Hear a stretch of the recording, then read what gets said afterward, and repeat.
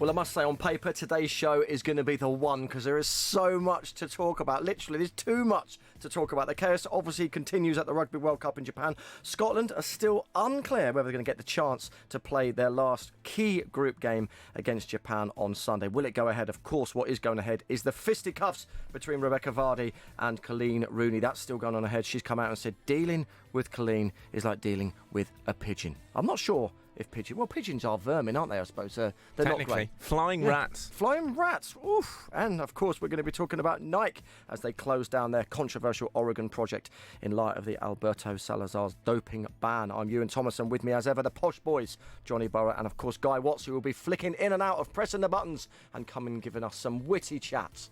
Witty chat indeed. Well, yeah. It's lovely to have you back. It's Guy nice. and I got kind of snippets of you. We got our daily 10-minute dose. Yeah. And it felt like this weird kind of tease where you get a drip feed, but we had to wait for the full Ewan experience. It was weird for me as well because every day I spoke to you, because of time differences and my scheduling out there, I literally was in a rush. So I'd get off the phone to you, I'd have to run downstairs, bearing in mind the hotel had like 100 floors. Well, maybe not 100, but a lot. And then go to my production meeting, have rehearsals, and then to work. But yeah, I enjoyed it. I mean, obviously we'll talk about the World Championships later. Lots of people criticising the lack of crowds for the first 2 or 3 days. But in terms of performances, Johnny, I must say, very, very good. And you were backing them from the word go. You were telling me Dina Asher-Smith, definitely. KJT, definitely. They can do it. Very, very impressive from them. Impressive from you on the prediction side of things as well. But just quickly before we talk about the more negative side of athletics in the last couple of weeks, why was it on this occasion that the women did so much better than the men? Girl power. Girl Do you power. know what? I think if Adam Jamili had sneaked a medal in the 200, then maybe it wouldn't look such a sort of difference, if you like. But no, all for whoever does well within the teams. But you've got to say, Dina Asher-Smith, I knew she'd come away as a world champion. I thought 200 was her strongest event. And then with KJT, we've all said it for years, we know she's got the ability to be clearly the best in the world, but there has been a lot of people over the years have doubted, me maybe as well, her mindset, if you want, the killer instinct, the switch as I call it, where she hasn't got it right when it quite mattered. But in Doha, I knew she would, because literally after the first event, I get first refusal to speak to everyone before television, being the infield host. And I went over to her, I said, KJT, quick chat. And she goes, do you mind if I don't? I've only got 20 minutes to strap my leg and get ready for the next event. It's on. And I went, oof, no problem, you get ready. And I could see something had changed. That is the switch, isn't it? Yeah, the switch. She didn't want to talk to me. Well, she did and she didn't. You know. I've got that switch. Yeah, thanks a lot. I haven't got the proper So's Guy, he's got the mute button. Anyway, right, come on, should we talk about the negative side of my sport then? Because obviously it's not nice whenever anything controversial comes out about a sport you love, but clearly we've got to talk about it, and it's not good, is it? It's not at all. This is, of course, the Alberto Salazar situation. He was the coach of Mo Farah from 2011 to 2017, and he ran the Nike Oregon project. Now, after Salazar's been banned for doping for 4 years, Nike have taken the decision to close that project down, which in and of itself is quite an interesting one.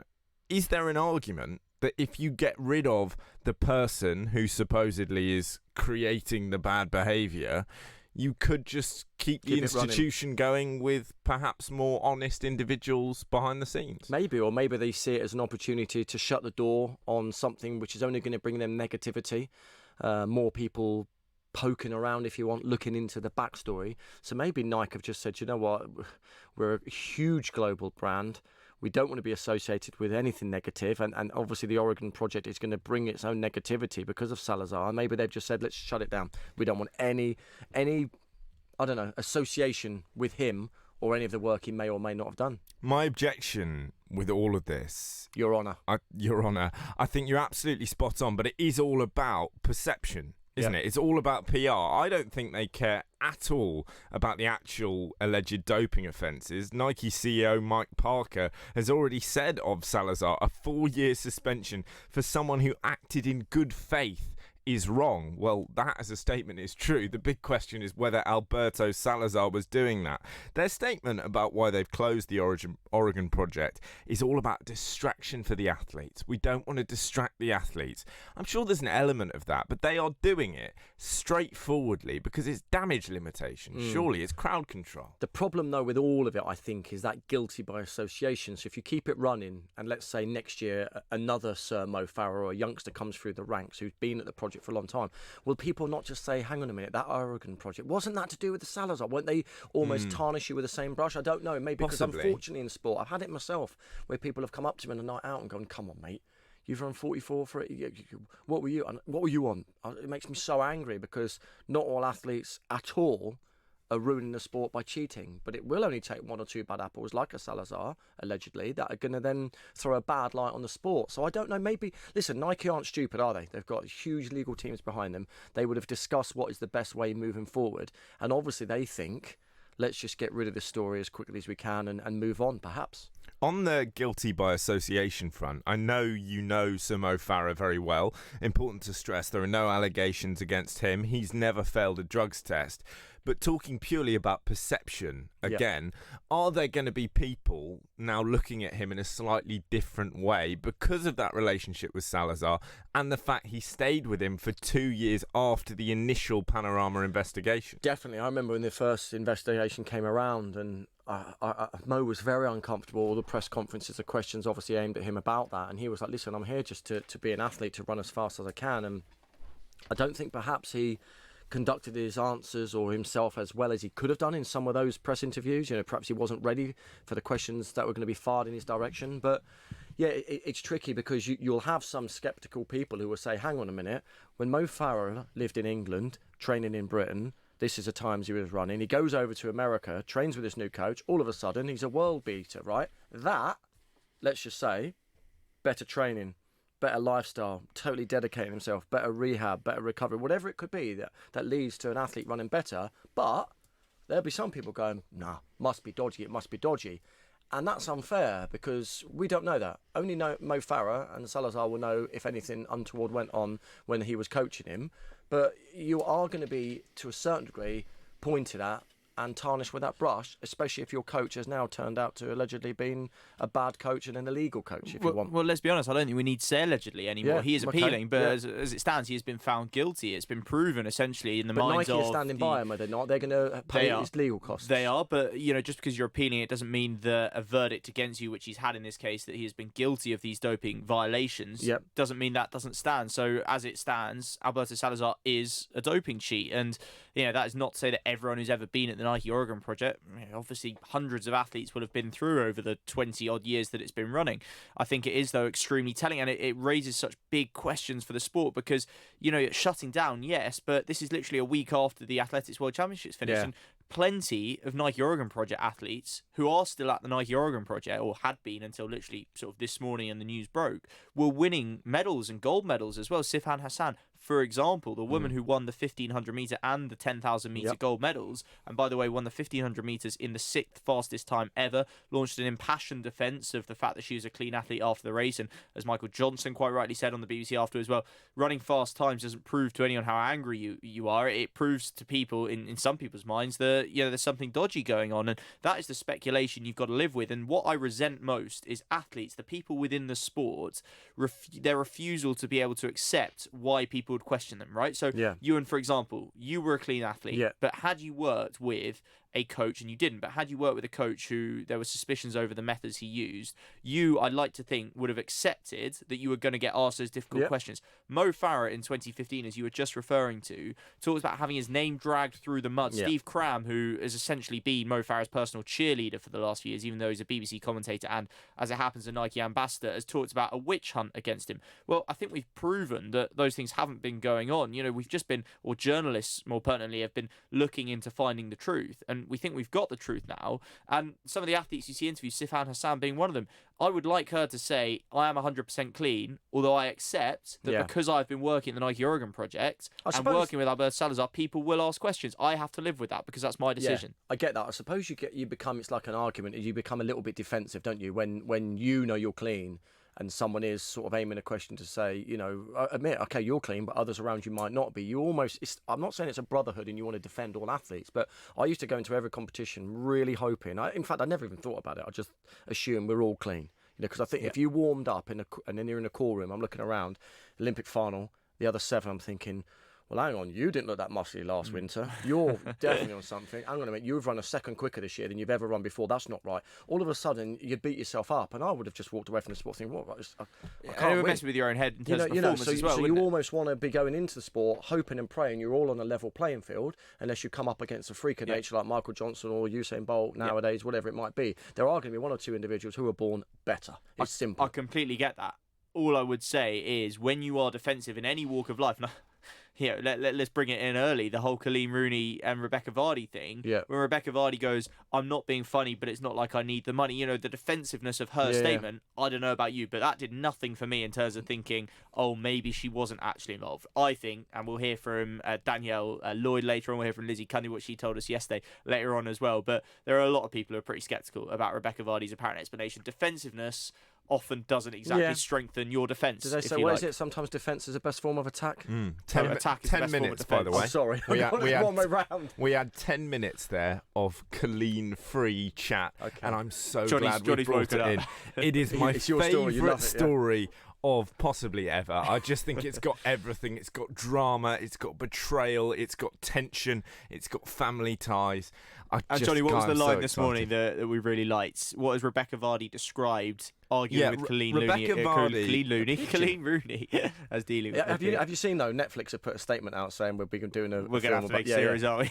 I think they are. So Rebecca Vardy was asked if she argued back to Colleen on the phone because they rang and had an argument, and she said there's not a lot of point in that. It would be like arguing with a pigeon. You can tell it that you are right and it is wrong, but it is still going to poo in your hair.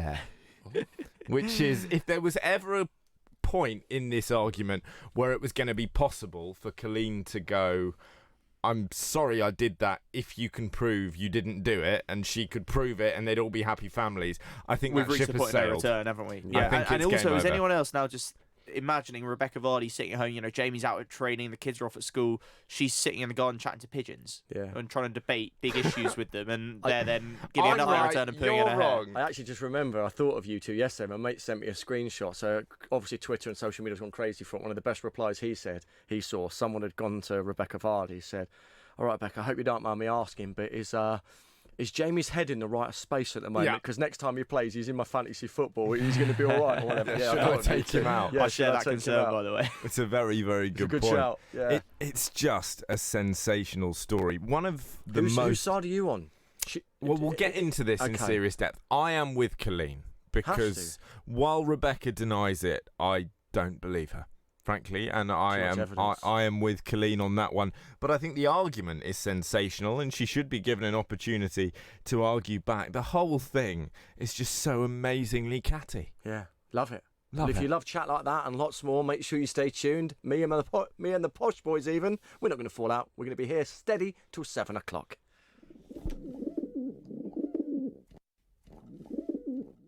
This is Love Sport. You all right, mate? Yeah, I'm fine. Yeah? Really? It's just, there's a massive grizzly bear sitting on you. You sure you're okay? Well, now that you mention it. Sometimes we say we're fine when we're not. But with 1 in 4 experiencing a mental health problem, if your mate says he's fine, he might not be. Be in your mate's corner and ask twice. Time to change. You're in leakage, you're in leakage. You're in leakage, you're in leakage. You're in leakage.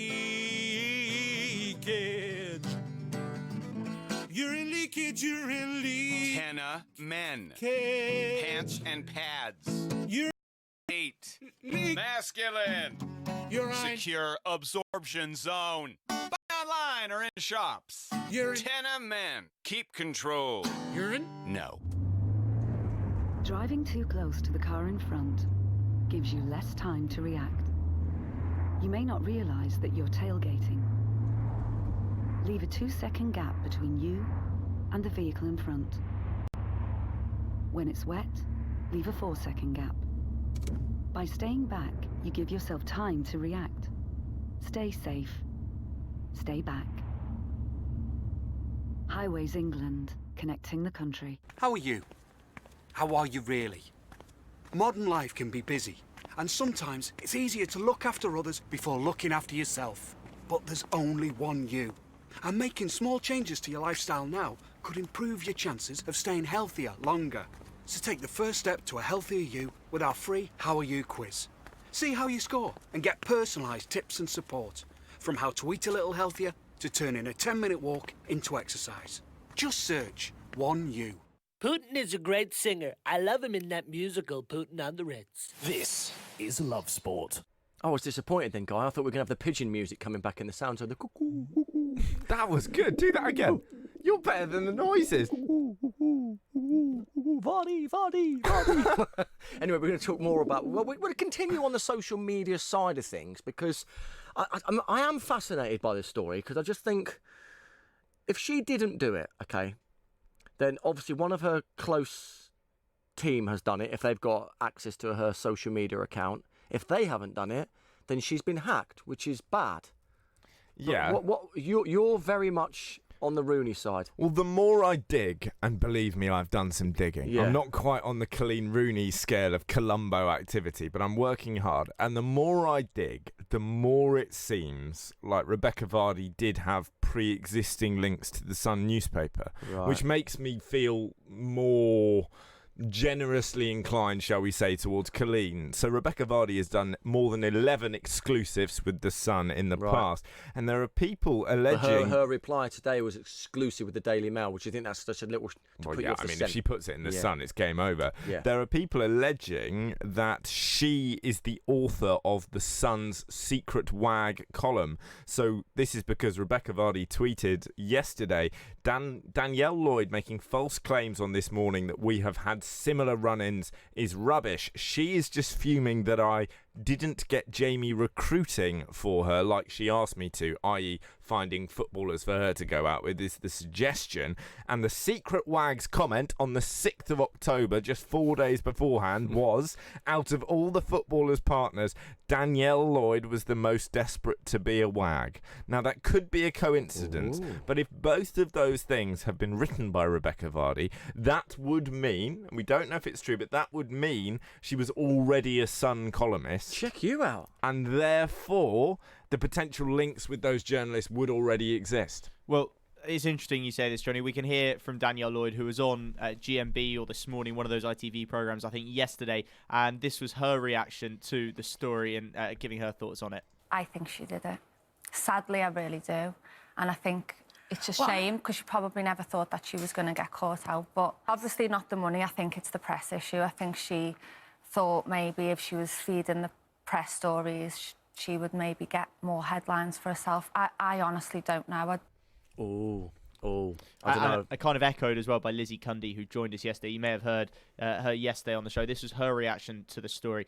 You may not quite hear it, but she only mentioned it a couple of times in 30 seconds that she knows both these girls. This was what friends she with had to both say. these girls. Been a night out with both of these girls recently. I love Becky. You've heard the interview. That's right, Johnny. Yeah, so this is what Lizzie Cundy said. I was seriously shocked. I know both girls. I'm friends with them both. I was quite shocked when I saw Colleen's Instagram post. I thought, what the hell is going on here? When I saw Rebecca Vardy's name, I was stunned. I know both girls, friends with them both, recently out with Becky, and I just thought, why would Becky do this? She doesn't need the fame, she doesn't need the money, she's got a wonderful lifestyle, family. Why on earth would she do this? My only thought is possibly just to get good headlines and get brownie points from certain journalists. I can't think of another reason why. So social media, good or bad? Because I try to use it positively, and I think it can be a good tool. But I've also seen the other side of it where it's negative and can cause a lot of stress. Well, you're a very good example of someone who has a big following and uses it well, right? Not a huge following though. On Twitter, I've got quite a few, but yeah. But like your Instagram, for example, is either you trying to make people laugh, or you telling people to be nice to each other, right? Correct. The capacity. I do try to be quite straight on there as well. If I'm having a bit of a down day myself, I do try and say I'm not having the best of days because I think Instagram is very much, oh, look at my life, isn't it? Look, the filter on this, and I think you've got to try and keep it real. Too many people, I think, on social media show the good side of their life, and that then in turn creates negativity for others who think I'm never going to have a life like that, or I'm never going to have a yacht like that, or go on holidays like that. And I think you've got to be, to a certain degree, a bit more real sometimes on social media, because otherwise as youngsters you look up to and think, wow, do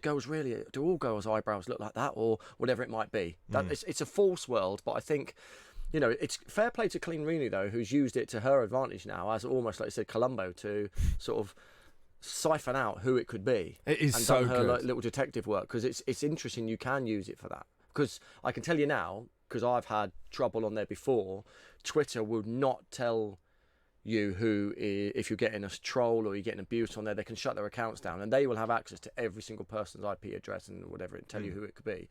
But they won't, because I've actually spoke to Twitter direct, because I had some weird thing, stalker, on there for a while, and basically it turned out, well, I don't know what it turned out, they never told me, but it was definitely someone who knew me well. Really? They set up a fake account as me, and they were saying stuff that only a few people knew, and which made it horrible for me, because I thought, who could it be? Well, but Twitter would not tell me. Someone being close to you doing it is quite interesting. They knew me well. It wasn't just someone who never met me. It was someone who lived in my village, someone who knew where I lived, knew what time my car was, all that kind of stuff. It was a bit scary. But that is very interesting from the point of view of the Rebecca Vardy, Colleen Rooney situation, because if it was Rebecca Vardy, and she denies that it was, I don't believe her, but she denies it, then it's not about the money. She says in her defence, it's not, why would I need the money?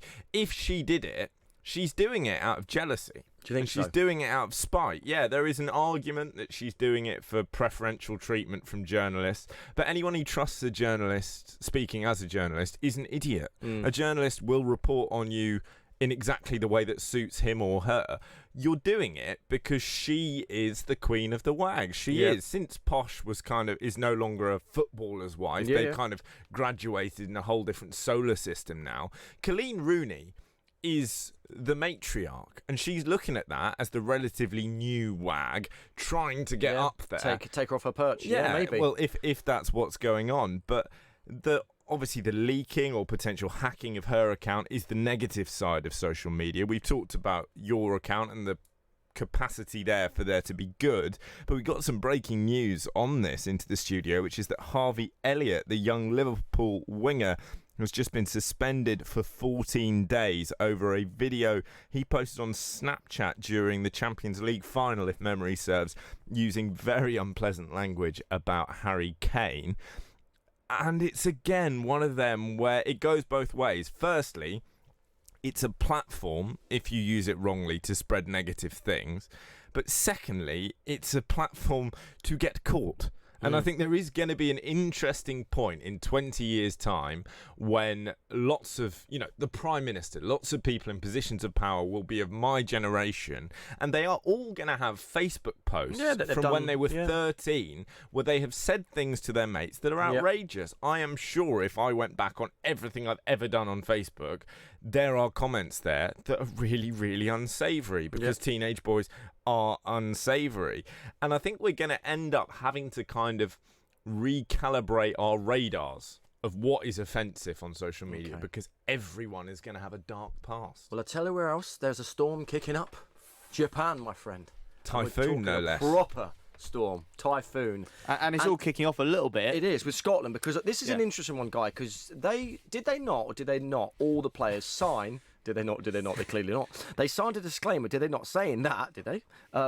If there was bad weather and games would be cancelled, we all agree with that. Yeah, basically, in short, that is what they've done. It's gonna, I think, get a little bit messy if the game is cancelled, if it needs to be cancelled on Sunday. So here are the basics. Reschedule it. No, right? Come on, fill us in. That is what the rules stipulate. The rules that they have signed up to stipulate. Why they came up with that set of rules in the first place, and why the teams then signed and agreed to that set of rules, I can't quite fathom, because it seems like an extremely inadequate set of rules. But first, just to remind you what the latest is, Super Typhoon Hagibis, which does sound amusing like haggis, as we have remarked on several times. I really want that to be my nickname. Hagibis. Super Typhoon Hagibis. It's not going to catch on, I'm afraid. The super part definitely won't. Definitely not. Oh, God.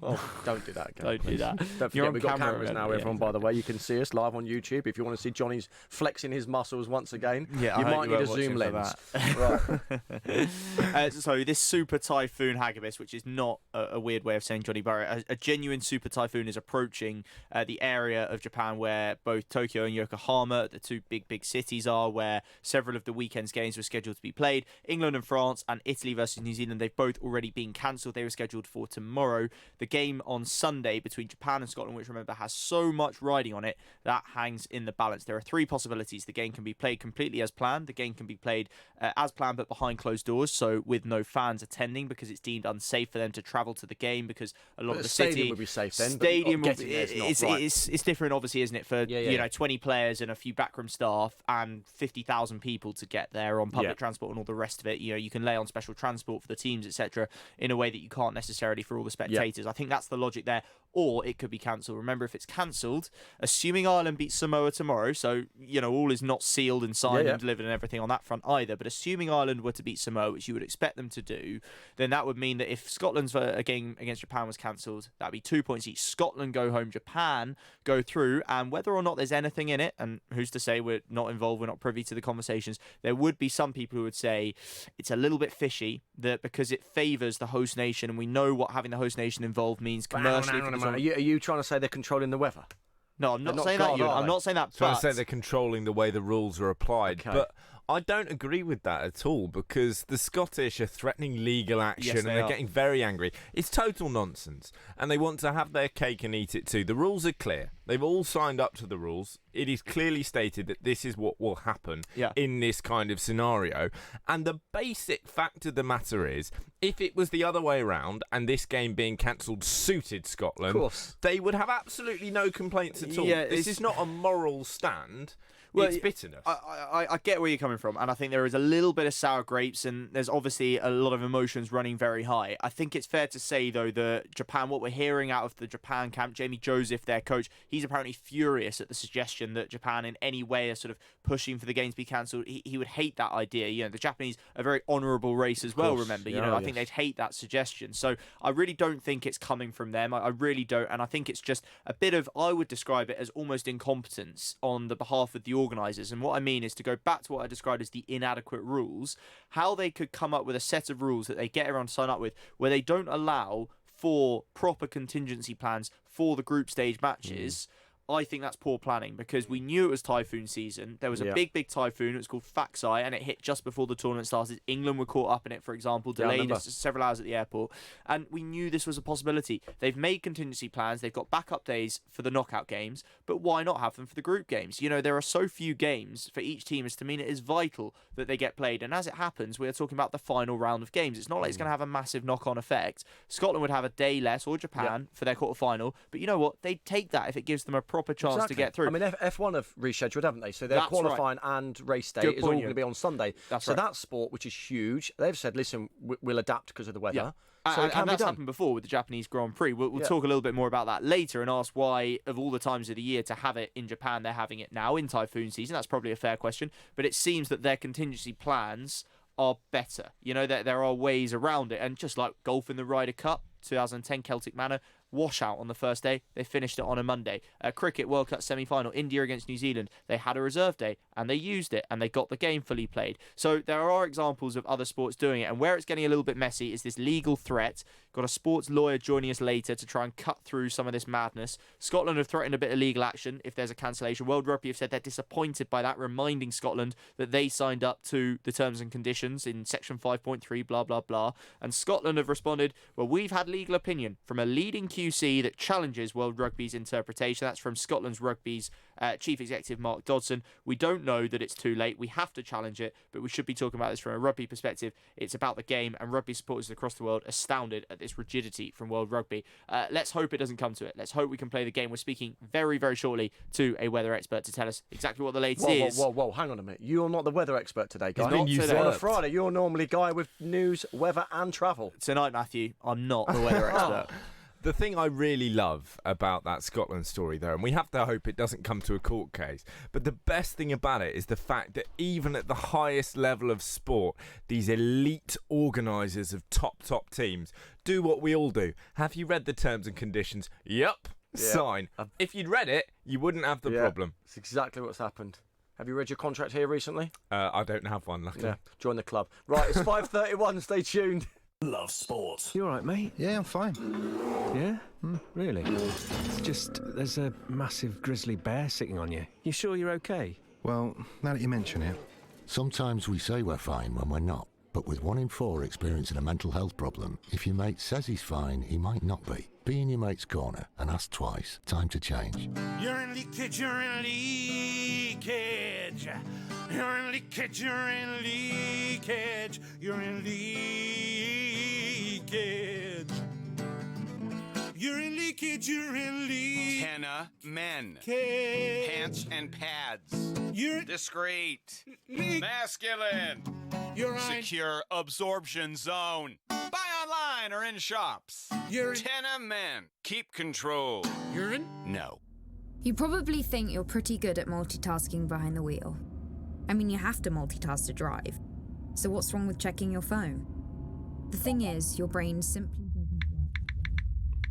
Even a quick look at a message, or firing off a quick reply, affects your concentration and makes you less able to react to hazards. If you use a mobile phone while driving, you're 4 times more likely to crash. Think. Put your phone away. Before you set off on a long journey, remember to check your vehicle. Are your tyres correctly inflated? And are the treads deep enough? Have you got enough fuel? Is your oil level right? Checking your vehicle doesn't take long, but can prevent a breakdown or accident, and save you money. So, before you set off on a long journey, check your tyres, fuel, and oil. Highways England, connecting the country. This is Love Sport. You are listening to Love Sport. Of course, it's myself, Ewan, Johnny and Guy, a.k.a. the Posh Boys. Well, not me. They're the posh ones. We're here until 7 o'clock. Now, we've been talking about storms, not just Rebecca Vardy and Colleen Rooney, but obviously the weather out in Japan. And very pleased to say, joining us on the line, we've got Isaac Hankers, who's an expert when it comes to weather analyst. Is this right? A weather analyst for Refinitiv. Is that correct, Isaac? Yeah, that's correct. You got it. Perfect. Well, hopefully you can shed some light as to what is going to be happening in Japan, and will the storm have cleared by Sunday? Because that's the big concern, obviously, for the F1, but more importantly for Scotland and the rugby, because if the typhoon's still there on Sunday, potentially they're in trouble. Yeah, exactly. So just to answer the first question, the basic point, it will have cleared by Sunday. It's more an issue of, I think the impacts of wind, rain, those types of things, they'll be over by late Saturday. It's really more of a question of the aftermath. So, with a typhoon of this intensity, there's going to be damage, especially to roofs, to siding, things like that. And there could be power outages, fairly widespread. Last time a typhoon hit there, it was about a month ago. And in that case, they had fairly widespread power outages. So it's more of a question of infrastructure at this point for both events that be on Sunday, the Grand Prix, the rugby match, that it's really more of a question of just the infrastructure. Can the power be restored? Is it safe, to be able to conduct the match? What are the conditions of the track? What are the conditions of the field? The structures that are being played in? It would be things like that. Yeah. Isaac, am I right in thinking, though, or assuming perhaps, that part of the world is used to weather like this? Surely the backup generators or whatever it might be with the power, I understand your point with the debris and, whatever might have happened, damage to buildings and the danger for supporters to get there. But within the actual stadiums where they're going to play the games or the F1's going to take place, surely that will be prepared for such events. Yeah, you would think so, and there's precedent for that. Different places around the world that have been hit, in the United States when they get hit by hurricanes, that happens pretty routinely, and usually the stadiums are okay. You're right about that. So I would expect the same thing here. They're very used to being hit by such winds. Typically, these structures are built to withstand probably greater winds than what's going to hit. There's one helpful thing is that the forecast has weakened ever so slightly. So instead of Category 3, it's Category 2. Which the winds will be a bit lighter because of that. So that'll help with things like that. And I would agree overall, the structure should be fine, yeah. Isaac, given how serious typhoons are, in your professional opinion, does it make any sense to hold major sporting events, major events of this kind, which involve outdoor activity, in a country that is susceptible to typhoons during typhoon season? Yeah, so there's a few layers to that. Now, the first really interesting point to this is that if you're going to hold such an event in the Western Pacific in particular, it's a very unique point just to supporting what you're first saying is that they can actually have typhoons year-round in that location. There's a couple times a year where it's less likely, but they can have them year-round. Now, what is unusual about this, maybe you could attribute to bad luck, is that a typhoon of this intensity during October is fairly unprecedented. There have been only a couple instances in history of this particular intensity. But if you're just speaking to typhoons overall, it was nearly a certainty that they were going to have to deal with some kind of typhoon impacts throughout the course of the event, based on how long it is and the location. So, yeah, I mean, it's a good question. It's maybe above my pay grade, but it was, just speaking from the weather side, it was nearly a guarantee they were going to have to deal with something. Maybe not to this extent, though. That's where the unusual part comes in. Is this is an historic typhoon, both in size, intensity, and especially for time of year. I would say that had this been planned during July or August, that would be the most risky time to do it, just a couple of months ago. And so I think maybe there was an effort to account for that a little bit. But, yeah, certainly there were going to be risks. I'll tell you what, Isaac, if it's down to bad luck, I'm the kind of guy who will go on holiday somewhere and they say it's not rained since 1976 and I'll be there for 2 weeks and it's a monsoon. So just to recap quickly, you think from all the predictions and you've seen, the typhoon should have been and gone by Saturday night, Sunday morning, yeah? Yeah, exactly. The main impacts will be starting soon. Within several hours, winds will arrive. It's such a large storm that it's going to have a long impact over about a day, and it should wind down by Saturday night or so. Perfect. Well, Isaac, thank you very much for taking time out to talk to us here at Love Sport Radio. That was Isaac Hankers, who's an expert weather analyst for Refinitiv. Now, listen, if I'd gone out there, I'd be panicky. Johnny, I'm surprised you haven't gone there because it would have been like a nice posh boys trip to Japan. But Guy, I do believe some England fans who've gone out there are a little bit worried, are they not? Well, they're gutted, Ewan, because obviously loads of people had gone out specifically maybe for this game. It was the biggest game we had in the group stage. Maybe they went out for this game and the quarterfinals. Some people, I've read plenty of pieces talking about people, David Walsh, who have met guys who had gone out for the England-France game and Japan-Scotland, not too far apart, of course. One on the Saturday, one on the Sunday. And we had a couple of England fans on the Love Sport Breakfast show this morning. And, well, they were sort of quite funny, but also had a bit of a sad story to tell because they were flying out for their honeymoon, right? They're called Carl and Shannon Green. And Carl, first of all, told us a little bit of detail about how they'd gone about booking their trip. Have a listen. All of our plans were around going to watch England play in the World Cup. So to wake up to the news on Thursday morning that we were now getting on the plane to come here and the game was cancelled and stuff. It was horrible, but we're flying out. We're here for 4 days, so hopefully we will get a chance to explore later on in the week, and then we fly out to New Zealand after here. But obviously it's extremely disappointing because we spent an absolute fortune on accommodation and tickets. It's not just the price of the tickets, it's the accommodation, spending money while we're out here. Really not ideal, but we obviously we know that the fans and the safety in that comes first, but it doesn't really sound like they had any backup plan in place or anything at all, really. Yeah, so it doesn't sound like they were overly impressed with the lack of contingency plan, the sort of lack of contingency plan we were talking about just a few moments ago. Didn't sound overly funny either, Guy, if you don't mind me saying. You lined that up as a funny clip. Sorry, it wasn't particularly amusing, was it? But how about Shannon, his wife, talking to us a little bit about their reaction to finding out the game was cancelled? They found out before they went, at least. There were some fans who only discovered once they'd already landed in Japan, but that wasn't what happened to these two. Yeah, we spent at least 2,500, if not more, just because we wanted to secure the tickets, accommodation, everything. So we kind of based the whole honeymoon around this. Well, Carl nearly didn't get on the plane on Thursday morning. Oh no! Come on, we're going on honeymoon. No, I don't want to go. I was throwing my toys out the fan big time. What an understanding wife, wife, go on his own honeymoon.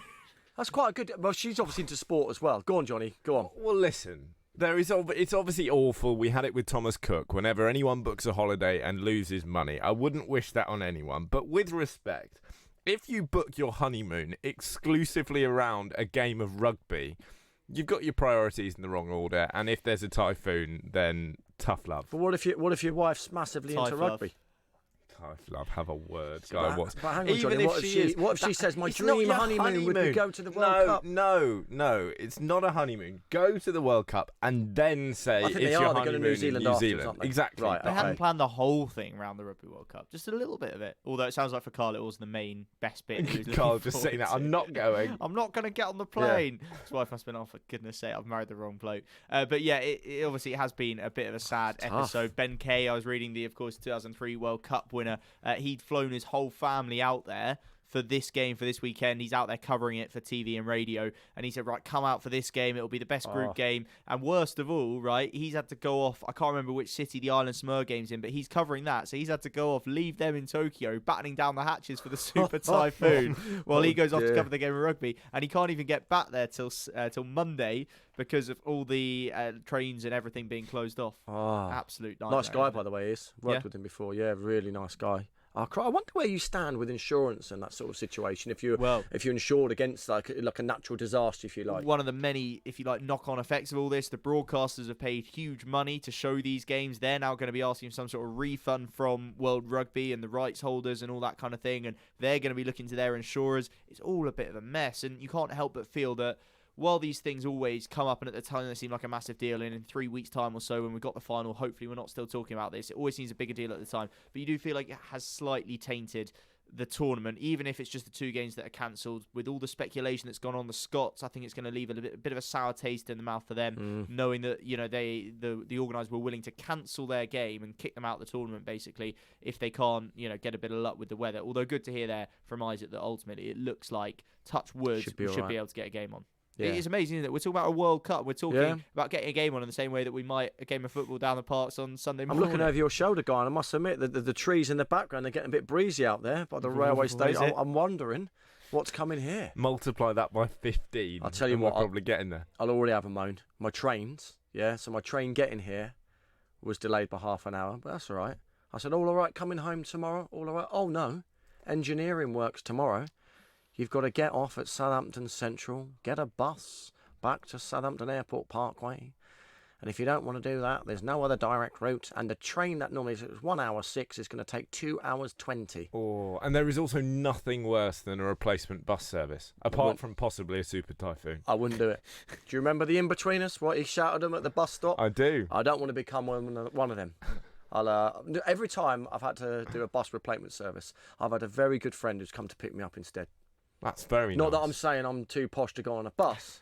Oh, let's do a little pot. When did you last go on a bus? Oh, no, you live in London. When did I? No, I'm there not. are some Londoners who say I don't use the bus. I don't really Posh use the like bus. Johnny Burrow. I knew you wouldn't use a bus. You don't, do you? No, not really. I do sometimes. Where I used to live, there was a bus that stopped right outside the tube and went right outside my house, and that was class. But now, no buses. No buses? You still tube it, though, don't you? Yeah, obviously. You have to tube every it. Guy, day. Everything okay for you? Well, I use the bus in principle. I use the tube more often. Yeah, I'm not morally objecting to the bus. Johnny, I just don't need to use it very often. We know what you mean. We know what you're like, mate. We know exactly what you're like. The only time he ever goes a ding ding, he expects someone to bring a cup of tea. Anyway, stay tuned. Love Sport Radio, the station giving fans a voice. Hi, my name's Kurt Edwards. I work in advertising and live in Surrey. Last year, the family content insurance was £745. A friend of mine had recommended a spokesmansaid.com when it came for this year's renewal. I managed to get it for £403. So for those 10 minutes on that website, I saved over £340. Told my family, my friends, you'd be absolutely mad not to give it a go. Spokesmansaid.com. Fighting for you, saving you money. You all right, mate? Yeah, I'm fine. Yeah? Really? It's just, there's a massive grizzly bear sitting on you. You sure you're okay? Well, now that you mention it. Sometimes we say we're fine when we're not. But with 1 in 4 experiencing a mental health problem, if your mate says he's fine, he might not be. Be in your mate's corner and ask twice. Time to change. If you see somebody showing any of the signs of a stroke, you don't have to think about it. You just dial 999. Use the FAST test. F. Face. Has their face fallen on one side? Can they smile? A. Arms. Can they raise both arms and keep them there? S. Speech. Is their speech slurred? T. Time. Time to call 999 if you see any one of these signs. Act fast, make the call, dial 999. Whoa! Look how much saturated fat is in these chocolate biscuits. It's surprising how much is in our food and drinks. For us kids, eating too much saturated fat can lead to harmful fat building up inside, which we can't see, increasing the risk of heart disease or stroke when we get older. So be food smart. Download the free Change for Life food scanner app and start making healthier choices today. I am what would happen if the comments section became human and ran for president. Love sport. We literally are 45 minutes into the show and we haven't really talked even about football yet. But yes, England, they can qualify for Euro 2020 tonight with a win against the Czech Republic in Prague. And ahead of that game, Gareth Southgate, well, he is claiming that England have the best front three in the world. This was Raheem Sterling's reaction to those comments. We're all players that are still getting better, still learning, but at the same time are producing as well. So yeah, it's an exciting front three, but we've got to do it in big games, big tournaments, and that's when we'll be judged if we're a great front three or not. I like Raheem Sterling. I think he's matured a lot over the last couple of years. He's had to, but I just like the way he conducts himself. I like what he says, and what do you think to those comments there in terms of, are they the best front three in the world right now? Or, well, I mean, Southgate's, it's a bold statement.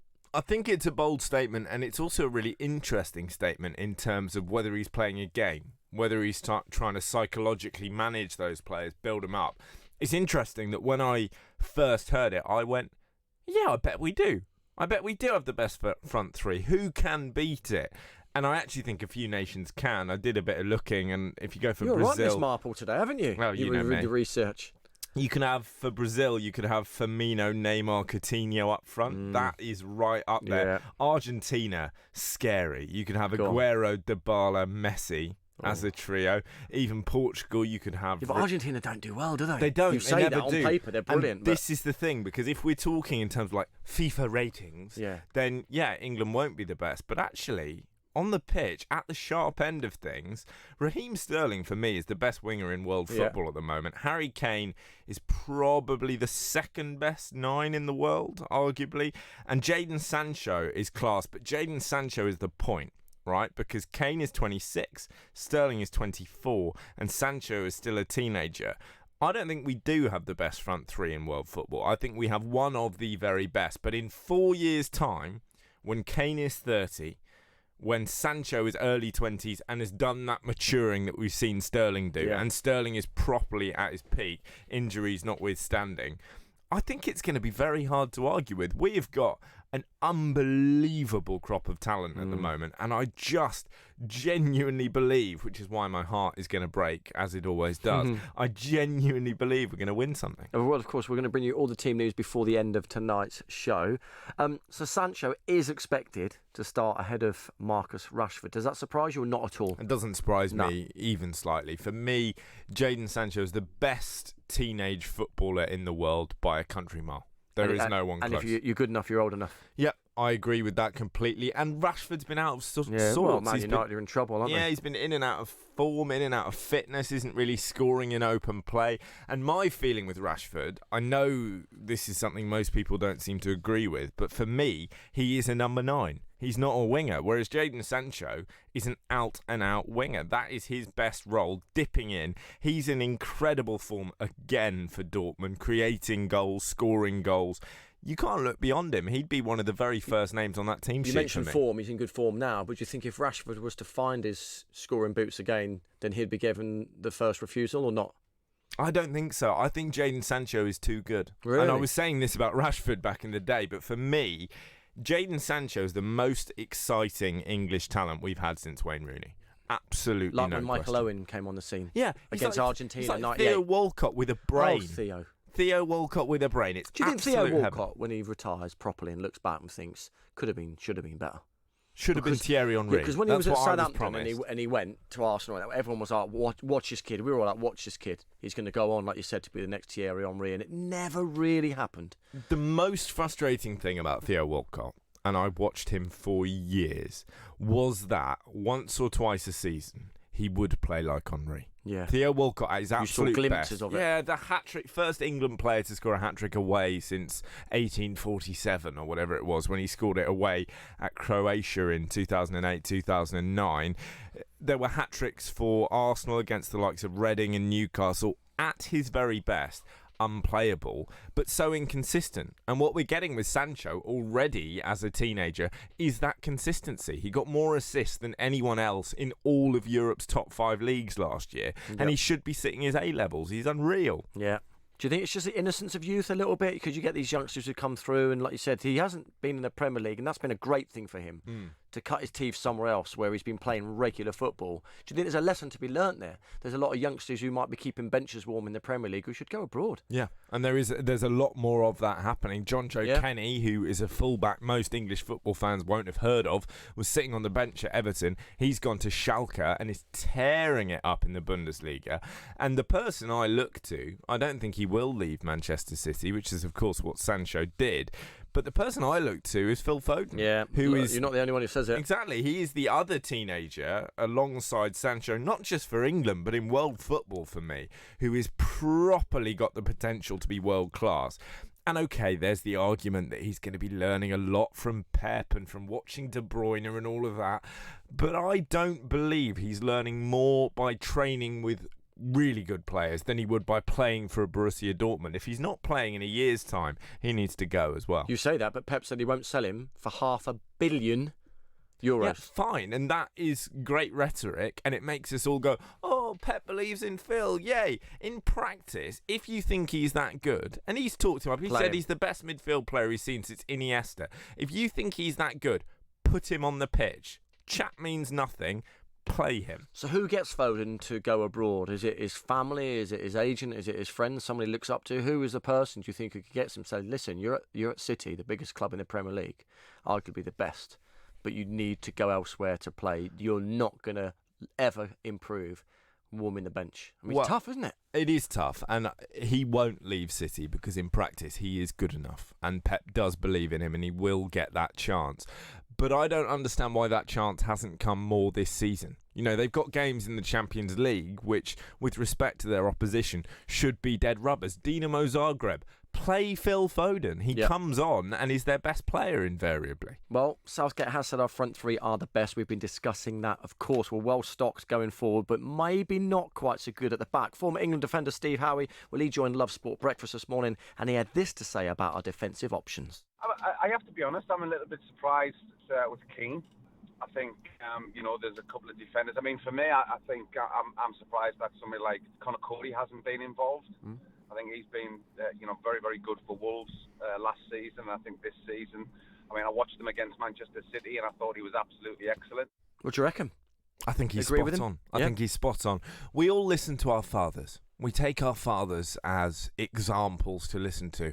And my father is a detailed, tactical analyst of football. And whenever he sees Michael Keane, all he does is shout donkey at the telly. And that is a bit unkind, but I'm basically with him. He's big, he can head a football. He's like a poor man's Harry Maguire. I don't see any point in Michael Keane. He's a perfectly serviceable centre-half who has hit his potential. Let's look at a Conor Cody. And to be fair on Gareth, he's doing that with Tyrone Mings.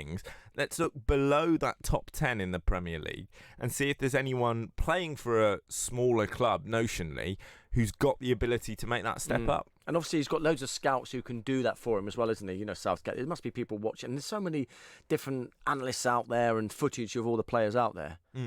Go on a hunt. Yeah, we'll go on a hunt, and some of them are right in front of you. I know it's not as straightforward for a national manager as just playing the people who are playing well. But there should be an argument for that to quite a significant extent, and the form centre-half in the Premier League has not got an England cap, and he's called Fikayo Tomori. He's in that squad. For me, the back four should be Trent Alexander-Arnold, Ben Chilwell when he's fit, and at the moment, in the middle, you would have to say Harry Maguire and Fikayo Tomori. You couldn't leave Harry Maguire out. No, Harry Maguire is England's best centre-half. There's an argument, certainly, for John Stones when he's fit, which of course he isn't at the moment. But he's got mistakes in him. He did it in the Nations League. He thinks that he's this ball player, and Pep Guardiola is getting him being all fancy, and that's great when it works. But you have to be Sergio Ramos if you're going to do that, he's not. You need to be cool in that position, don't you? Exactly. You need to have a good head on your shoulders, a slab head on your shoulders. There you go. That's a bit harsh, that nickname. Do you think it's a bad nickname for him? I think he'll like it. I think he'll relish it. He knows it's not meant meanly. The reason why Jamie Vardy says it to him with a grin, is because they're impressed by the heading ability. And it's a disservice to say he's an old-fashioned English defender because he is a cultured central defender capable of carrying the ball out and starting attacks. That's why United spent so much money on him. But he is robust. You know, he's a man who likes The goal against Sweden, classic example, slabhead. He runs at a football, jumps and whacks it with his forehead. It's a compliment. I wish I could do it. Yeah, you should be able to at that height. Honestly. But you haven't got the slabhead, you've got a pinhead. It's the pinhead, and also I think it was psychological, wearing glasses as a kid. Oh, you couldn't handle the ball. Even if the forehead with glasses Did you have the elastic scary. things when you used to do PE? I had the proper nerdy goggles. Got called McLovin a lot on the football pitch. I hate to say it, but I probably would be one of them people who would have been terrorising you on the playground. I don't think we'd have been in the same football team somehow. I don't think we would have been in the same school, my friend. Anyway, stay tuned. We're here till 7. This is Love Sport. Get ready for Brexit on the 31st of October. This means that travelling to the EU will change. You'll need to check online if your passport is valid for travel to Europe. If you're planning on driving, you'll need to check if you have the right documents to drive. And make sure your travel insurance covers all your healthcare needs. To keep your trip on track, check what you need to do at gov.uk/Brexit. Get ready for Brexit on the 31st of October. Can you save money on your energy bills? Tony did, with help from a spokesman said.com. Getting people real savings. I'm Tony from Northampton. My bills for gas and electricity had gone straight through the roof. I chose a spokesman said, and they saved me £2,800. It was so easy, I used them for my house and contents insurance too. For help saving money on your energy bills, go to a spokesmansaid.com. Fighting for you, saving you money. You all right, mate? Yeah, I'm fine. Yeah? Really? It's just there's a massive grizzly bear sitting on you. You sure you're okay? Well, now that you mention it. Sometimes we say we're fine when we're not. But with 1 in 4 experiencing a mental health problem, if your mate says he's fine, he might not be. Be in your mate's corner and ask twice. Time to change. Driving too close to the car in front gives you less time to react. You may not realise that you're tailgating. Leave a 2-second gap between you and the vehicle in front. When it's wet, leave a 4-second gap. By staying back, you give yourself time to react. Stay safe. Stay back. Highways England, connecting the country. Well, it's a tough old time for Scotland at the moment. Their Rugby World Cup hopes, well, they're hanging by a thread, while their football team, well, they've suffered successive 4-0 defeats. We're going to be joined by former Scottish defender Gary Gillespie to hear what's going wrong for Steve Clarke's men. Plus, we're going to talk to a sports lawyer about Scotland's chances to take legal action against World Rugby if, and it's a big if, the typhoon does mean their game against Japan is cancelled. That's an interesting story. And, of course, we're going to bring you more build-up to tonight's game where England are playing. And, of course, Johnny's favourite story, the Wags. Are you all right, Johnny? We've gone about half an hour without talking about Colleen. You all right? I'm biding my time. Yeah. I'm going to be so excited when we do. Get your research going, because he literally is Miss Marple. But now the time, well, it's approaching 4 o'clock. Here is the latest news. On digital radio, online, mobile and smart speaker. This is Love Sport News. From the Sky News Centre at 4, a man in his 40s has been arrested on suspicion of terrorism offences after 3 people were stabbed at the Arndale Centre in Manchester.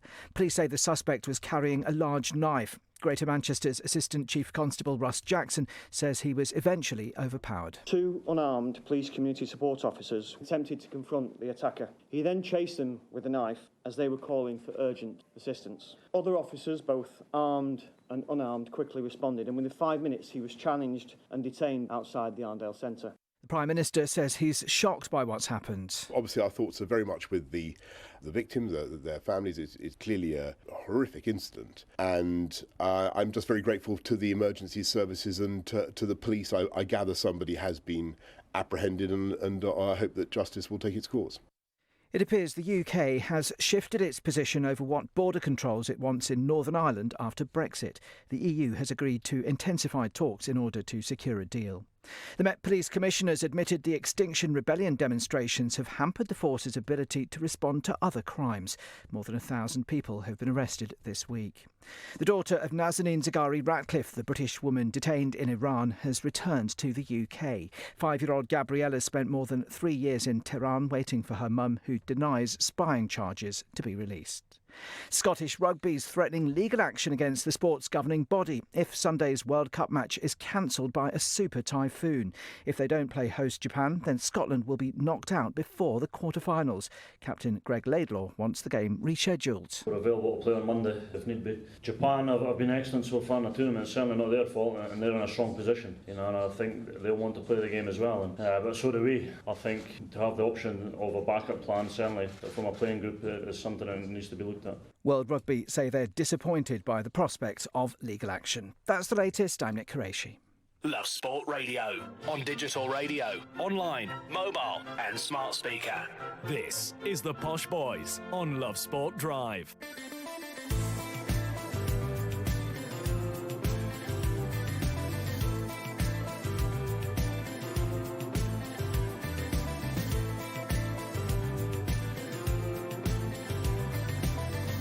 Loads of meat to get through today, right on our bone. Is that the right saying?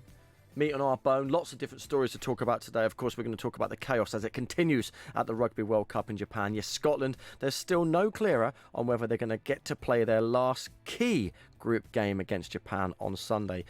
Will that typhoon strike? Well, there certainly is a storm between Rebecca Vardy and Colleen Rooney. She's come out now, Rebecca Vardy, and said dealing with Colleen Rooney is like dealing with a pigeon. Of course, we're going to talk more in depth about that because it's Johnny's favourite story of the week, perhaps the year. And Nike, yes, they have closed the controversial Oregon project in light of Alberto Salazar's doping ban. And I think we should continue on that, Johnny, talking of that in terms of Nike to start with. We're backing him. They're saying we're going to pay his legal fees. You know, we're behind him all the way. And then all of a sudden, overnight, the Twitter account's gone down. It's just collapsed, evaporated, gone. Have they got something to hide, or is it they just don't want to be tarnished with that guilty brush or negative stories that are going to come out from the Oregon project? They may be thinking, listen, Nike are a good family brand, well respected. What are you laughing Nothing. at? Did you hear us not? I certainly heard that. But what I'm trying to say is, are they trying to diffuse the situation by shutting the project down, or do you think perhaps, just perhaps, they have got something to hide? We won't know if they've got anything to hide. I think there's definitely a big PR angle, but it doesn't make sense to me when you combine it with the paying his legal fees. Because if you're paying his legal fees, you would assume that what you're doing there, A, is harbouring genuine suspicion or hope that he is going to be found innocent on appeal, and therefore you are supporting him and hoping he'd be able to get back to work. And so to support him and maintain his innocence, we've had the Nike CEO today describe Salazar as someone who was acting, and I quote, in good faith. Yeah. If you're maintaining that, if you're supporting the individual, why suddenly are you dissolving the project he created? So what happens if he wins the appeal and he goes back in? Are they going to reinstate the they're Oregon just going project? to put all the buildings back up. Yeah, here's your role back to you. Well, here's what I wonder a little bit. And the quotes from Mark Parker, the Nike CEO, are interesting. He says, this situation, along with ongoing unsubstantiated assertions, is a distraction for many of the athletes and is compromising their ability to focus on their training and competition needs. I've therefore made the decision to wind down the Oregon project. I wonder if, and I don't know what their plan is, I don't think they've announced what their plan is yet, but if they're basically going to relaunch the Oregon project under a different name with a couple of different coaches involved and things are going to carry on a little bit as usual. I wonder if it's a bit of a smokescreen to kind of throw people off the scent a little bit. Kind of rebrand it. So the same athletes that are already involved with it, they'll be reinstated and allowed to... What they've said as well is that they're going to help the athletes who were involved with the Oregon project to find new coaches, places to train and all the rest of it. And I wonder how strong a tie Nike will have with the coaches that they end up sending their athletes to, if you know what I mean. Because obviously, ultimately, for Nike, the most important thing is getting athletes wearing the big Nike swoosh to cross the finish line fast at the Olympics, which is coming out next year, or the World Championships that have just happened. So they still want their athletes to be working with cutting-edge coaches, if you like, just ones that aren't pushing the boundaries quite as far as it turned out Alberto Salazar was. So it'll be interesting to see what the next step is. But I think when something's been running as the Oregon project had for 18 years, okay, this was a massive, massive thing for Alberto Salazar to get that doping ban, but to suddenly shut it down just like that, when up until now, for the last 10 days, they've basically been saying that nothing's going to change. It's a big move, and I have to say it caught me by surprise. It sounds odd, doesn't it? It does seem to come out of left field. Ewan, obviously, in your career as an elite athlete, you'd have had a lot of kind of partnerships, sponsorships with brands, particularly sportswear, I'd assume. With them, Did you feel, and I'm not asking you to name names, but in general, did you feel that those organisations genuinely cared about you as a person, as an athlete and as an individual? They genuinely cared about your well-being and your success? I don't think so, So no. you were just a vehicle? At the end of the day, if I was running fast, I got great bonuses in my contract. If I had a couple of bad years, my retainer, my base level would drop down. You're just a commodity. You're just an asset to them. You are basically, I don't know, you're just a little pawn in their chess piece. You are basic. When you're running well, they love you and it's all good. If you get injured, no one from ASICS, my sponsor, would ever phone me up and say, how's your winter training going? Is everything good with your coach? They'd expect you to deliver it when it mattered, really, I think. So with that, when we've got Nike today claiming they've closed the Oregon project because they don't want it to be a distraction for their athletes, they're focused on athlete well-being. Do you believe that? Well, I was never a Nike athlete. Maybe it's more of a big family. I don't know. But all I know is I was sponsored by a Japanese firm who paid more than anyone else would do at the time. They made the best running spikes. That was important to me. It really was, because I was offered a deal from someone else as well, similar money.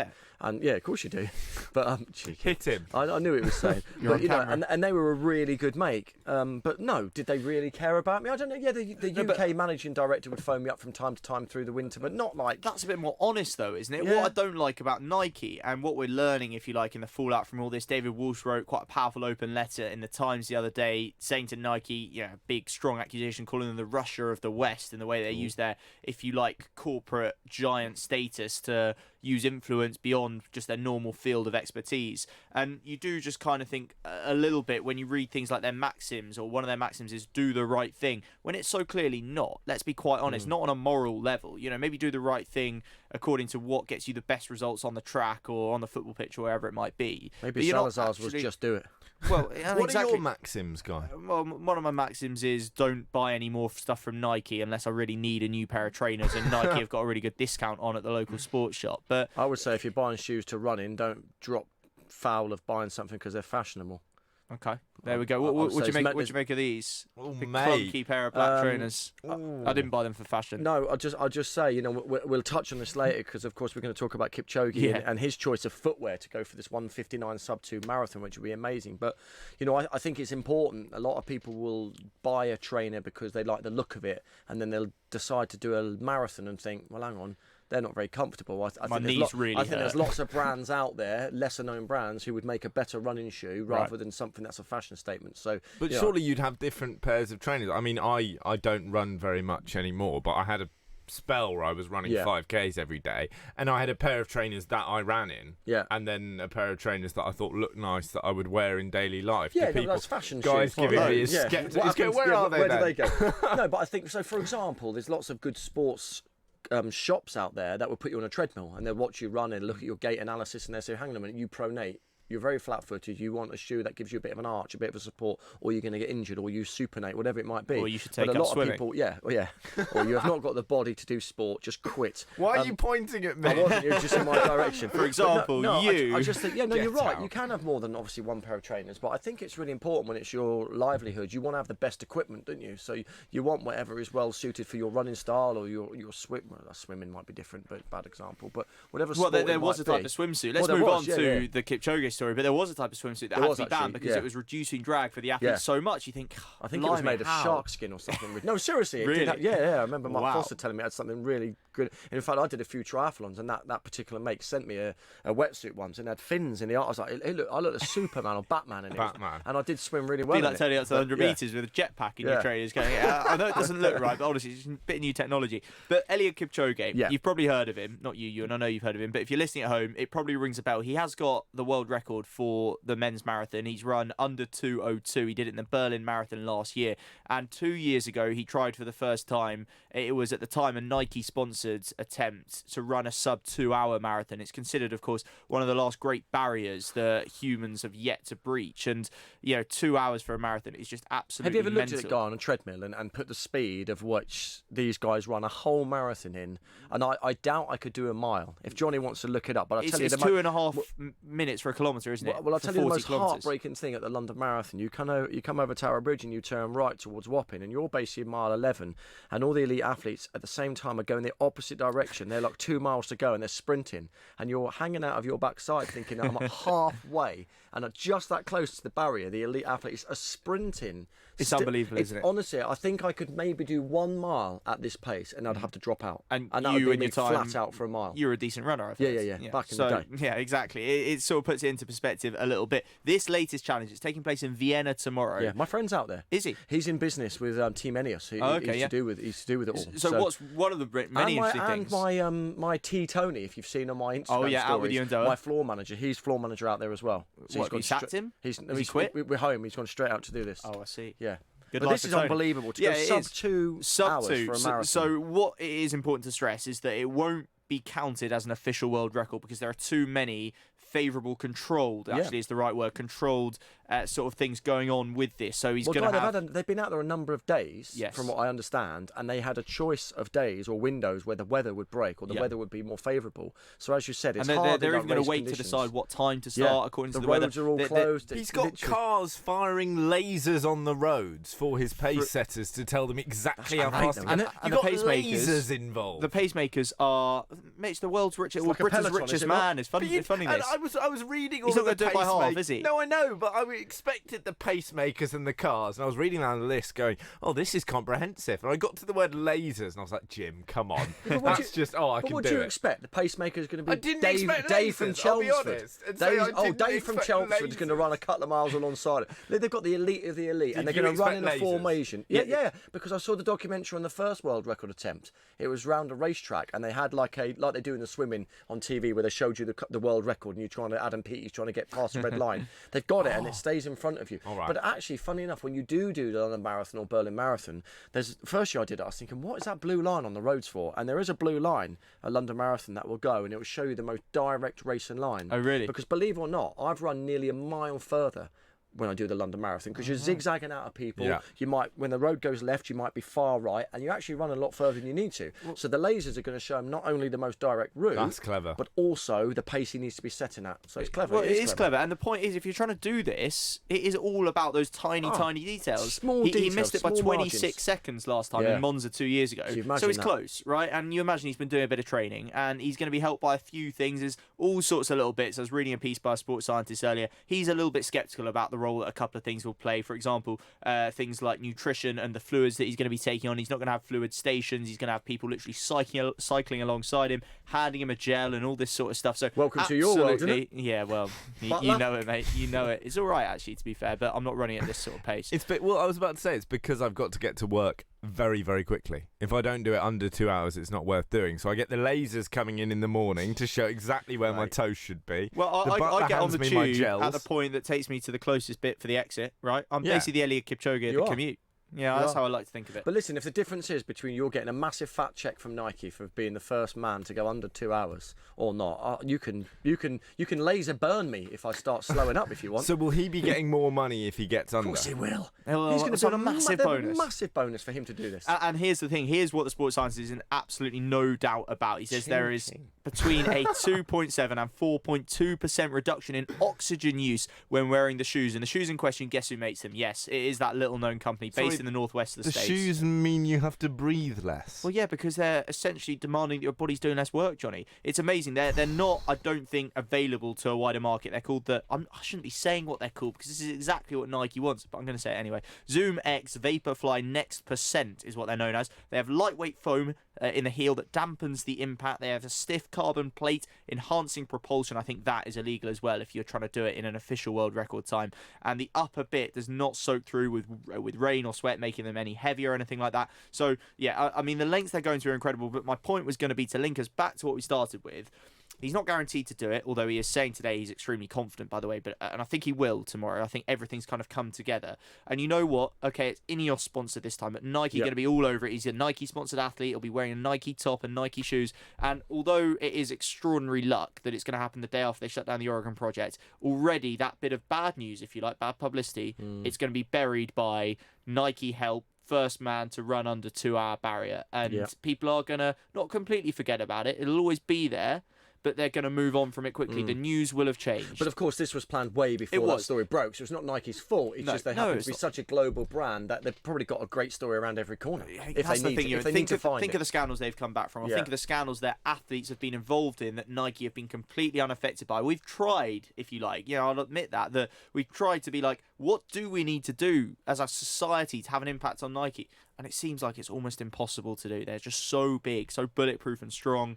It's almost impossible to do. But what this Kipchoge attempt shows, and what the timing of it shows, is that actually the moral issues at play here with Nike are a lot more complex than we think, right? It's not, the Nike Oregon project, therefore they are causing problems and only problems for athletics. There are certainly things linked to Nike that are objectively bad for the sport, but equally, they're funding breakthroughs and they're funding some of the great sporting entertainment. I mean, so think back how to do you Roger quantify? Bannister in the first sub 4 minute mile, how big this was. This weekend for Kipchoge and Nike could be absolutely huge. If he can go under 2 hours for a marathon, hopefully we'll be talking about this in 30, 40 years' time. I mean, it's huge. We're certainly going to be talking about it for another 2 hours and 43 minutes. Stay tuned.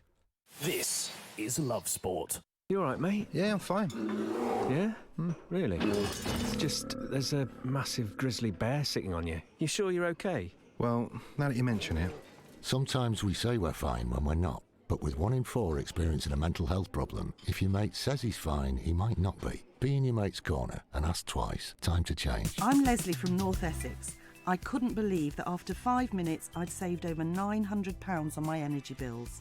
When my car insurance was then due for renewal, I went back to a spokesman said and reduced my premium by over £500. I thought that my home insurance was expensive. When I shopped around on a spokesman said, I saved a staggering £1,100. I've saved £2,500. I cannot believe it was that easy. A spokesmansaid.com, fighting for you, saving you money. There are many things a mother can pass on to her baby. Her smile, her eye colour, and her immunity to whooping cough. Whooping cough is a very dangerous illness for young babies, and at the moment it's spreading fast. A simple vaccination during your pregnancy can help to protect your baby in their first weeks. Please speak to your GP, nurse, or healthcare professional and pass on your immunity. Oh, it's okay. Let's face it, when your kids are ill, you'd do anything to help them feel better. But remember, antibiotics aren't always needed. You might not realise it, but taking antibiotics when you don't need them puts you and your family at risk of a longer and more severe illness. Help keep your family well. Always take your doctor's advice on antibiotics. Search NHS antibiotics. All better. I am a god in Scotland. They've never seen anyone live to 70. Love Sport.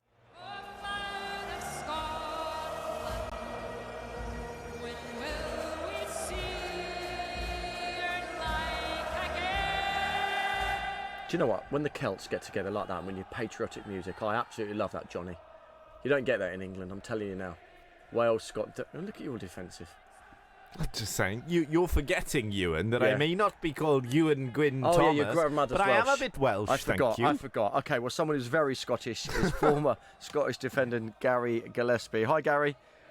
Good afternoon, boys. How are we doing? Yeah, not too bad. What is going on? So the second 4-0 defeat in a row for Scotland. I mean, everyone likes Steve Clarke. They really do. But what is going on? Well, it certainly isn't looking good. I just think it's more or less a sign of the times. I think regardless of who the manager is, I think it's an almost impossible kind of job. And I think, like Strachan had a relative success, and then Alex McLeish took over and obviously struggled, and I think that Steve's finding the same problems. I just don't think there's the pool of players, that certainly in the strength and depth of the pool of players to pick from, and hence the reason we are substandard at this moment in time. Yeah, is there also an argument? I think I sometimes feel sorry for national managers when you think they don't get enough time with the players. You know, it's all very well when you're a Premier League manager or whatever it might be, but when you get a squad of players who you might only see like once a month or whatever it might be, it must be quite hard to get them to gel, and Scotland clearly aren't gelling at the moment. I think the difficulty with that is like to try and blend them into a team. I think loads of individuals coming together on a monthly basis is not ideal. I think you have to to get a team and a team ethic that's going to work for you. And Liverpool, Scotland have not got that at this moment in time. It's far easier from a club manager's point of view that you can work on things in the training ground. You know, these international managers have got a week or so to work on things. And like all these players are coming from clubs with different mentalities, different ideas, different philosophies on how to play the game. And to gel them all together is nigh on impossible. I think you've got to have a little bit of luck somewhere along the line. And certainly at this moment in time, Scotland are bang out of luck. Gary, I've got the team sheets for that Russia and Scotland game in front of me, right? And there are a couple of standout names in that Russia team. Golovin's a very good player, but there are standout players for Scotland as well. Robertson's in there, McGinn's in there, Snodgrass is in there. To me, it doesn't look like there is a great deal between them on paper, and this doesn't look like a drastically worse Scotland team, man for man, than what you've had in the last 20 years. So at what point do we have to point the finger at the manager? Well, I think that it's always going to be the manager that gets the finger pointed at. I don't think it's ever the players. I think the thing you would say is, like, you look at Michael O'Neill and how well he's doing with Northern Ireland. I think that's more a benchmark maybe than looking at Russia. We don't really know an awful lot about the Russian players. You know, there is some obviously quality in there. But, you know, the guys that you mentioned there, yeah, they're playing in Premier League football, but are they like at the top of the tree in Premier League football? The one player you would probably say would be Andrew Robertson, but other than that, you know, I don't think there's too many at the top of the tree at this moment in time playing in English Premier League. But again, on the counterbalance to that is the fact that you look at Northern Ireland and, you know, the squad and that he has to pick from, the pool of players that he has to pick from, they're doing exceptionally well at this moment in time and have done for the last couple of years. So I suppose the manager will always ultimately get the blame, but I just think it's an almost impossible task for him at this moment in time. Yeah. And Gary, they're now relying on a playoff for Euro 2020. Do you think they'll be okay with that? Well, I think is it Israel or is it? I'm not 100% sure. It is like maybe they have to play. I think that's the only avenue they've got to go down now. And a one-off game, I think you can raise your game. So I mean that's the saving grace for them that they've maybe got that opportunity. But in saying that, I mean, even if they get through to the Euros, I mean, what are they going to actually achieve when they actually get there? I think it's going to be a little bit more carnage, the same thing. And Gary, talk about kicking a nation when they're down. We've got to touch on the rugby. I mean, if the weather is as bad as they expect and this game doesn't go ahead, potentially Scotland are out. Well, I think it's an ultimate shame, that, isn't it? I mean, you can understand why it would be called off, but I mean, World Rugby. I mean, you're holding it in Japan. You know it's the typhoon season. You would think that they would have other plans in motion to, like, if it was to be cancelled, that you would think that somewhere along the line they could make a case for it to be played at a later date. I just don't understand the thinking. And I think you've heard from like loads of other people. I mean, had it been on the shoe on the other foot, then I'm sure Japan, had it been Japan that's in the circumstances Scotland are in, I'm sure they'd have found some way to play it. Well, Gary, I hope things pick up for both your football and rugby sides. Thanks very much for taking time out to talk to us. That was former Scotland defender Gary Gillespie. Well, of course, it's not looking great for Scotland in the football or the rugby at the moment. Got to say, though, it's a bit brighter for England in both of the sports. Here's Gareth Southgate ahead of tonight's game in the Czech Republic, talking about the players' attitude in training. Everybody has trained really well, really pleased with the preparation.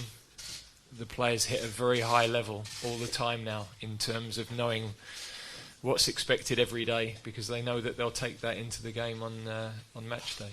What do you reckon, Johnny, ahead of these Euros? Where are England at? Because obviously it was a good World Cup. Southgate and his waistcoats, everyone is pro Southgate. I mean, I think he's done a great job. He said the front three are probably the best front three in world football at the moment. What do you think to those statements? Are we that good? Well, you asked where we're at. We're right at the very top of the global footballing pyramid. I genuinely believe that. I think I and most people were a bit surprised when we got to the semi-final of the World Cup, but we got there on merit. We were good. And actually, I think we were as good as Croatia. I don't think we would have beaten France in the final, but we'd have given them a game. And I think the encouraging thing is at the time, because we had that heat wave as well, right? Everyone was talking about, we will never have this summer of 2018 again. It will never get this good in any sense. We talk about the Kieran Trippier free kick as the moment that life peaked. But actually, this England team has got better.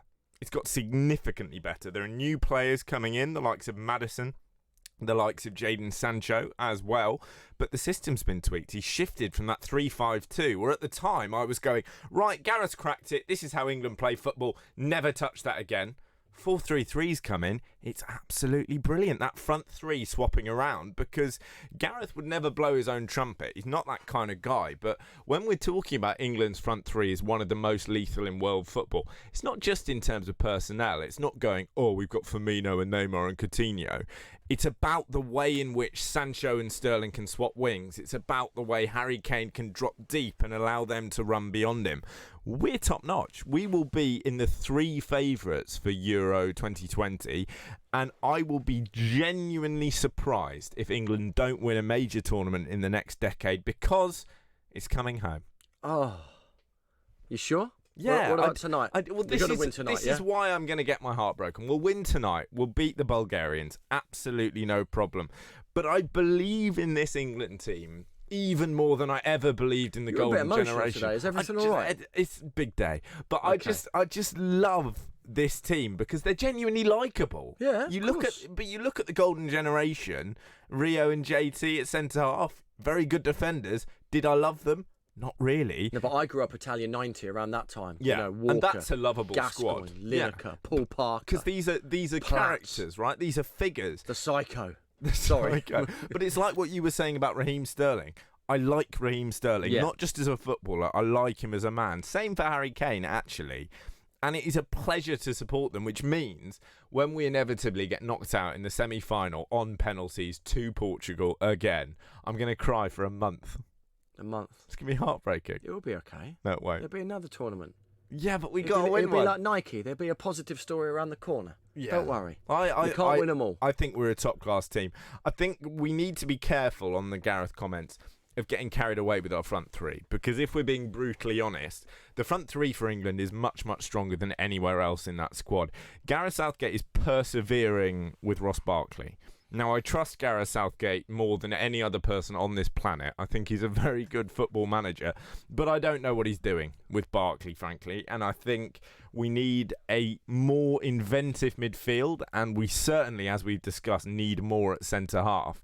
But if we can get the defence to look as good as the attack, we are going to be a force. So where do you think the problems could lie for tonight and the future for Southgate? Front three is very good, obviously. Front three sorted. Centre half's a problem. Michael Keane for me is a weak link. Always will be a weak link. Midfield isn't a problem. It's very good, but it's not world class. I think Ross Barkley is a problem and shouldn't play for England as far as I'm concerned. I think he's a hype job. I think Jordan Henderson is underrated, but there needs to be a balance. There's got to be a way of getting a Declan Rice figure who can be in there and anchor it and shore it up and win possession and distribute.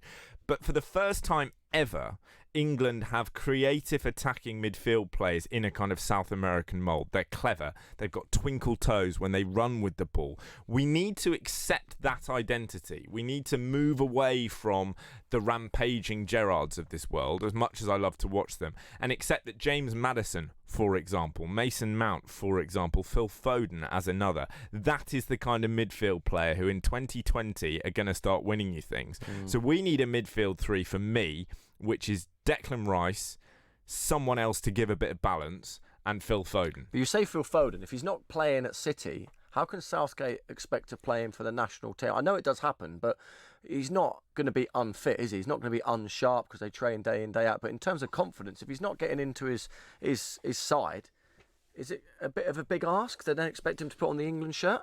I think he'd do it. I think he's an unbelievably confident lad, but I also think he'll be playing for Man City by Euro 2020. Yeah. I have absolutely no doubt, because I don't think he will stand for not doing so for any longer. Sure. Okay. Well, England team news for you before the end of our show. Of course, that's at 7 o'clock. Will Mount and Sancho start? We will be telling you that. And next up, we're going to be hearing a brilliant new song all about Wagwalls.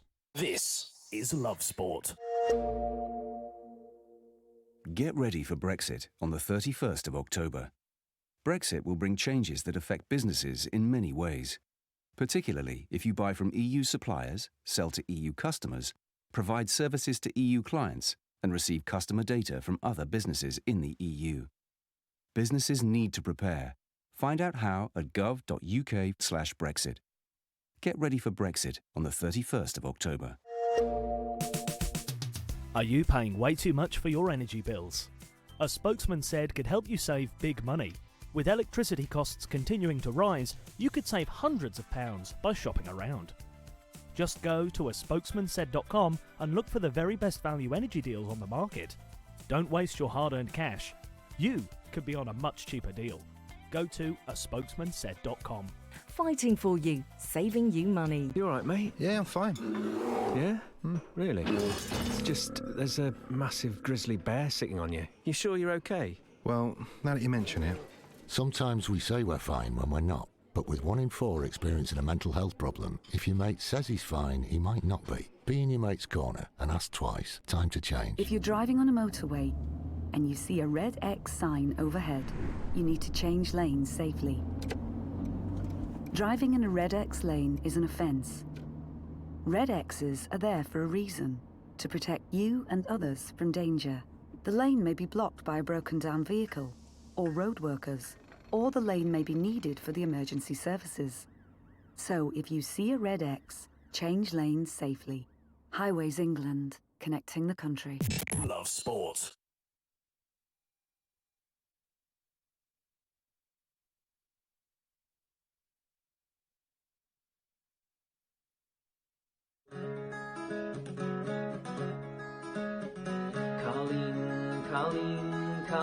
Colleen, I've watched all your fake stories on Instagram. Colleen, they popped up in the sun, but you'd a plan. Your husband is a decent player. My friendship's as fake as his hair, 'cause I've been selling stories allegedly. The leaks came from your gram stories. I love that. I love getting allegedly into the rhyme scheme. Brilliant. Quickly getting it in there. Well, credit there to comedian Paddy Raff for that one. Absolutely love that. Quality. I'm Really surprised you quality. haven't written one, because you and your dad like to do your little rhymes. And I'm Yeah, sure there'll be one I coming. could do you a limerick about Rebecca Vardy if you like. It probably. Listen, but we don't want to get sued. Yeah, probably wouldn't be all right for the air. It's a sensational story. If you're tuning in and you have somehow missed this, Colleen Rooney posted a statement on her Instagram saying there had been stories leaking to the Sun newspaper from her private, locked personal account. They'd been leaked from somewhere. She had a suspicion, and I want to talk about that suspicion. She had a suspicion that it was one person in particular. Yeah. So she hid the stories from everyone but that one person. So she had to block everyone else, I believe, which surely they Yeah. would have been told you've been blocked, So or you can mute them, can't you? Yeah, kind of hide your stories from them, so you don't actually block them. And then she started posting fake stories, meaning only that person was So seeing you mean it. stories as in Insta stories where they last 10 seconds, those kind of things, right? And okay. she was saying things like, "Oh, I'm off to Mexico to decide the gender of my baby," Yeah. or "Oh, my basement has flooded" was another one, or "Oh, I'm going on Strictly," and the test was, well, only one person is seeing them, Yeah. so if they pop up in the Sun, it is that person. She said they ended up in the Sun. But it was over a few years she's been doing this, no? Well, 5 months she's 5 been months. she's Oh, been okay, doing I the thought it was a stories, while. and she said the account belongs to Rebecca Vardy, the wife of Leicester star Jamie. Very careful to not accuse Rebecca Vardy herself. Just say it's coming from her account, which is a fact. Sensational. Just sensational. Because, of course, some people don't run their own social media accounts, so you could argue Rebecca Vardy doesn't look at her Instagram, but a member of her staff do. So I'm assuming that's her get-out clause, perhaps, for Vardy. Yeah. She could say, well, listen, I don't even look at my Insta. It can't be actually me who's done this. It's old Dave in accounts who does my Insta. She will try that. She's tried all kinds of defences. Oh, I'm heavily pregnant. I can't believe you do this to me. Well, all right, fair enough. From your point of view, have you always done your own social media? Have you had people do it for you? I can't blame anyone else. Yeah, the nonsense I say on there has come from myself. Yeah, no, I do control. But you understand some people who are very busy. But I don't like those accounts really, where you've got someone clearly ghostwriting for you or something, or someone trying to be funny, a comedic writer if you want, doing you jokes for you. Keep it real. You've got to be yourself, haven't you? So all the nonsense that comes out of my account is from this nonsense mouth here. The best is when footballers post the message from their PR man, and they leave the "could you just post this for me, mate?" in there, so you get that at the end of it. From Man United, there have been a few, haven't there? I'm trying to think who did it now. My mind's gone blank. We'll track him down. Yeah. I think as much as I love this story, and it is, I really do love it. It's one of my favourites. Michael Carrick, sorry, I'm thinking of Michael Carrick did the story, yeah. The thing that I don't like about it is the whole thing for me comes from a totally unfiltered desire for a certain kind of fame. Yeah. Right? It's a desire for column inches, whatever they're saying, and just photos of you in the press.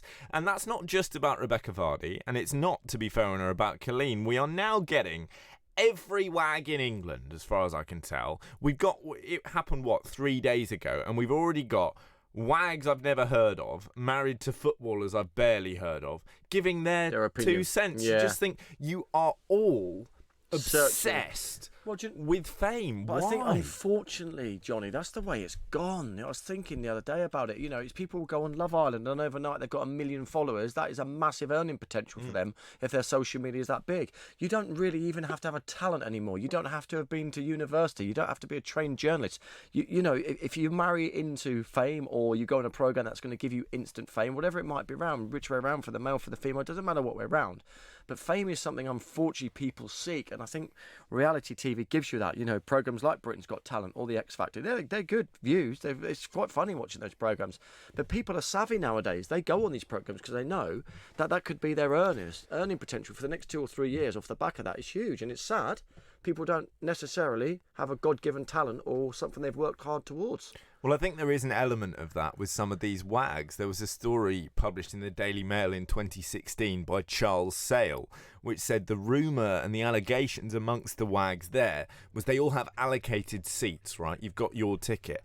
And Rebecca Vardy, who was very new to the wag scene, was sitting in the wrong seats to get as close to Colleen Rooney as she could, because she knew the press would be taking photos of Colleen, and so if she was behind or next to her, she'd be in the shot. Right. I just find it a very odd thing to be after. They were supposedly friends, weren't they? They've kind of come out, and other people have come out and said, I thought they were friends, but I wonder in that world, and this isn't really a personal criticism of these people, but more an observation of how I imagine that world to work. I wonder if you can ever really feel like you've got a genuine friend. You know what I mean? Because you never know who has what agenda. It turns out, for example, it looks like Rebecca Vardy has been on a mission to make Colleen Rooney look less good and less attractive to people, and in turn, as a result, almost by default, promoting her and other people in that kind of status as a wag or whatever.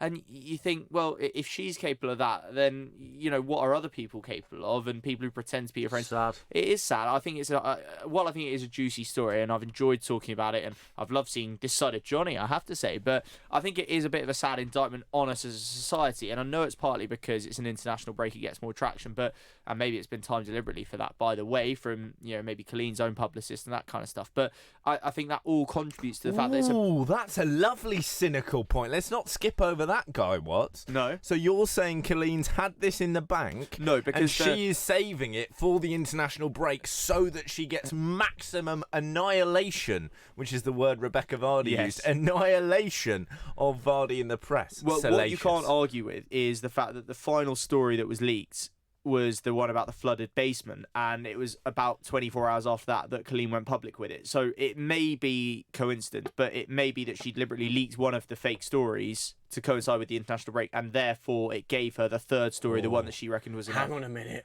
She might have caused a typhoon in Japan, leaking with a basement flooding. Well, there was one making sense. One very good tweet saying, "Is Wayne actually signing for Derby County, or was Colleen just winding Rebecca Vardy up?" That's and it's all gone a bit shout. far. I love that one. That was so good. But yeah, I think on a serious level, which is too complex, I think, to get into, and I don't think anyone's got the short answer. But it's a sad indictment on a society where you get so excited and so invested in this kind of story, which is ultimately about, and no disrespect to these people as individuals, but they are famous for being married to their husbands. Famous. And there are plenty of men now as well, of course, who are famous for being married to certain women. But in this case, yeah, you've said that before, Johnny, and I've judged you plenty for it and continue to do so. But no, in reality, maybe I'd do the same. But it is something that people do. It's not only something that people do when they're adults. I fear this is, I think, the worst bit of it, that people now grow up wanting to be that person, to be a wag or to be married really to a sad. famous person. I heard a stat that said more young people want to be a social media influencer than anything else. Well, that's not a thing. It shouldn't be a career. That's just being a fake, it is a career, facade. though, Guy. They make a lot of money. They make a lot of money, and you can kind of see where they're coming from. Like last night, I was at an awards ceremony as my girlfriend's +1. I was the arm candy. Whoa. Sorry. You said candy there. Sorry, mate. Right. You mean... Candy would imply that you're a good-looking man. I was the man on her. I was Thank the you. +1, basically. I was the wag equivalent. And in that evening, I was entirely defined by my status as her boyfriend. She won the award. You were very proud of her. I was First thing very, you showed very me when you proud come of her. in was a video of her winning that award. You were very proud. But I was there not as Johnny Burrow, radio presenter. No one cared about me at all. I was the partner. And no, actually... hang on. You were the sugar daddy eye candy, I think you called yourself. But actually, it was quite nice. Because I was still there. I was all dressed up. I got a nice meal. I got all of the attention. What you mean and is it wasn't about What you me. mean is you could take a back seat and you could drink as much as you want and no one was watching. I don't know what you're talking about. What I'm saying is I got a small taste of being a wag for an evening. Right. And it was quite fun. There what we go. would it be? What would it be? It would be a hag, wouldn't it? Hab, husband and boyfriend. Oh yeah, husband and boyfriend. Hab. Yeah. It doesn't have the same... hasn't caught on, has it? Bizarre, that. Really, really bizarre. But it's not, I don't think, unconnected to a story. It's just broken this afternoon. It's a small one, really. But Harvey Elliott, the Liverpool youngster, moved there in the summer from Fulham with the dodgy hairstyle, made his debut against MK Dons in the League Cup the other week. He's been banned for 14 days from domestic club football after admitting derogatory language in a video about Harry Kane. You probably saw the video. It came out a few months ago, around the time of his move. It was bad publicity for him, the club and stuff as well, obviously. But the point is, and while it doesn't reflect well on him as an individual, the way he's been brought up and all the rest of it, we all did stupid stuff when we were 15, 16 years old, which is all this kid is. And it wasn't there to be documented, or we weren't documenting it ourselves. If it had all been, who knows what ban you'd have had to serve from British athletics, or in turn other people who went on to be footballers or do anything in life might have had to do. Now, almost your whole life is on camera. And by the way, you can watch us on YouTube if you search our channel, Love Sport Radio. Have a little look at our live stream. But the reality is that so much of life is filmed, Snapchat, Instagram, all the rest of it. And I personally think that the downsides far outweigh the benefits. Do you think they might ban social media eventually? Do you think it will go? Or do you Difficult think too, because the How could you players ban have it? so much power now in turn, and the players, it offers them so much earning potential, doesn't it? And earning power, and I don't think they'd stand for that. I think we're past the point of no return with it. I think it's here to stay, definitely. And it makes the clubs money as well. No, but I'm on about society. I'm not just on about sport. I mean, the way people watch television nowadays has totally changed. It's all on catch up. It's all on demand. It's not like, I'm going to sit in Thursday night EastEnders. Well, one of the most popular is Gogglebox, which is filming people watching television. Yeah, I just think it's totally changed. The whole industry is changing. It has, but you could never get rid of it, could you? It's like what they always say about alcohol, where if alcohol was introduced now, it would be illegal because of how drastically bad for you it is and what it can make people do. But what do hangovers feel like, Johnny? I have no idea. I've never had one. No. But at the point where it's already completely ingrained in society, you can't get rid of it. If someone came along now and went, right, no Twitter for you, Ewan Thomas, you would say, excuse me? No Instagram? I do what I want. You can't ban that. We wouldn't have it. There'd be a revolution. What would I do without my Instagram stories? What would I do without your Instagram stories? See? Brightens your day. Make sure you stay tuned. We're going to hopefully brighten your afternoon until 7. Giving your team a voice. Love Sport Radio. You're in leakage, you're in leakage. You're in leakage, you're in leakage. You're in leakage. You're in leakage, you're in leakage. Henna men. Cage. Pants and pads. You're discreet. Masculine. You're right. Secure absorption zone. Buy online or in shops. You're in. Tenna men. Keep control. Urine? No. Get ready for Brexit on the 31st of October. This means that travelling to the EU will change. You'll need to check online if your passport is valid for travel to Europe. If you're planning on driving, You'll need to check if you have the right documents to drive and make sure your travel insurance covers all your healthcare needs. To keep your trip on track, check what you need to do at gov.uk/Brexit. Get ready for Brexit on the 31st of October. Before you set off on a long journey, remember to check your vehicle. Are your tyres correctly inflated? And are the treads deep enough? Have you got enough fuel? Is your oil level right? Checking your vehicle doesn't take long, but can prevent a breakdown or accident and save you money. So, before you set off on a long journey, check your tyres, fuel and oil. Highways England, connecting the country. If you fall asleep at the wheel, you'll put your life in danger, and the lives of others as well. Before you feel tired, pull off the road into a services or other safe area. Drink some strong coffee, and take a quick nap while the caffeine kicks in. If you're having a nap, you've left your lights on, sir. Alright, cheers. Think. Don't drive tired. An actor, a journalist, and a comedian walk into a bar, and they're all whining about Donald Trump. This is Love Sport. Yeah, you listen to Love Sport with Ewan Thomas and the Posh Boy. Z. Notice there was a Z there. I know you said Posh Boy. There's two Posh Boys, Johnny Burrow and Guy Watts. Now, just a reminder, if you haven't been listening, we've been talking a lot this afternoon about the Rugby World Cup and the fact that the typhoon may disrupt things massively for Scotland, because it could mean they can't play that vital group game on Sunday, which would mean the chances of them going through is zero. Yes, they might not get through due to the weather. And join us on the line now, we've got Simon Leaf, who's a sports lawyer at Mishcon de Rhea. Good afternoon, Simon. Afternoon, guys. Thanks very much for joining us. This is an interesting one, because Scotland are now threatening to take legal action if their game against Japan is cancelled. But yet they all signed, all the nations, I believe, a disclaimer that if this was to happen and there was a natural disaster or bad weather, they're all behind it. If games have to be cancelled, it's fine. But all of a sudden, they now think because it's going to affect them, they've got a leg to stand on legally to challenge this. Is that correct? That is kind of partially correct. So the first thing to say is that that particular rule that you mentioned only applied to pool stage matches. So if the same thing were to happen again in a week's time around the kind of quarterfinals or a couple of weeks in the semi-finals, there'd be slightly different provisions that would apply in those instances. But for the pool matches, the rules look pretty clear that ultimately if the game is postponed or cancelled, not postponed, if it's cancelled for any reason, then the match would end in a draw and both sides share the points. So in some ways, I think them kind of raising the chance of taking this legal action is almost a kind of preemptive step, and maybe in some ways it's to try and put that kind of added pressure on the authorities to try and get the game played, because nobody kind of wants to end up in a legal dispute. Sure.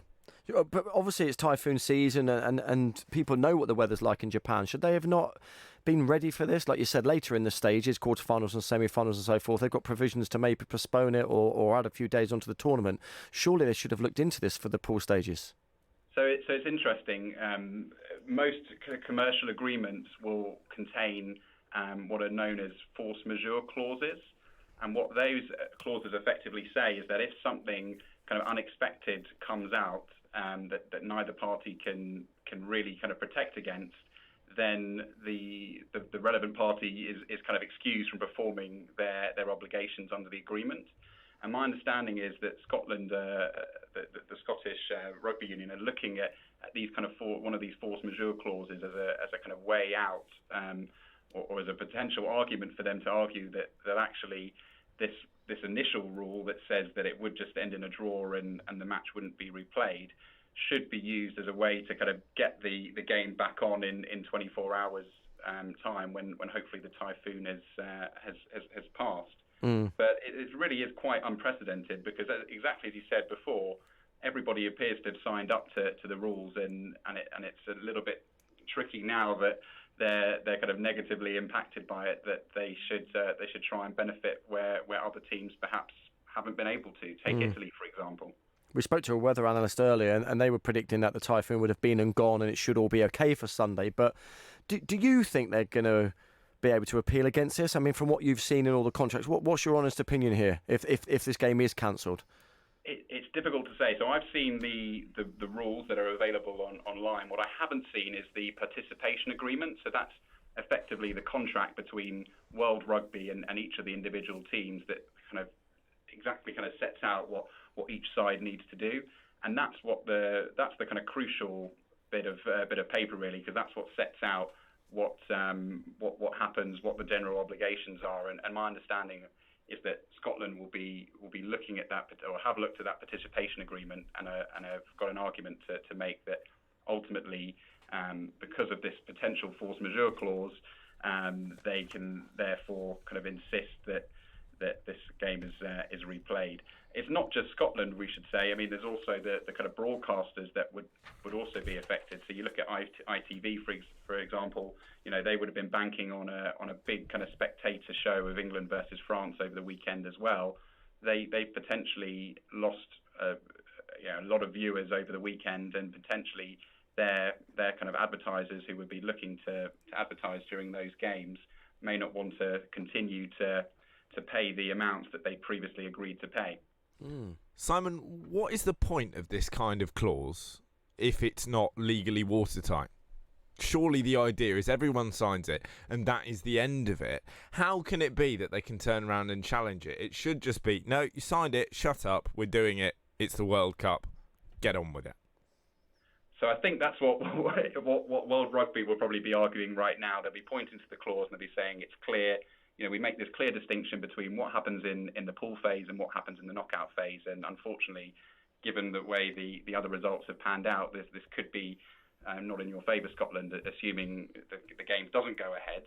But on the other hand, it's obviously worth an incredible amount to Scotland and Scottish rugby itself. So it doesn't surprise me that they've got lawyers kind of poring over the various other kind of documents, like the participation agreement that I mentioned, and are looking for some kind of loophole. And I guess that's why they pay the big bucks for these lawyers to try and find a way out of what to you and I may look like a fairly black and white situation. Well, let's hope the typhoon doesn't affect things. Obviously, it would be good for you guys because you'll earn a load of money. But Simon, thank you very much for taking your time out to give us your expert opinion on what will happen there. Thanks very much. That was Simon Leaf, who's a sports lawyer for Mishcon de Reya. Now, of course, England, they've also had their World Cup disrupted, as Simon mentioned. Tomorrow's game against France, that has been cancelled. But England coach Eddie Jones, he doesn't seem too bothered about it when he was asked about it yesterday. Who would have thought we'd have two relatively easy games, one tough game, and then 2 weeks to prepare for a quarter-final.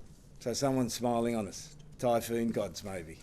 The typhoon gods, maybe. Smiling on us, mate. Something quite scary about typhoon gods said Every in that time I accent. hear typhoon, I want a cup of tea. That's what you two are too young. There used to be an advert. Ooh, fancy a typhoon. See, look at you two looking at me like I'm an idiot. What are you on about? It's a cup of tea. It's a tea. Sorry, advert for Thai food? No, Typhoo, not Typhoon. What is Typhoo? Typhoo is like PG Tips or like Twinings for you two. It's a brand.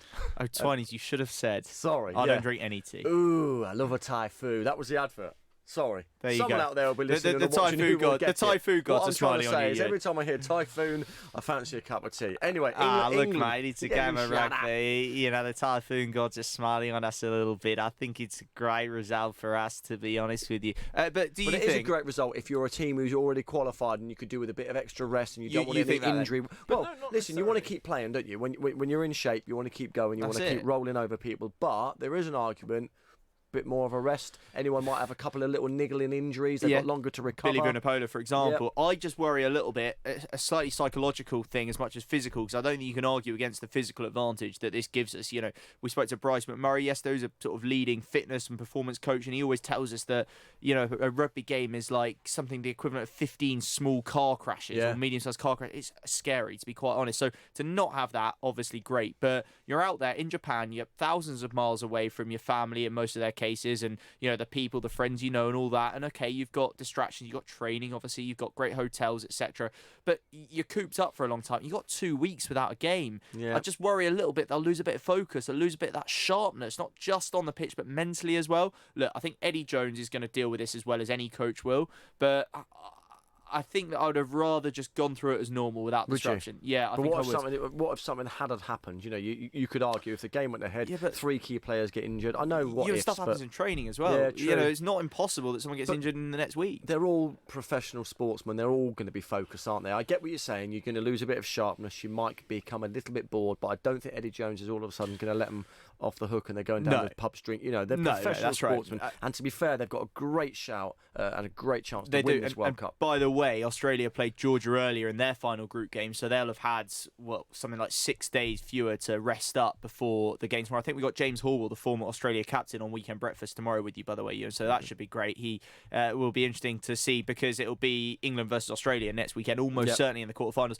Australia aren't looking brilliant, I have to say. I'm sure he'd agree. So that augurs quite well for England too. It's not like they've used this game to put down a marker, score 100 points. One thing I do like, by the way, because I think we're forgetting a little bit, not us specifically, but people are forgetting a little bit about the fans. You know, there are fans who have paid thousands of quid to be out there for the flights, the tickets. Yeah, they get a refund on the ticket, but not the flight, not the hotel, which, by the way, they're going to be cooped up in for 24 hours during the actual typhoon. And Carl Sinclair, one of the England players, he said, tag on Twitter, he said, tag an England fan who's out in Japan and I'll give him a bit of World Cup stash to sort of cheer them up a little bit, which I thought was a nice thing to do. Yeah. I don't know how far that would go to cheering you up at missing an England versus France World Cup game, but still, nice thing to do, good lad, and a good example, I suppose, of social media. We're talking so much about it at the moment. Social media doing something very good. Positive. I suppose another thing is just let's pray everyone's safe out there. We're talking about this typhoon and how it's disrupting the sport. You're talking about a massive, weather influx that could be disastrous for a nation. Let's hope everyone's safe and batten down the hatches. Anyway, it's 3 minutes to 5.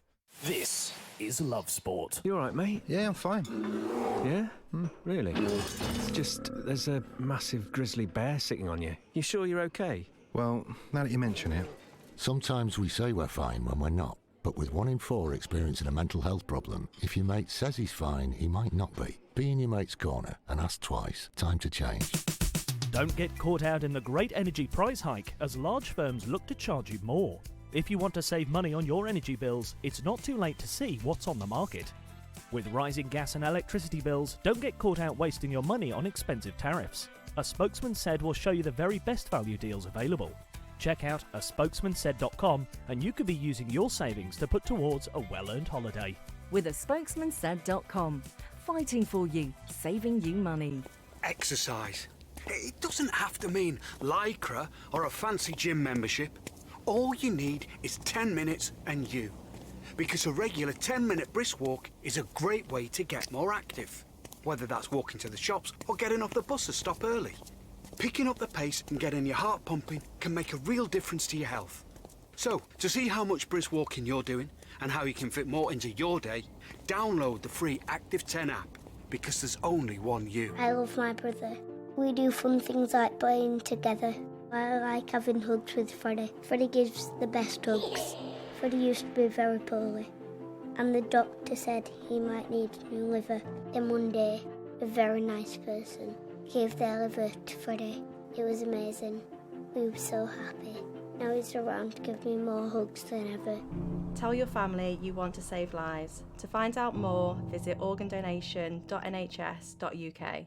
Well, loads coming up in the next hour, including Sir Mo Farah. Yes, he's going to be talking to the media ahead of the marathon this weekend in Chicago. We're going to hear from what he has to say. Plus, we're going to be talking about the Oregon Project closing down with athletics journalist Mark Woods. We're also going to be joined by former Scottish rugby player Ali Hogg to get his thoughts on that weather chaos out in Japan and whether they can take legal action if that last game is cancelled. And we're giving you all the team news ahead of England versus Czech Republic. That's all going to come up in the next hour. But don't forget, we are here all the way to 7. But now the time is 5.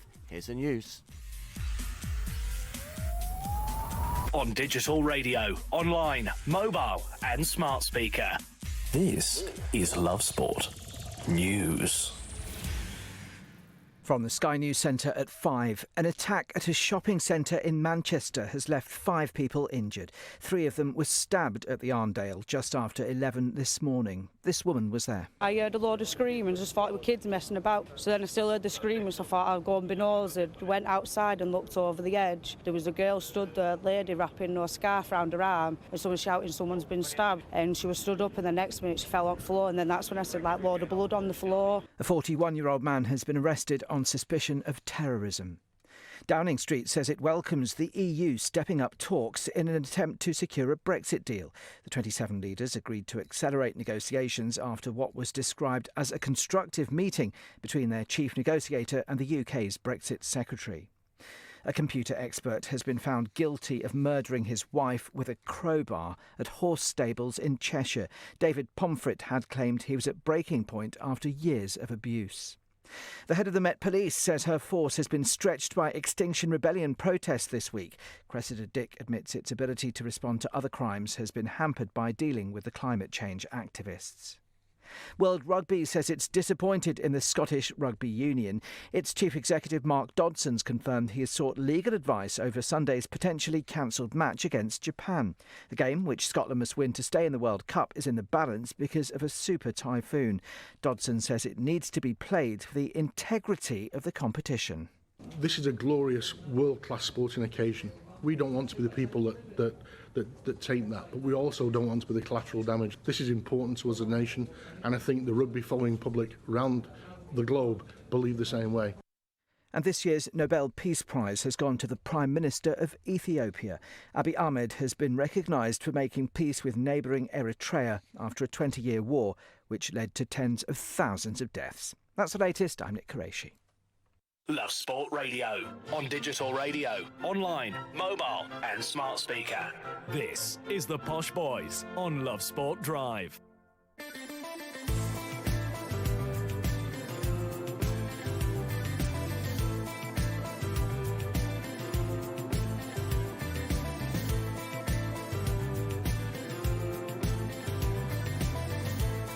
Been a decent show so far, if I do say so myself. Lots to talk about. Of course, we're going to continue the chat. The main talking points have been the chaos at the Rugby World Cup in Japan. Yes, Scotland, they're still unclear on whether they get the chance to play their last key group game against Japan on Sunday. If it doesn't go ahead, then that would go down as a draw, which potentially is not enough for them to go through. And of course, Rebecca Vardy, she says, talking to Colleen Rooney, well, it's like dealing with a pigeon. We're going to talk about that because it's Johnny's favourite story of the year, I think. And of course, Nike, the closure of the controversial Oregon project in light of the Alberto Salazar doping ban. And if we can, Johnny, let's talk a little bit about England football and the racism. A lot of the players have said this game on Monday with Bulgaria, they will walk out if there's any sign of any racist chants from the crowd or sections of the crowd. And Gareth Southgate is quite rightly diffuse it and say, hang on a minute, let's all just calm down a little bit, because a lot of them have come out and said, well, hang on, there's racism in English football as well. We're not the only nations. But we've had, and I think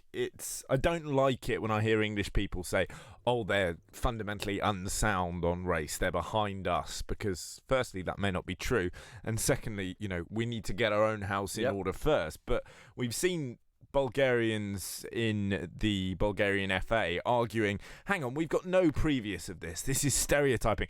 Hang on a minute, lads. Hang on a minute. Part of the stadium is closed because of racial abuse issued by Bulgarian fans earlier this year. You do have previous, and the likes of Tammy Abraham are well within their rights to be concerned. And they'd be well within their rights to walk off, by the way. I think it's extraordinary strength from what is an extremely young England team. I think we forget that these are not even just for footballers. They are so young. Do you know who turned it all around, I think? Sterling. Raheem Sterling. 100%. The press suddenly started to listen to him, started being positive towards him. Well, he called them out. Of idiots. But what would happen in terms of if the players did walk off? Does that mean England forfeit this match? No. What's the repercussions there? Well, so there is a 3-step process in this kind of instance, which involves the referee. Obviously, it involves announcements over the loudspeaker initially, kind of going, shut up, what you're doing is a crime, leave it out. If they don't stop, the game will be paused. If they then carry on, the game can be abandoned. But my worry with that, and if the game is abandoned, by the way, in that context, England would get the win. So the team whose fans, as I understand it, the teams whose fans are doing the racial abuse. So let's just get this straight. If England are 2-0 down, right? And are getting racially abused. And all of a sudden they're getting racially abused, they can just say, hang on, lads, let's just walk off here. We'll get the win. You could do that. Well, I'm not saying they're doing that because they're losing. But that's a complex scenario. I'm not sure of the exact specifics there, but I know certainly it's not as straightforward as you forfeiting the game. My worry is that that relies on it being vetted by the referee. Now, I'm not saying they're going to have a racist referee who doesn't care, but you need cojones to call a game off, even in the face of serious racist abuse. That is a massive call to make on so many different levels. Let's hope it doesn't get to that. Well, you do hope it doesn't get to that. And I'm really divided on this specific instance, because on the one hand, I think it's fantastic that firstly we talk about race at all, but also we're talking about racism. We're talking about racism in football, and we're doing so preemptively, and we're being open about it. That's great. But then on the other side of the coin, are we winding it up by doing that? Give it too much attention. Well, if you are a Bulgarian fan who might perhaps have been inclined to potentially chant something racist, you might, in a perverse way, see yourself being caricatured as racist before you've even done it and go, right, that's Tammy Abraham, he's getting it. There is an argument to say almost it's their time to shine, almost like their racism X factor that the world is watching. Well, or that the they're golden just buzzer. angry. You know, they're outraged that you have had this decision to do it, and they're going to get you back by being horrible. I don't know. It feels like we have put racism centre stage before there has been racism in the game. Even before the football, before the skill. But equally, if it's so difficult, because if it is going to happen, then we do need to be talking about it. I think Gareth Southgate's done the right thing. I think Tammy Abraham did the right thing as well by bringing it up. I think now calming it down a bit is spot on. But I don't think that means England should calm down the response. And if they go out there on Monday night and there are monkey noises coming from that stadium, walk off straight away. Would you rather just batter them and just win 6-0? Well, there is an argument, and I don't know because I'm white. You know what I mean? I'm never gonna get a monkey chant from a fan, and I'm never gonna know what that feels like. I understand that rationale, but equally, I don't think you should have to put up with it. Shouldn't have to. No, and I think even if the referee bottles it, they should walk off. Even if it means England get the loss, they should walk off. Don't you there, in that case, really feel for those England fans who've made that trip? No, I get it, the right thing to do is solidarity and walk off, but you think you're an England fan, yeah? It's a little bit like the Rugby World Cup. You paid a lot of money to go to Japan, you're going to miss a game. You're an England fan, you follow England everywhere. I bet Don Betts, for example, he's probably gone. He has. Yeah, right. So, you paid for your money, you paid your flights, hotel, you're out there, and the England team walk off after 12 minutes, and rightly so, because they're being racially abused.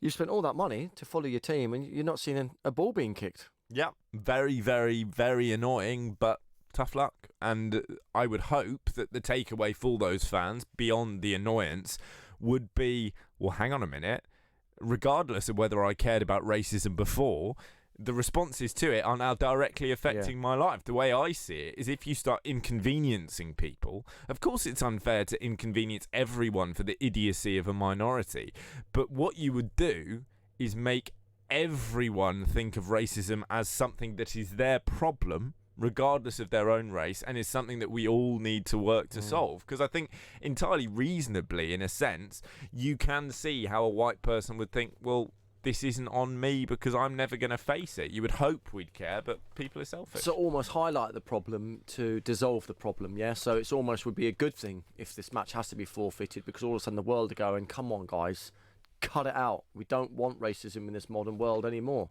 Shame. Anyway, let's hope it doesn't come to that. Guy, how are you? Yeah, very well, Ewan. Thanks. Good show today, I think, and looking forward to speaking in a moment to Mark Woods, the athletics journalist. He's following, I know, the Mo Farah press conference that's going on out in Chicago as we speak. It's the first time he's faced the media, Mo, I should say, of course. He's faced the media since the, of course, doping ban was given out to Alberto Salazar, his former coach at the Nike Oregon Project last week. Of course, the news today as well that the Nike Oregon Project is being closed down. It'll be interesting to see what he has to say, if anything, on those subjects, because he's been pretty touchy about them in the past. Let's be quite frank about it, and now there's some very concrete things to ask him about. It'll be interesting to see whether he dead bats them, no comments them, gets a press officer to say we're not answering those questions, or if he actually gives us a little bit more. I think the important thing to stress is that Mo does have questions to answer. No, he doesn't have direct allegations against him. He doesn't have a record of failed drugs tests, of course not, but he does have serious questions, and I think that everyone always looks better when they try and deal with things quite openly and honestly than when they kind of go into their shell, go defensive, a bit like we were talking about earlier with Rebecca Vardy. So it'll be interesting to see what Mark has to say about Mo's press conference. We're going to hear that in just a few moments' time. But I wanted to talk just for a little bit about Man United. I know it's international break, but you can't get Man United off the sort of front back pages, whatever you want to call it. And there's a couple of stories that have interested me, amused me a little bit today.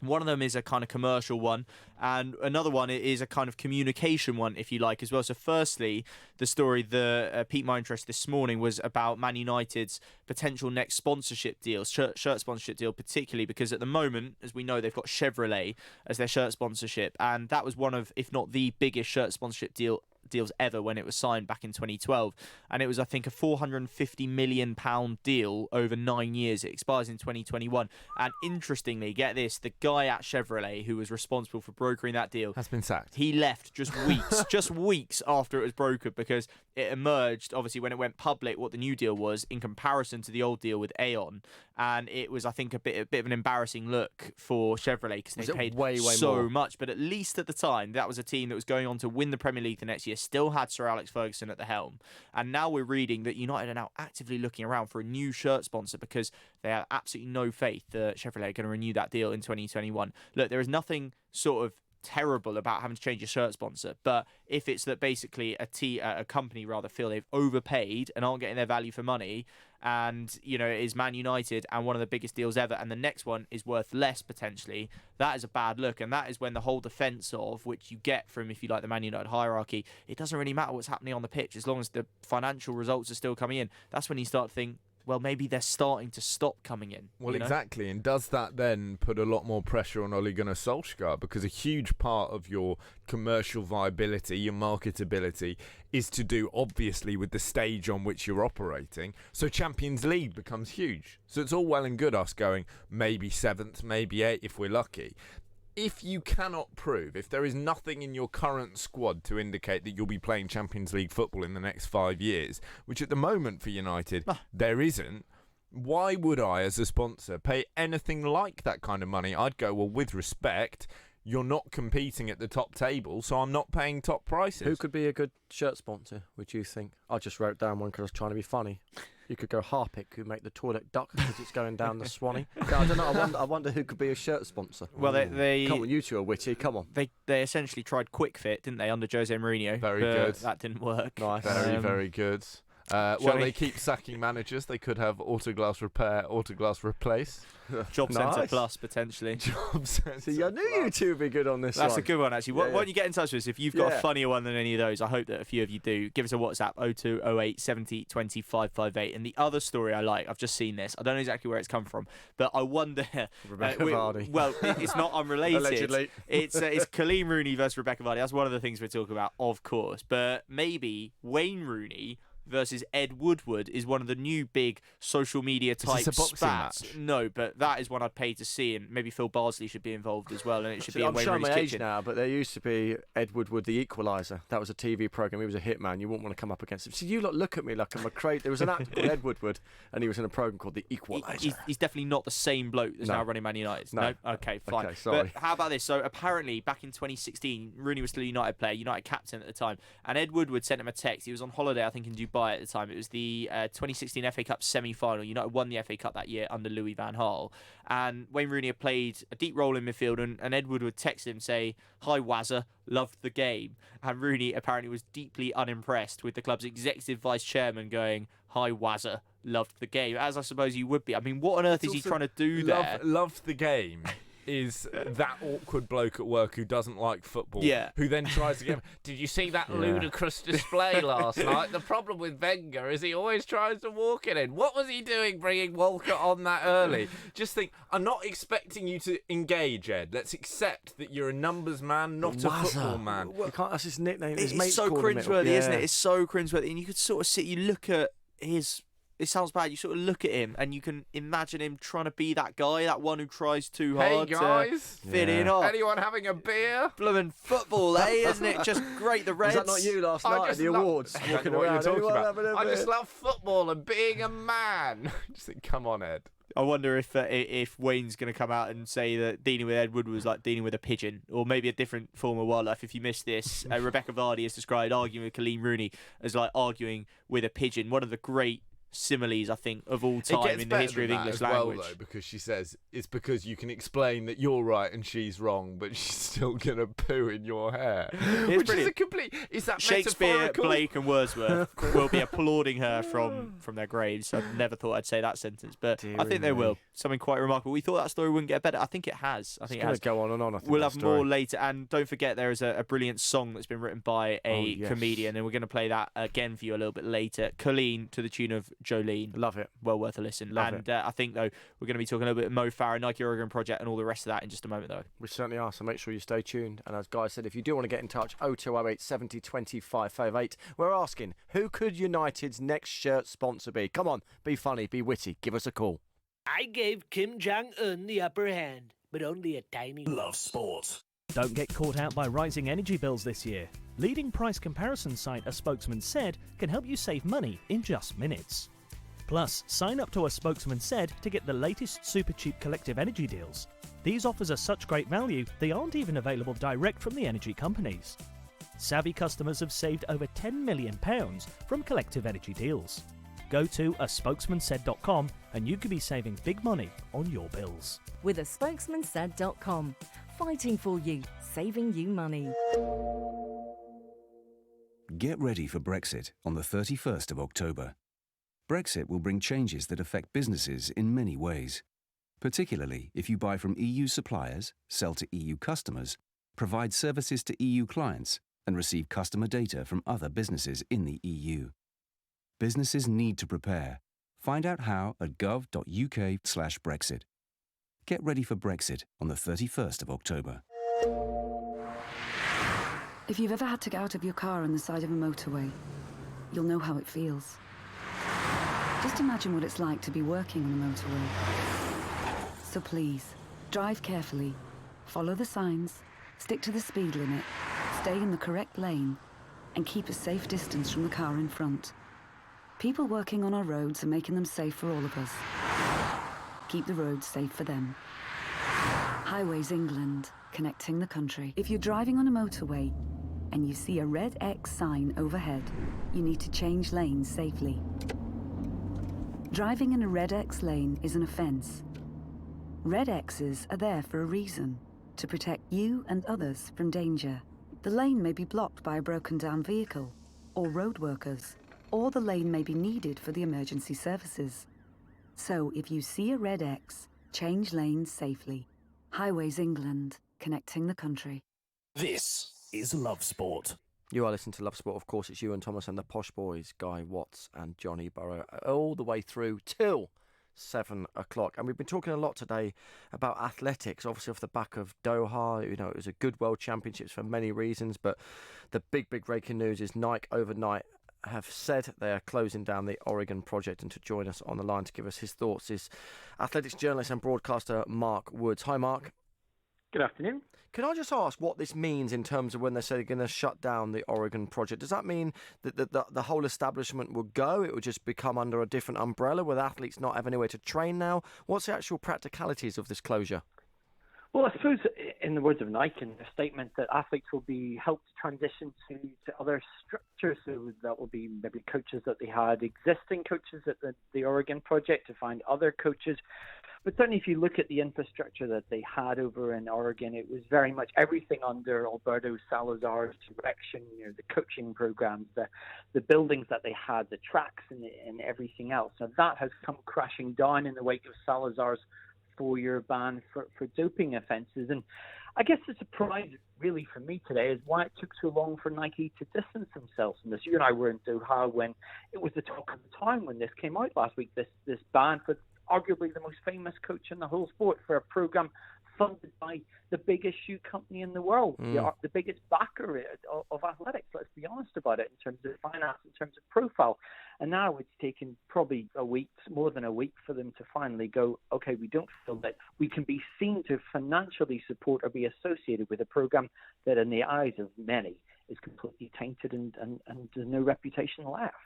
Mark, Nike are making a lot of noise about really caring about the athletes. They're closing this centre because they don't want any distraction for their athletes. They're talking about still supporting them, helping in all the same kind of ways.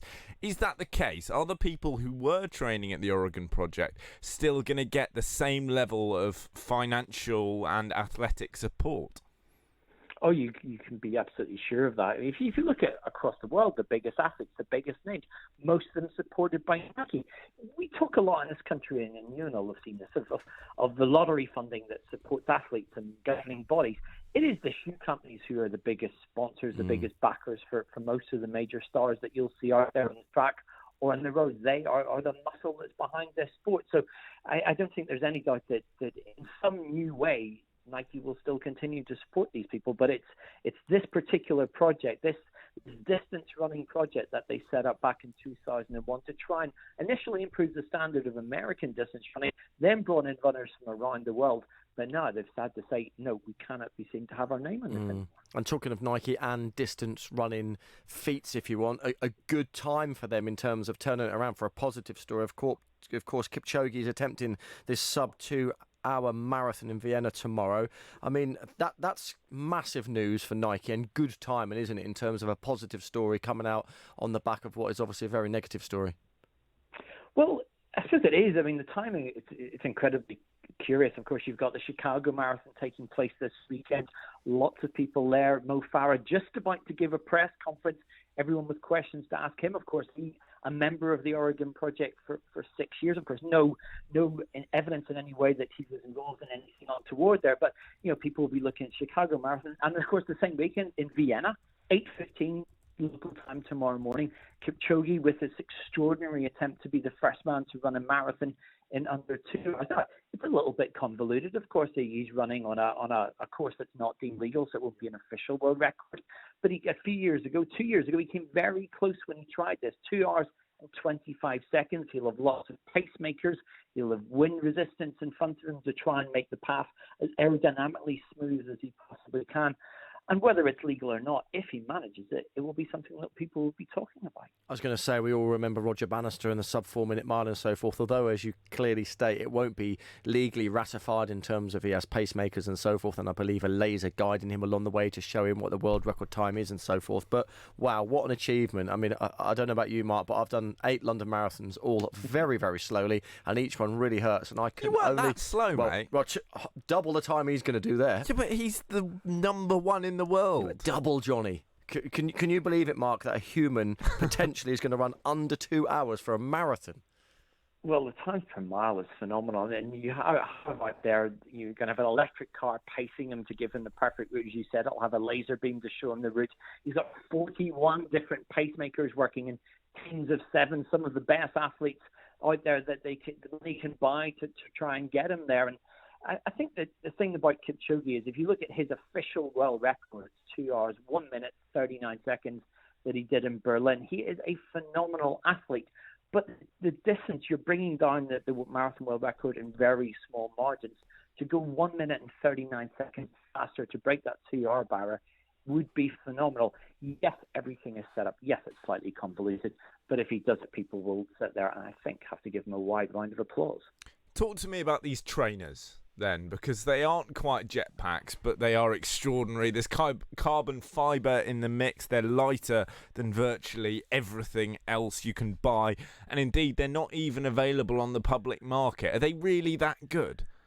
Well, they say that the small gains, when you talk to athletes, actually, it seems like this is pie in the sky, but it really isn't. These Vaporfly trainers, they say that they can just take those tiny margins off people's times. And yes, you talk about shoe companies, the amount of money and the technology that's been invested in trainers and to get these new kind of this technological advances is huge. But of course, what they want is if he does this, people look at these trainers, people like you and running the London Marathon next year say, you know what, if I buy a pair of these, I could go even faster. So in their word, if he does it, the publicity from these shoes will be money very well spent. I don't know, Mark. Those trainers are so lightweight, they might not last the 5 hours I need him for the marathon. But obviously, Mo's about to talk very shortly. What do you expect to hear from him? And also, I was just thinking in the back of my mind, if Kipchoge does do this sub-2, do you think, I mean, there's already rumours I've heard that Mo's coming back to the track anyway, but will Mo look at the marathon differently then and think, do you know what, I can't beat this guy.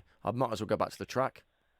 I'm not sure Mo, if in his heart of hearts, could think that if they go head-to-head at Tokyo at the Olympics next year, that it could be Kipchoge. The difference in their times at this point in time is significant enough that everyone, I think, Kipchoge will win that Olympic gold and everyone else will be running for bronze.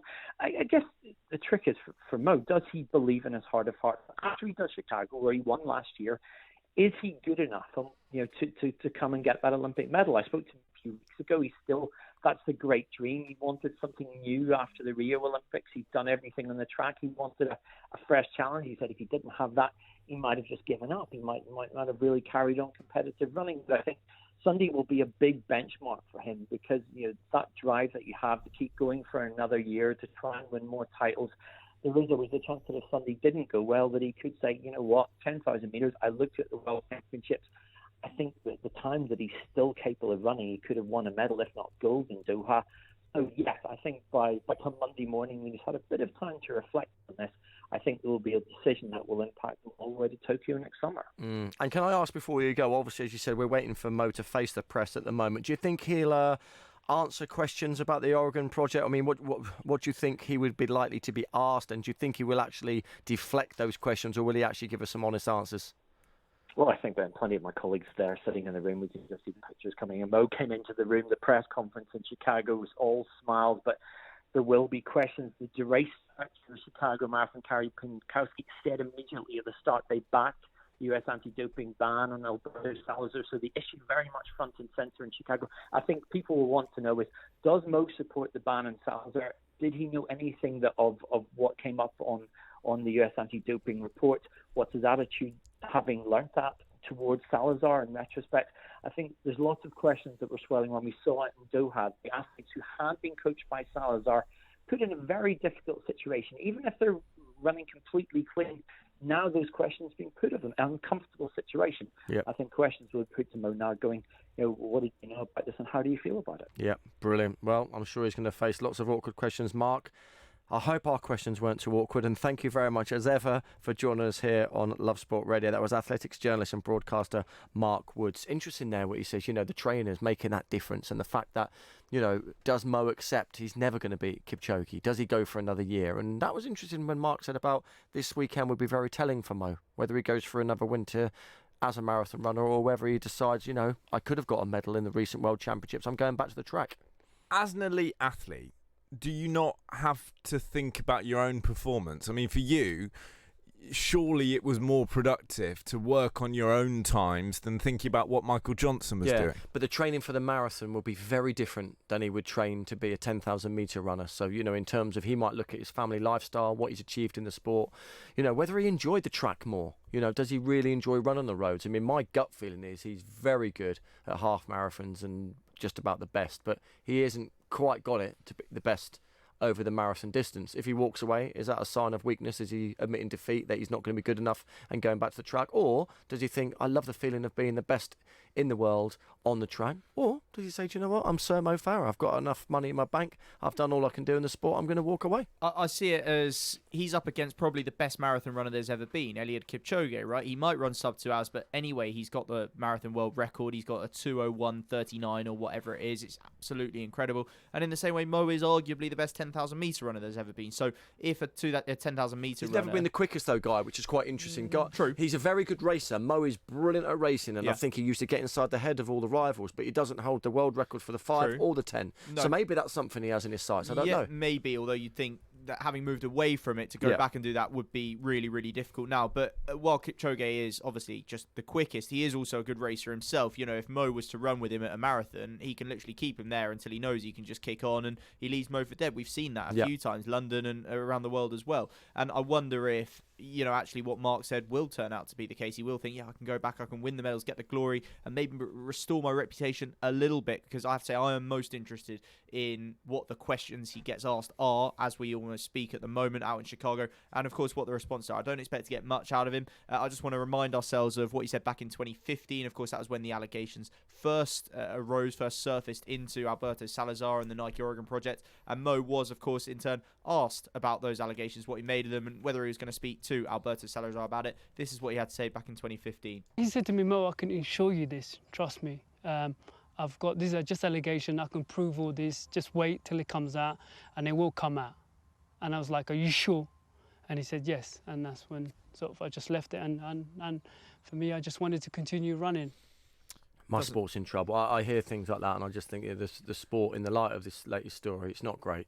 I understand why Mo will keep tight-lipped and why he feels he should, and I have absolutely no doubt, as Guy said, that we're not going to get very much from him. But if he is clean, and I'm sure he is, surely the answer is to come completely clean in terms of what you say. But I knew my coach was crooked. No, not say that, but just be really open about your relationship with him, rather than saying, listen, I don't want to talk about this. Well, so what you would say, something along the lines of, if it is true, I'm a totally clean athlete, I never saw him do anything dodgy, not in front of me, but obviously, I don't know. Give us a proper interview, like Piers Morgan with Cristiano Ronaldo, for example. Give us a sit-down Maybe he will. Where we can talk about your career, but also you get into that relationship and we hear about the way you trusted him and you genuinely didn't know. If that is the case, I think it's like what we were discussing earlier, where you are obviously not guilty by association, but you are going to have these questions posed to you.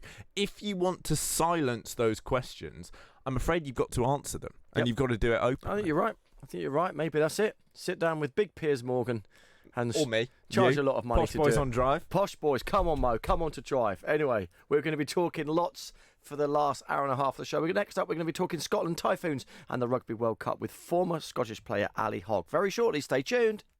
Love sport. Have you had enough of extortionate energy bills? A spokesman said could help you find the cheapest energy deals on the market. Don't take our word for it. There's hundreds of spokesman said customers who've saved big. Brian from Derbyshire saved £400 on his energy bills, and Tony from Northampton saved a massive £2,800 on his gas and electric. A spokesmansaid.com, the leading price comparison site where you can switch to the cheapest energy tariffs on the market in just minutes. A fighting for you, saving you money. Are you paying way over the odds for your car insurance? The spiralling costs put people off driving, full stop. But you're a careful driver, and realistically, you'll only need an insurance payout if some halfwit cuts you off on the M1. So you shouldn't be forced to pay massive car insurance premiums. And you don't have to. Go to price comparison site aspokesmansaid.com today and find out the best value car insurance deals on the market. Don't pay the price for not shopping around.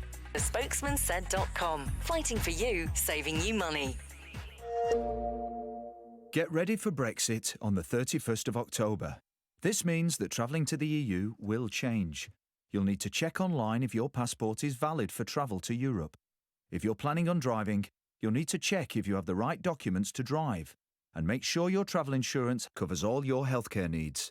To keep your trip on track, check what you need to do at gov.uk/Brexit. Get ready for Brexit on the 31st of October. Before you set off on a long journey, remember to check your vehicle. Are your tyres correctly inflated? And are the treads deep enough? Have you got enough fuel? Is your oil level right? Checking your vehicle doesn't take long, but can prevent a breakdown or accident and save you money. So, before you set off on a long journey, check your tyres, fuel and oil. Highways England, connecting the country. My mum and dad say that I don't need lots of sugar. I'm sweet enough already. So we used the Change for Life food scanner app to find out how much sugar is in our food and drink. It's surprising how much we found. So I put my detective hat on to find the healthier choices. Woohoo! Found one, Mum! You can be food smart too. Download the free Change for Life food scanner app today. I have my own radio station too. It's called Love Trump Radio. The only station 100% fair and 112% factual. This is Love Sport. It is Love Sport with you and Thomas and the Posh Boys. We're here as ever at I nearly said at the weekend. It is a weekend, sort of. It's Friday. We're here till 7 o'clock, but for now we're going to go to one of the poshness, which is the greatest. Do you think I've lost my? I can't say why I've lost my chain of thought, but it's to do with the other Posh Boy. Shall I do the headlines? Please take over. Do some weather and going Sorry, crazy I in didn't here. mean to cut you off there. Liverpool's Harvey Elliott has been banned from all domestic club football for 14 days after admitting using derogatory language about Harry Kane in a video. The winger posted a video on social media which constituted an aggravated breach of FA rules. He must also complete a face-to-face education course and pay a £350 fine.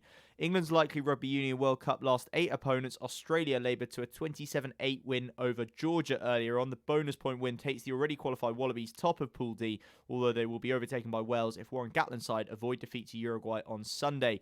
And World Rugby says it's disappointed in the Scottish Rugby Union after its chief executive Mark Dodson confirmed it has sought legal advice regarding the potentially cancelled game against Japan. Sunday's match with Scotland, which Scotland must win to stay in the World Cup, is in the balance because of Super Typhoon Hagibis. And we just heard literally in the last few minutes there is going to be an inspection and a decision, taken on whether or not that game goes ahead at 10 p.m. UK time on Saturday night. That'll be around 8 a.m. So it'll be by midnight. That's just changed. It'll be by midnight on Saturday night, our time, around 8 a.m. over in Japan. They'll decide whether or not they are going to play that game. Of course, the Super Typhoon heading for Japan.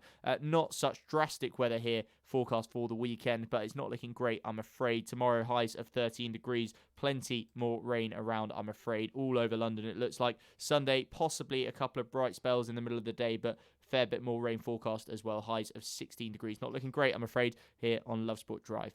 Thank you very much, Guy. I hope the weather does improve for the weekend, so I've got to go for a little jog. I've got to go for a run. But when we're talking about typhoons, it does rather put it all in perspective, doesn't it? We're there like, are we going to have a bit I'm of a looking shout? outside, I think, it's a bit drizzly. Yeah. Not a huge actual tropical Let's just storm. hope that everybody out in Japan is safe. Now, as Guy mentioned earlier, Scottish rugby chief Mark Dodson, well, he said a minute ago, he stressed his opinion was that the game does need to be played one way or the other. Let's hear from him now. This was him speaking earlier. This is a glorious world-class sporting occasion. We don't want to be the people that taint that, but we also don't want to be the collateral damage. This is important to us as a nation, and I think the rugby following public around the globe believe the same way. I think if you're a player, you just want to be out there, don't you? You want to get the chance to get out there. But the rules are the rules. Well, and this as is we the spoke thing. earlier, they all signed that disclaimer saying, we agree if a game is cancelled due to weather, it will go down as a draw. They can't suddenly do a U-turn. Well, they can't, and I agree with him, actually, completely, that they should play the game, and it would be great if they could play the game, but that is not what the rules say. And you can argue that the rules are misguided, but you signed up to them. And at the point where you've signed up to them, it might seem farcical, but that is the system you're operating within, and I'm afraid you haven't got a choice. Yeah, of course, as Guy mentioned earlier, the breaking news is that a decision will be taken on whether that game will be played at midnight tomorrow. That's midnight tomorrow, 8 o'clock in the morning, Japanese time. Everybody, the whole nation of Scotland, will be watching and listening to see if that game goes ahead. Because, of course, Scotland need to win that game, potentially, to go any further. Well, I'm pleased to say, joining us now on the line, we've got former Scotland number 8, Ali Hogg. Played at the 2007 World Cup. Hi, Ali. Hi, how you doing? You okay? Yeah, not too bad. I suppose as a former player, if you're out there yourself now, you'd be obviously first and foremost very disappointed, frustrated that the weather, the typhoon is hitting, but you just want to play, do you not? Yeah, definitely. I think that's the big thing all the boys want to play. You've prepared sort of the pinnacle career playing a Rugby World Cup, and the fact that Scotland will go out if it doesn't go ahead. So it's about, I suppose we want the game to be played, and I'm sure Japan are the same as well, because they don't want to be knocked or go through in a technicality and say that, well, actually we never went through, Scotland would have beat them, they wouldn't have got through. So I think it's in everyone's interest to play the game in some shape or form. Ali, let's be honest here. If missing the game meant Scotland went through, you wouldn't be complaining. No, I think you heard sort of Sergio Parisi sort of talking like that as well, but I think for the sort of the integrity of the tournament, it kind of has to be played. The fact that it's sort of going through, without playing a game, and the most pivotal game in the whole pool. So I think it has to go ahead, even if it is behind closed doors or and no fans there. You just have to watch it on a screen. But I think it is important that they play the game. Obviously, a World Cup wants to be remembered for the right reasons, and everyone wants to play in the biggest games and on the biggest stage in the world. Do you think this is going to tarnish this World Cup a little bit? The weather, the fact that, everyone knew it was typhoon season and a couple of games have been cancelled already, and it's not a great advert, is it, for Japan and the sport? I don't know if it's a tarnish it, but yeah, it'll be remembered. I'm sure it'll be a pub quiz question in many a year to come. But I don't think it'll tarnish it. It's be disappointing that it goes through. Obviously, it'll be fantastic for Japan if they go through, for a home nation, and the fact that they've been playing extremely well in the tournament so far. So, but I think, just as you said, the integrity of the tournament, and the sake of the sort of World Cup, and the whole point of it is that you qualify at the pool, and the fact that it's going to go down to these technicalities, I don't think it's right. Ali, if the game does get played, are you confident about Scotland's chances? How are you looking? If you go in the way that what the sort of form of play, then I think Japan are favourites to win that game. I don't think Scotland performed at the best. No, obviously Gregor's made a big call dropping Stuart McInally as captain, but I think the pressure's on Scotland. Obviously they were meant to go through with Ireland, but Japan are rightly in the position to top the pool and go through. So I think all the pressure's on Scotland. It's how they deal with that pressure. It's how they cope with sort of that potential underdogs, but know they need to win, need to sort of keep an eye on the scoreboard and all the sort of permutations that go with that. So it could be interesting. It's up to them to perform, and really the pressure is on them, and they've got to, I suppose, find that little bit of form from somewhere. Yeah, I was going to say, Ali, I'm sure they'd rather go out with a fight and get the opportunity to play and at least say we gave it absolutely everything than rather a formality with the weather. So let's hope it does go ahead. Yeah, definitely. I think it's hard. You want to say like we qualified or we got knocked out on the sort of your own merits or not playing very well. But if they get knocked out, they'll still always use that as an excuse. Oh, we got knocked out of technicality, we'd have beaten Japan or whatever it is. It'll settle a few arguments by just playing the game. Ali, you mentioned there the decision to drop Stuart McInally. I think I'm right in saying it was a slightly surprise call to make him captain for the tournament in the first place, and now he's been dropped just before the end of the group stage. Are you surprised by the decision to drop him, having been made captain? What's behind that, and was it the right call? I don't think it was a surprise to be captain. That's who I would have had as captain. Do you mean that there's, apart from sort of Greg Layler's obviously done it and John Barclay, but they weren't probably the form 9 going into the tournament. You were probably looking at Ali Price and other people in the back row ahead of John Barclay as well. So he was probably a shoe-in. He'd been playing well, consistently well. He's a very good leader. He's very well respected. His rugby knowledge is very good. So on that front, I wasn't surprised. I think it's a surprise to drop as a starter. If you think Fraser Brown's only played 2 games. So he was injured the whole of pre-season. Only got fit for the first game. Was on the bench. And then I think he was on the bench again and started the last game to then start him and arguably the biggest career game for McGregor's international career. So it's a big call from his part, but and also the fact that they rested most of the team last week and playing ahead of them. So there's 2 trains of thought. Some coaches like playing their stronger side the game before it to give them some momentum into it, but with the short turnaround it was pretty hard. So. But yeah, no, I think I was surprised when I read that. I was very surprised. Ali, who's caught your eye in the tournament so far? Who are you backing to win it? There's a number of teams are still. You can't really look past that sort of New Zealand South Africa final again after sort of the way they played. But I think Wales have looked strong. I've liked the way that they've played and the sort of intensity of the game against Australia. But I'd probably say that you're still looking at sort of New Zealand, South Africa potential final, I reckon, again. Yeah.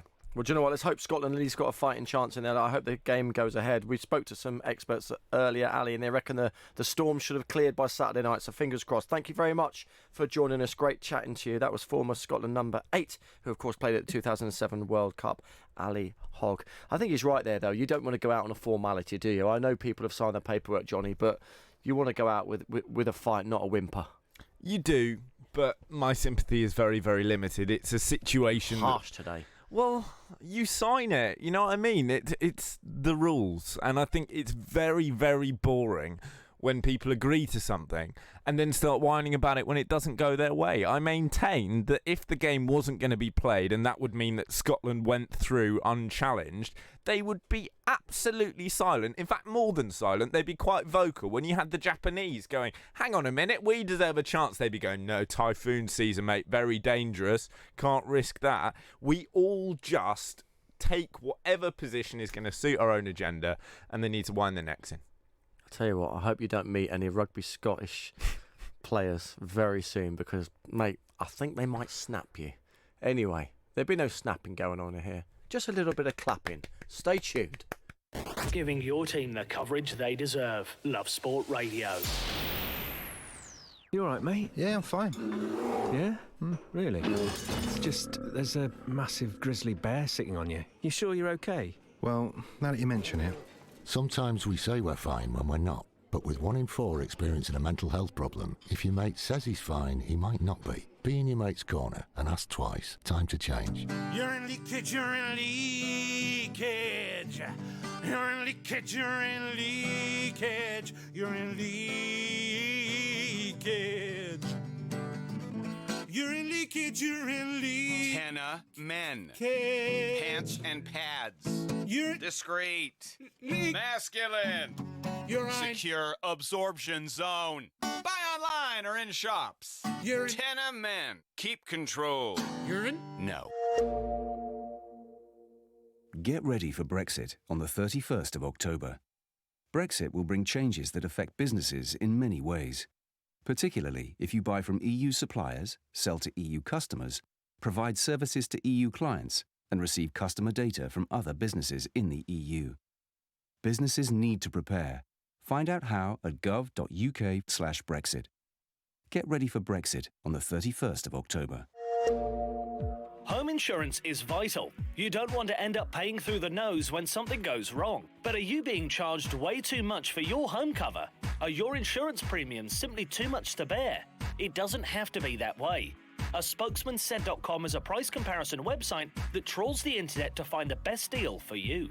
Don't pay the price for not shopping around. Visit a spokesmansaid.com and start saving today. A spokesmansaid.com. Fighting for you, saving you money. This is Love Sport.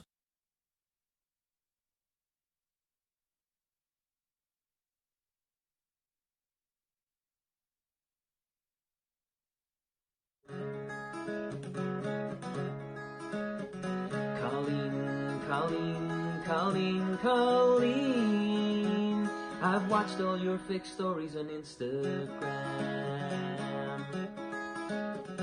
Colleen, they popped up in the sun, but you'd a plan. Your husband is a decent player. I like him. That is, of course, Paddy Raff who's come up with that. You wrote me a little. Is it? What are they called? I wrote you a limerick. A limerick, and we can't read it. You read it to consumption. In the break. You read it to me. It was very good. I must say. Obviously, that's irrelevant. I can't really say what you said, but it was very, very witty indeed. But okay, 2 questions. Go on then. Or maybe a couple. First of all, who would win in a fight, Rebecca Vardy or the pigeon? She's obviously called Colleen a pigeon. Yeah. But okay, if they were to meet in the street now and say, well, right, hang on. This is relevant, right? Are we talking a sort of? She's got to give birth first, all right? Yeah. We're talking. Give her 6 months to get fit for the fight. That wasn't the line I was going okay. down. Are we dealing with a kind of charity boxing match, or are we dealing with a street fight? Brawl, proper. Okay. God. No rules barred. Because in a funny way, I could imagine in a charity boxing match, you could see Colleen being the more experienced wag, the shrewder fighter. You could see her picking Rebecca off, as she did, of course, with her detective work. But I think on a street fight, you wouldn't want to mess with Rebecca Vardy. Yeah, I think she's got that. She's got something about her. Yeah, I'd back Rebecca, I think. Okay, next up, who would you rather go out on a nice night out stroke date with in terms of going out, having a couple of drinks, getting to know, spending time with? I really don't know. I think Colleen would be the more interesting person. Yeah. I think Colleen would have more stories, because let's not forget, part of where this story comes from, I suspect, is insecurity on the part of Rebecca. Let's not forget that Jamie Vardy is still very, very new to the elite of football, even being a Leicester player. It's only since that league win 3 or 4 years ago that he's become a genuine star, and an England star at that. So she, I think, has a bit of a chip on her shoulder about not being necessarily one of the elite level wags, not going out with one of the stars. Like, if you cast your eyes back to the golden generation of wags, 2006, the cachet you would have got as Cheryl Cole by being married to Ashley Cole is a whole nother level than Jamie Vardy. And so I think she's a little bit annoyed about it, and also she just hasn't been a wag for that long, and I doubt she knows anyone that interesting, whereas Colleen knows all of that lot. She's been there for over 10 years. Yeah, be nice to have a meal with Colleen, I think. She's more mumsy, I think, as well. She's clearly very clever as well to track her down. Okay, then next one then, the two husbands. A, what happens when they next meet up? That's going to be a bit awkward. And B, who would you rather go out for a couple of beers with? Jamie Vardy, he likes a party, or Mr. Rooney, Wayne? Well, I'd be interested. You'd have a good night with both, I think. Well, my worry on the night out would be I would be thinking about who I would have a less good night with, because I think they would both be fairly wild, and I wouldn't want it to be too wild. I think I'd probably go for Wayne. I think with Wayne, I could assume I would be drinking an awful lot, but not. I feel like I would know vaguely where it was going, whereas with Jamie Vardy, I would be worried I could go to sleep and wake up in Prague. It's one of them mates where you like say the wrong thing and he kicks off like that. I think reckon. So. And when we're talking about the kicking off, the relationship between the two men, surely they have to put it to one side, don't they? They have to. They you have can't to just control go what tell your wives. partner said, can you? Or your missus has done something. Must it would have be all very had awkward. instances of having friends with other halves who we don't get on with. Yeah. Right? I mean, that's pretty common in life. Yeah. I better not say they might be listening. But don't flatter yourself. No, I've got a mate who. No, I can't say. Give it away. I've said too much already. Yeah, you said too much. I've said too much. But it shouldn't affect your relationship with the original friend, but it does. I think one way or another, it can have a big effect, a small effect. I don't think it'll ever be the same between Jamie and Wayne. I saw a little photo earlier, a little meme on the internet. It was the two of them sort of whispering something to each other when they were playing for England. The caption was how to work out how to go down the pub without telling the wife. And you feel like if they do ever meet up in future, it's very much going to have to be on the DL, isn't it? If Wayne says, just off out with Jamie. When he's Jamie who? Yeah. But they will do, will they not? When he comes to Derby, it's only down the road, you know. Derby, Leicester's not far. Oh my God! Imagine if Derby and Leicester get drawn in the cup. That's what I'm saying.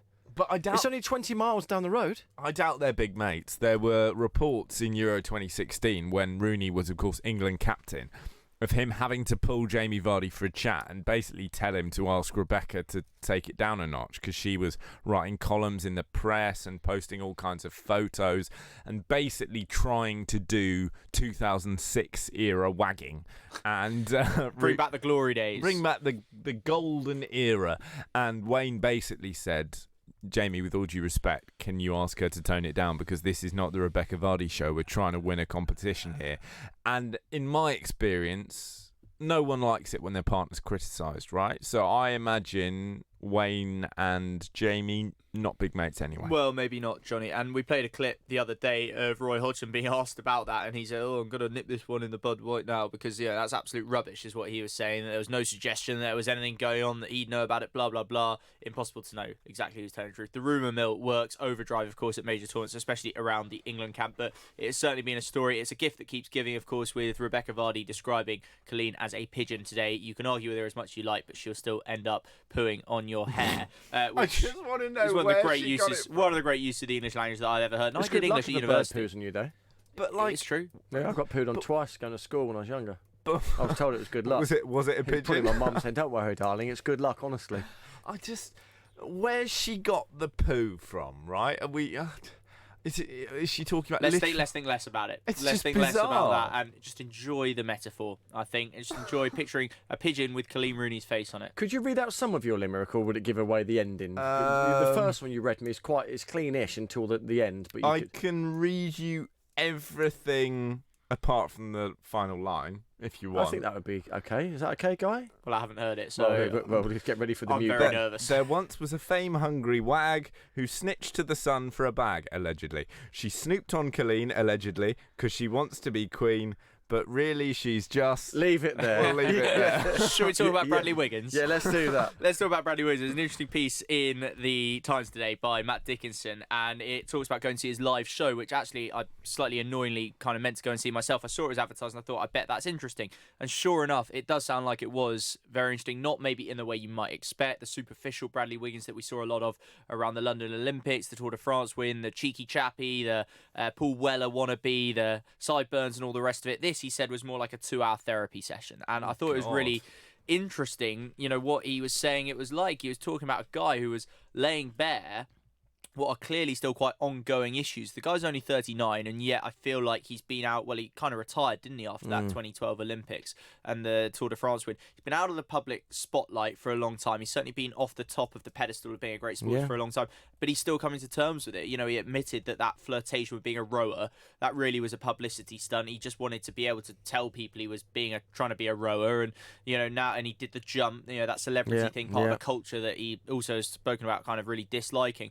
And, you've spoken about it as well, you and lots of people have here on Love Sport, and I do find it fascinating, this struggle that people have with retirement, with coming to terms with not being able to identify, not just with what you did for a living, but your living being something that made you a star, whether you're Bradley people Wiggins appreciated it for you, and they gave you respect in the street for something they've seen you doing and performing at the highest level. And, Bradley was a top sportsman, and your performances don't lie. When you win the Tour de France, when you win the Olympics and so forth, you're clearly the best at what you do. He's our most decorated ever Olympian still, 8 medals. It's amazing. And what was it? I didn't realise he said that in his tour. I didn't realise that's what it was all about. Him sort of coming to terms I wonder if he meant it to be when he kind of booked it. I think people probably bought tickets. Matt said that the sort of atmosphere as people walked away was a little bit sort of quiet, a little bit somber, because people were a bit like, well, is he all right? And just like, blimey, wasn't expecting that. I got a lot more out of it probably than they expected. Probably expected a few more funny tales, a few more Wiggo laughs. And I just wonder, I don't know if you can pinpoint it, and it doesn't sound like Bradley Wiggins has got there yet, but if there's a moment or an event that helps you come to terms with what the new reality is, and whether it can be different for everyone. Does it come for some people a month after? Does it take 10 years or never? It'll be different for everyone. I think for me the ultimate closure will be when someone gets my British record, because although I know I couldn't still run that fast, you watch your sport and it hasn't moved on, and you're like, I wish I was still doing it. But I think for someone like Bradley, if another cyclist, all right, maybe they have, but if someone came through who clearly overachieved or did better than he had done in a saddle, then he might go, it was my time to go. The sport's in good hands. But there's that sense that you think almost, I could still do it. Yeah, I could still be doing it. But looking at the Kipchoge example, where we've got the trainer technology getting way more advanced and all of that, for you, if and when someone breaks all of your records, can you not kind of look at it and go, well, hang on a minute, if I'd had those shoes, if I'd had all of that... The massive difference, Johnny, is the surfaces they run on in the stadium. Like, just coming back from Doha now, the track was lightning quick. We saw loads of world records and stuff, and there was no wind in the stadium. And I think, honestly, if I was around now, 100%, I'm not being bitter, I would have run a lot quicker than I did in Birmingham with one grandstand sheltering me from the wind back in 1997. It would be different. Love Sport. You all right, mate? Yeah, I'm fine. Yeah? Really? It's just, there's a massive grizzly bear sitting on you. You sure you're okay? Well, now that you mention it. Sometimes we say we're fine when we're not. But with 1 in 4 experiencing a mental health problem, if your mate says he's fine, he might not be. Be in your mate's corner and ask twice. Time to change. You're in leakage, you're in leakage. You're in leakage, you're in leakage. You're in leakage. You're in leakage, you're in leakage. Henna men. Pants and pads. You're discreet. Masculine. You're right. Secure absorption zone. Buy online or in shops. You're in. Tenna men. Keep control. You're in. No. Driving too close to the car in front gives you less time to react. You may not realize that you're tailgating. Leave a 2-second gap between you and the vehicle in front. When it's wet, leave a 4-second gap. By staying back, you give yourself time to react. Stay safe. Stay back. Highways England, connecting the country. How are you? How are you really? Modern life can be busy, and sometimes it's easier to look after others before looking after yourself. But there's only one you. And making small changes to your lifestyle now could improve your chances of staying healthier longer. So take the first step to a healthier you with our free How Are You quiz. See how you score and get personalised tips and support. From how to eat a little healthier to turning a 10-minute walk into exercise. Just search 1U. Well, I can't believe we're coming up to the final hour of today's show, but it's going to be a great one. We're going to talk about Super Typhoon Hagibis. Is that right? Hagibis? Yeah, Hagibis. It's causing carnage at the Japanese Grand Prix as well as the World Cup. We're going to talk about the impact it will have on the drivers. That's with Pete Windsor. Plus, we'll bring you all the latest England team news. You're confident with the England football team at the moment. They're in a good place. Oh, I'm buzzing. I think we're absolutely class. Jadon Sancho, Phil Foden, Raheem Sterling, Harry Kane. We're going to do the business. It's coming home, Johnny. It is coming home, It's coming mate. home. Stay tuned. On digital radio, online, mobile and smart speaker. This is Love Sport News. From the Sky News Centre at 6, a 41-year-old man has been arrested on suspicion of terrorism offences after 3 people were stabbed in Manchester city centre. Tim Jones reports. Witnesses saw police holding the suspect to the ground. He just stabbed 3 people. Moments earlier, a knifeman lunged at shoppers inside the Arndale Centre. Someone shouting someone's been stabbed, but the next minute she fell on the floor, and then that's when I said, like, load of blood on the floor. When officers tried to intervene, they were targeted. He then chased them with a knife as they were calling for urgent assistance. Police don't know the motive for the attack, which appears to be random. A man is facing life in jail for murdering his wife with a crowbar at stables in Cheshire. David Pomfret claimed to have suffered years of abuse from Anne-Marie, whose physical and mental health had deteriorated.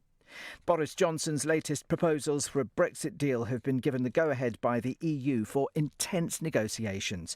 Approval came after Chief Negotiator Michel Barnier held talks with Brexit Secretary Stephen Barclay this morning, which were described as constructive. The daughter of the British-Iranian prisoner Nazanin Zaghari Ratcliffe has been reunited with her father in the UK after more than 3 years in Tehran. Richard Ratcliffe has described 5-year-old Gabriella as very brave. He now intends to meet the Prime Minister to try to get his wife freed. We have been caught in the middle of a government fight. It's not our fight, we shouldn't have been involved in it, and their failure to solve it has had a huge human cost on our family. He obviously, when he was Foreign Secretary, tried to solve this issue. He went to Tehran and didn't manage it. Now he's more powerful. Nazanin Zaghari Ratcliffe denies spying charges. A review is being launched into the safety of a cosmetic procedure which gives people a bigger bum. What's known as the Brazilian butt lift has the highest death rate of all plastic surgery. And World Rugby will announce at midnight tomorrow whether or not Scotland's crucial Rugby Union World Cup game against Japan will take place. It's at risk because of a super typhoon. That's the latest. I'm Nick Qureshi. Love Sport Radio. On digital radio, online, mobile and smart speaker. This is the Posh Boys on Love Sport Drive.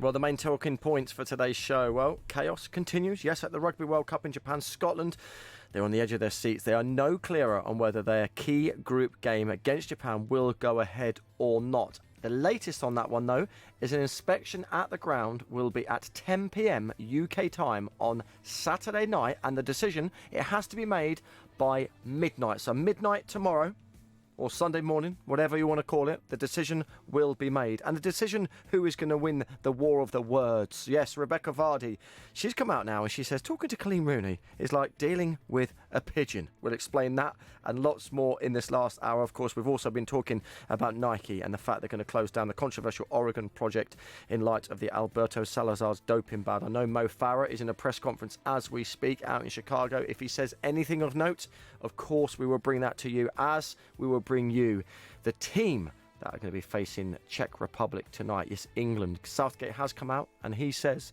that the front three for England are the best front three in the world. Johnny, do you think that's good that he said that? Does it put pressure on the strike force, or is it just giving them a little bit of confidence and a boost that they need? I think it's the boost, Ewan. I mean, goal scoring is a confidence thing, right? It's about having that belief you can score. Zlatan Ibrahimovic wouldn't score a bicycle kick from 40 yards unless he thought he could do it. Harry Kane wouldn't have scored from the halfway line against Juventus in pre-season if he didn't think he could do it. So I think what Gareth is attempting here is just to inject that extra bit of confidence and saying, you lot are world class, go out there and do some damage. And of course, a win would see England qualify for Euro 2020, and a lot of people are assuming it's a done deal. But Southgate has come out and he says, listen, do not underestimate tonight's opponents. They deserve respect. Czechs have a wonderful football history, really. More successful than ours in European Championships in particular, but there are a lot of countries in that situation.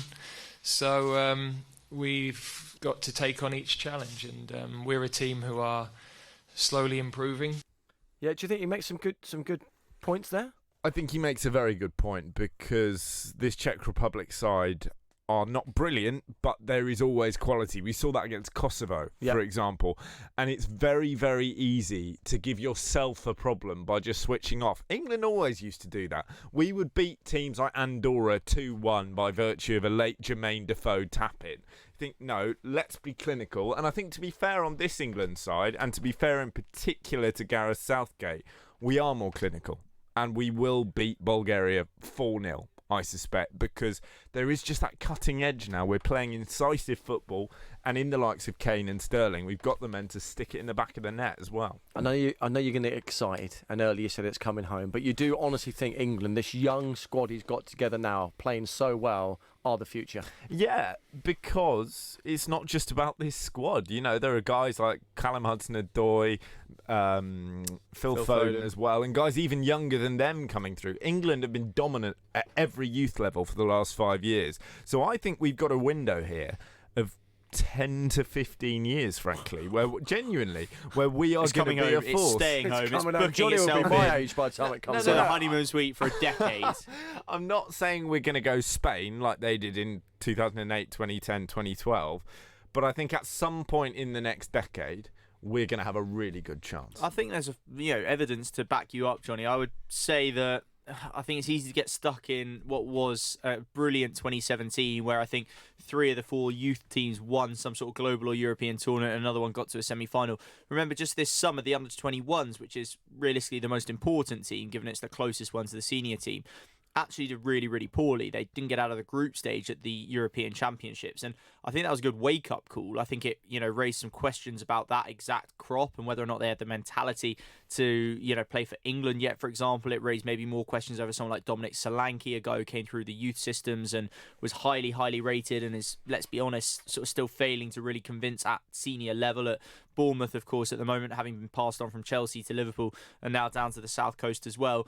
And I just think that while I agree it's a promising time, I think that English fans are always slightly prone to getting a little bit overexcited, and potentially at the moment as well, while Phil Foden's really exciting, Hudson-Odoi definitely, you've got to be careful to look too far down and say, oh, well, the under-17s are good, so that automatically means in 5 years we're going to have a good first team, because we know how often that doesn't happen. A guy can be playing in the first team for his club, and yet 3 months later can be out the team, or he makes his debut for England and doesn't look up to it. It's true, but there are so many of them. Like, if even 25% of our promising talents now get close to their potential, we're going to be a force. I can just say in the screen, sorry, in the background, you've got live pictures of the squad inspecting the pitch now, looking quite relaxed, actually, their guy, aren't they? As they would do. Yeah, I guess they should be. They've got a 100% record so far. It's a team, by the way, I know Gareth Southgate was saying that they deserve respect. They've got a good history. Sorry, they just got done by the sprinklers. Just got done by the sprinklers. Yeah. Oh, that is brilliant. That doesn't look like a waterproof top, does it? I do apologise. Harry Maguire. Sorry, I always refer to him as Slabbed.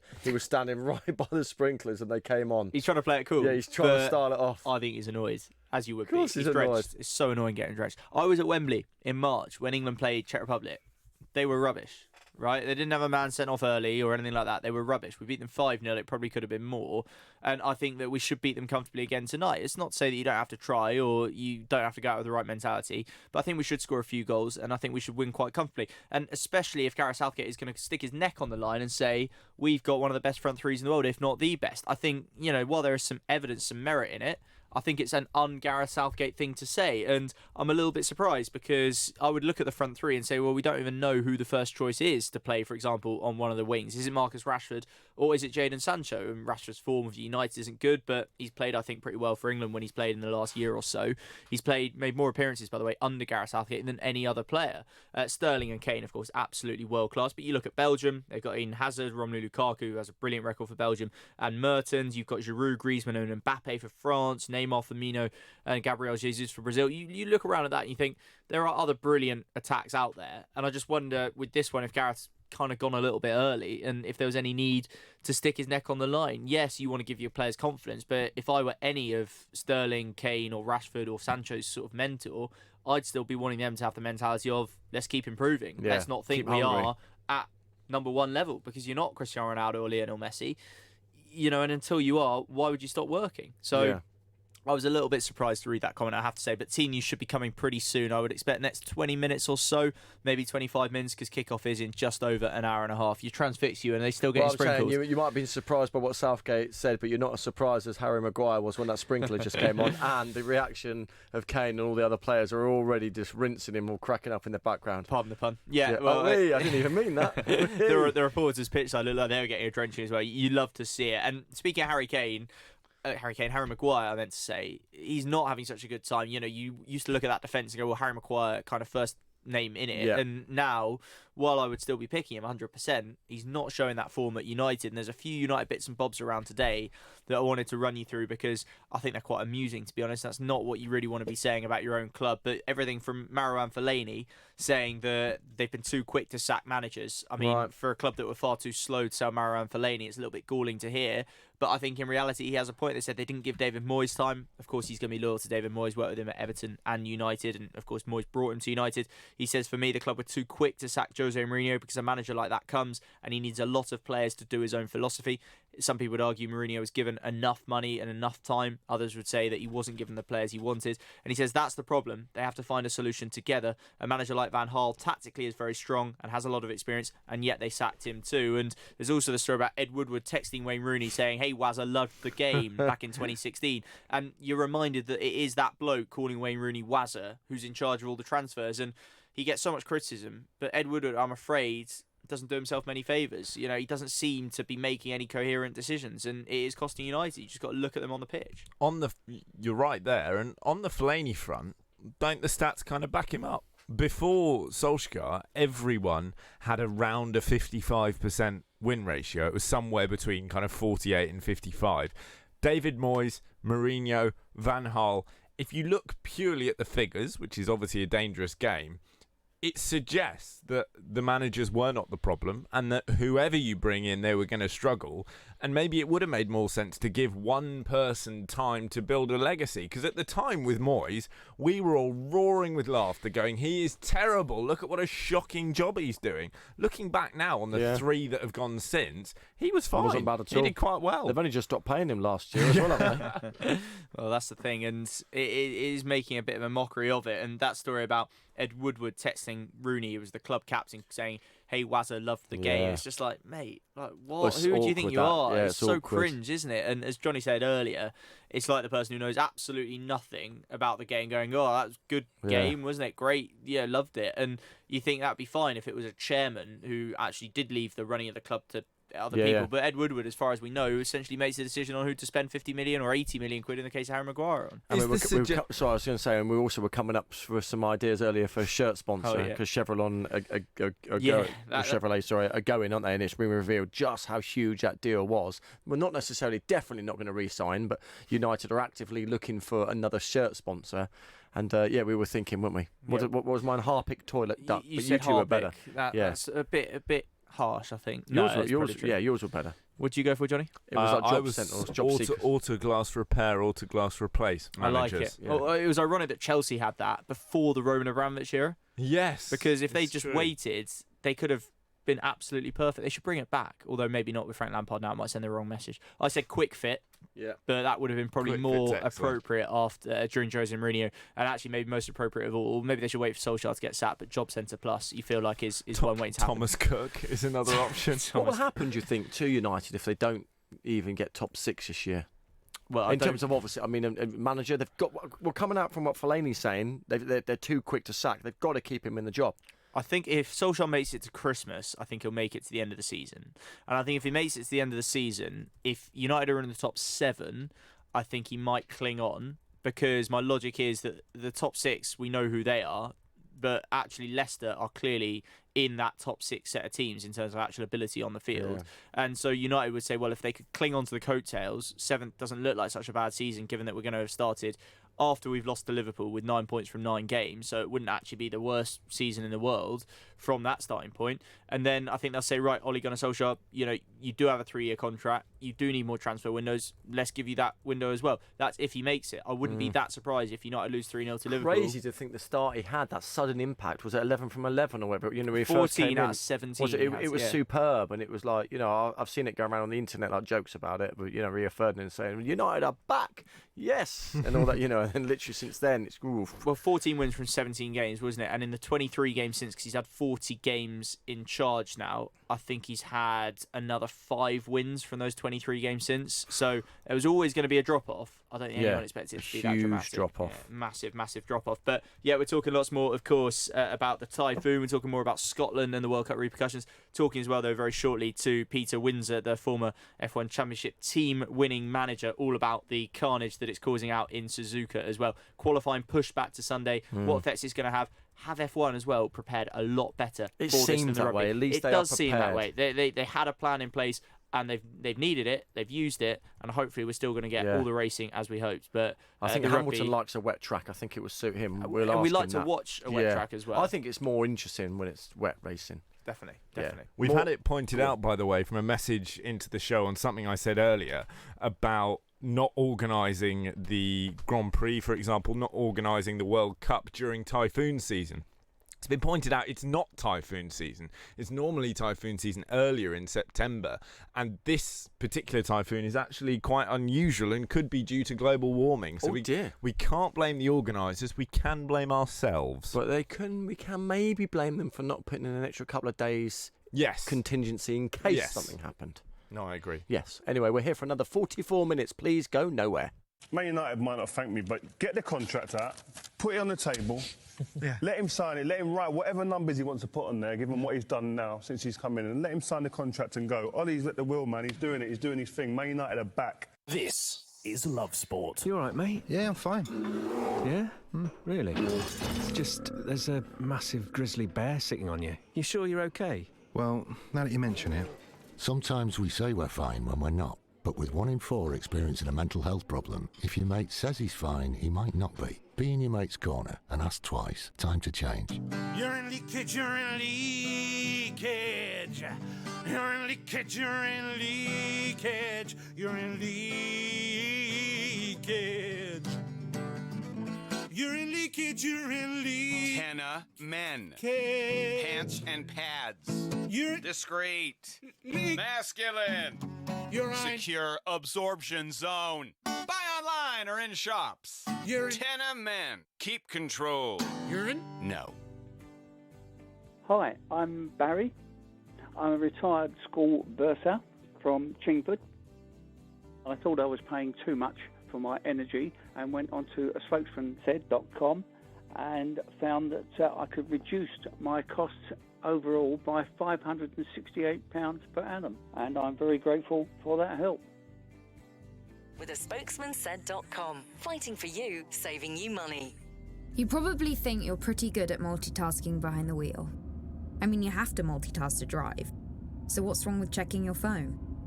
The thing is, your brain simply doesn't work. Even a quick look at the message, or firing off a quick reply, affects your concentration and makes you less able to react to hazards. If you use a mobile phone while driving, you're 4 times more likely to crash. Think. Put your phone away. Believe me, he who laughs last thinks slowest. Ha ha ha. See, that was a laugh because I'm clever enough.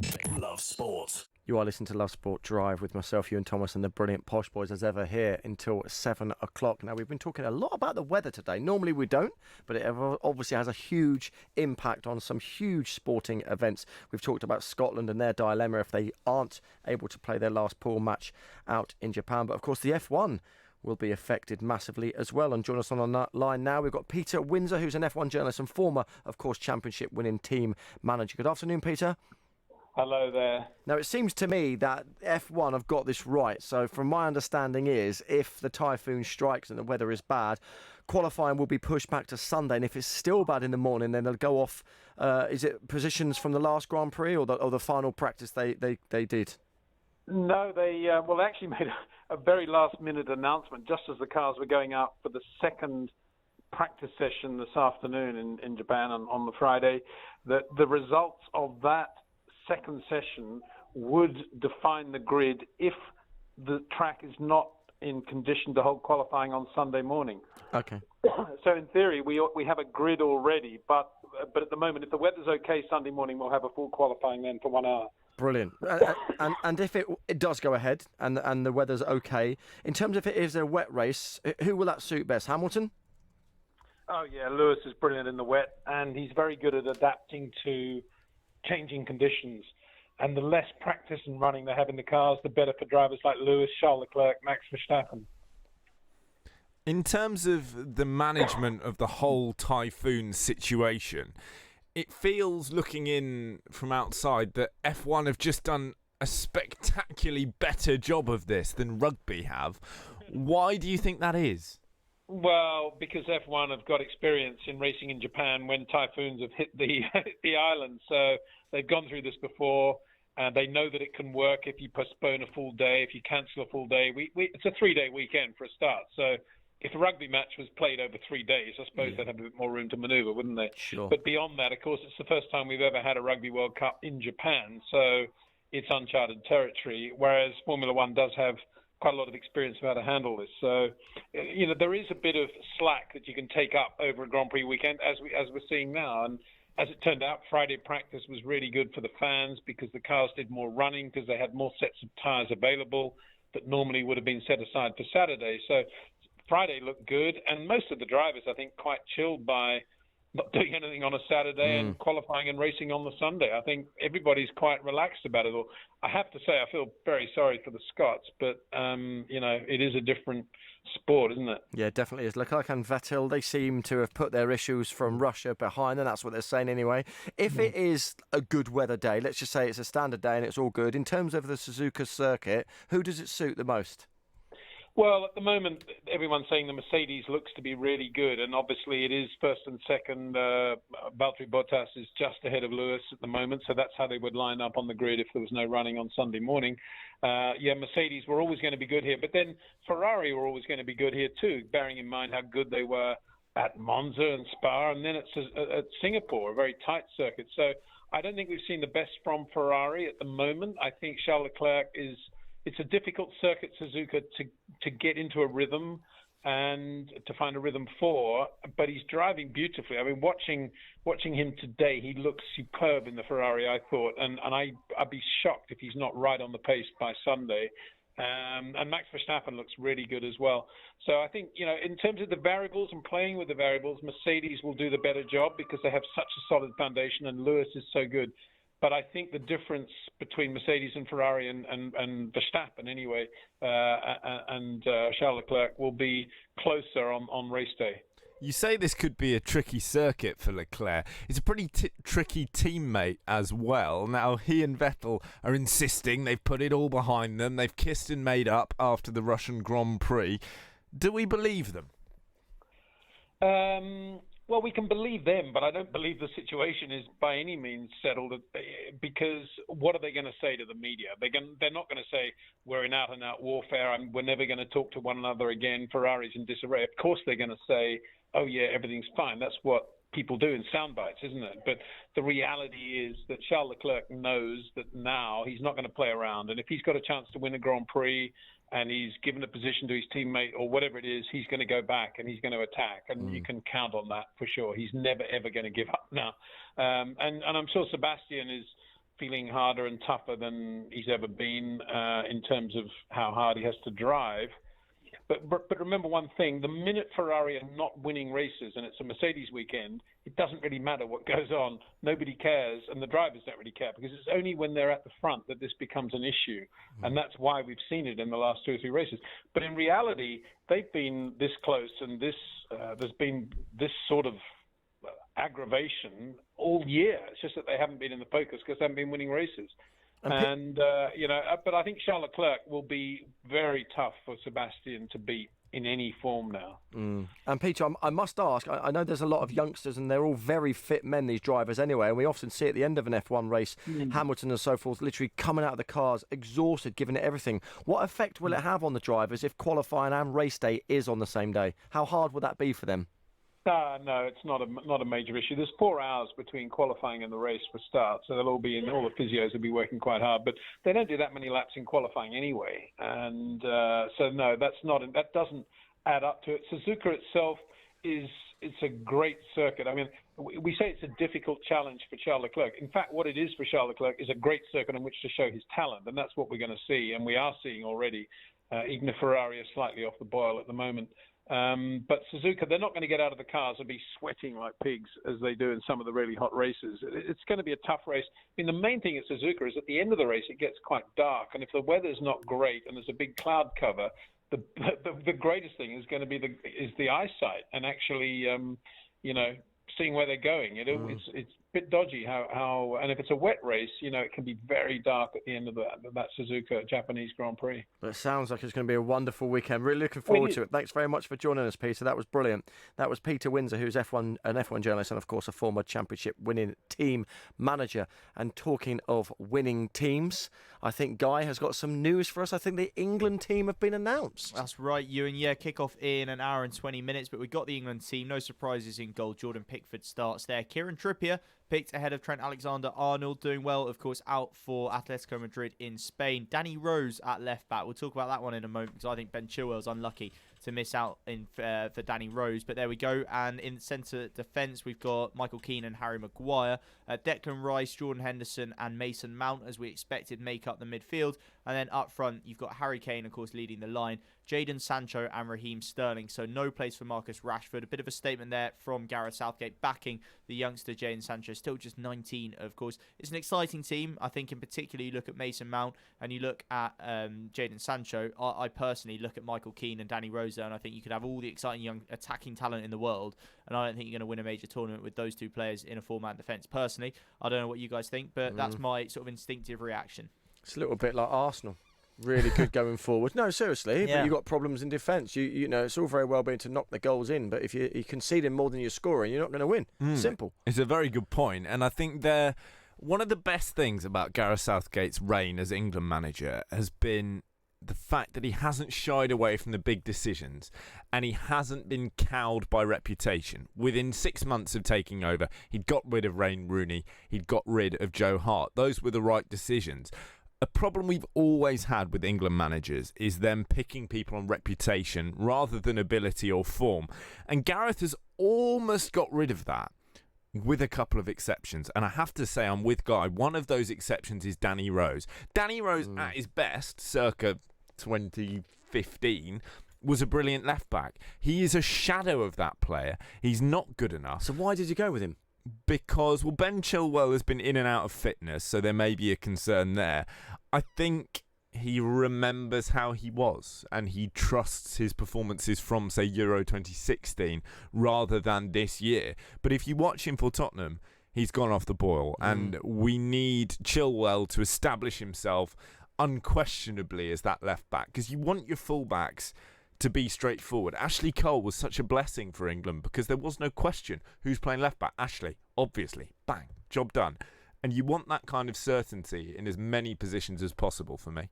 Yeah, no, I'm hearing you. But you trust in Southgate? I do, but I think Guy's right. Rose and Keane, and the only other one who isn't playing tonight is Barkley. Those are the three players he's consistently going for, where I can't see it. Maybe make a couple of subs, Guy. What's the bench Well, look like? yeah, I mean, it is obviously a strong bench, but I look at the likes of both Joe Gomez and Tyrone Mings on the bench, and I know that Tyrone Mings is completely uncapped, and I know that Joe Gomez has barely played really in the best part of a year for Liverpool, but I think I don't want to be unfair on Michael Keane because he's not a bad player.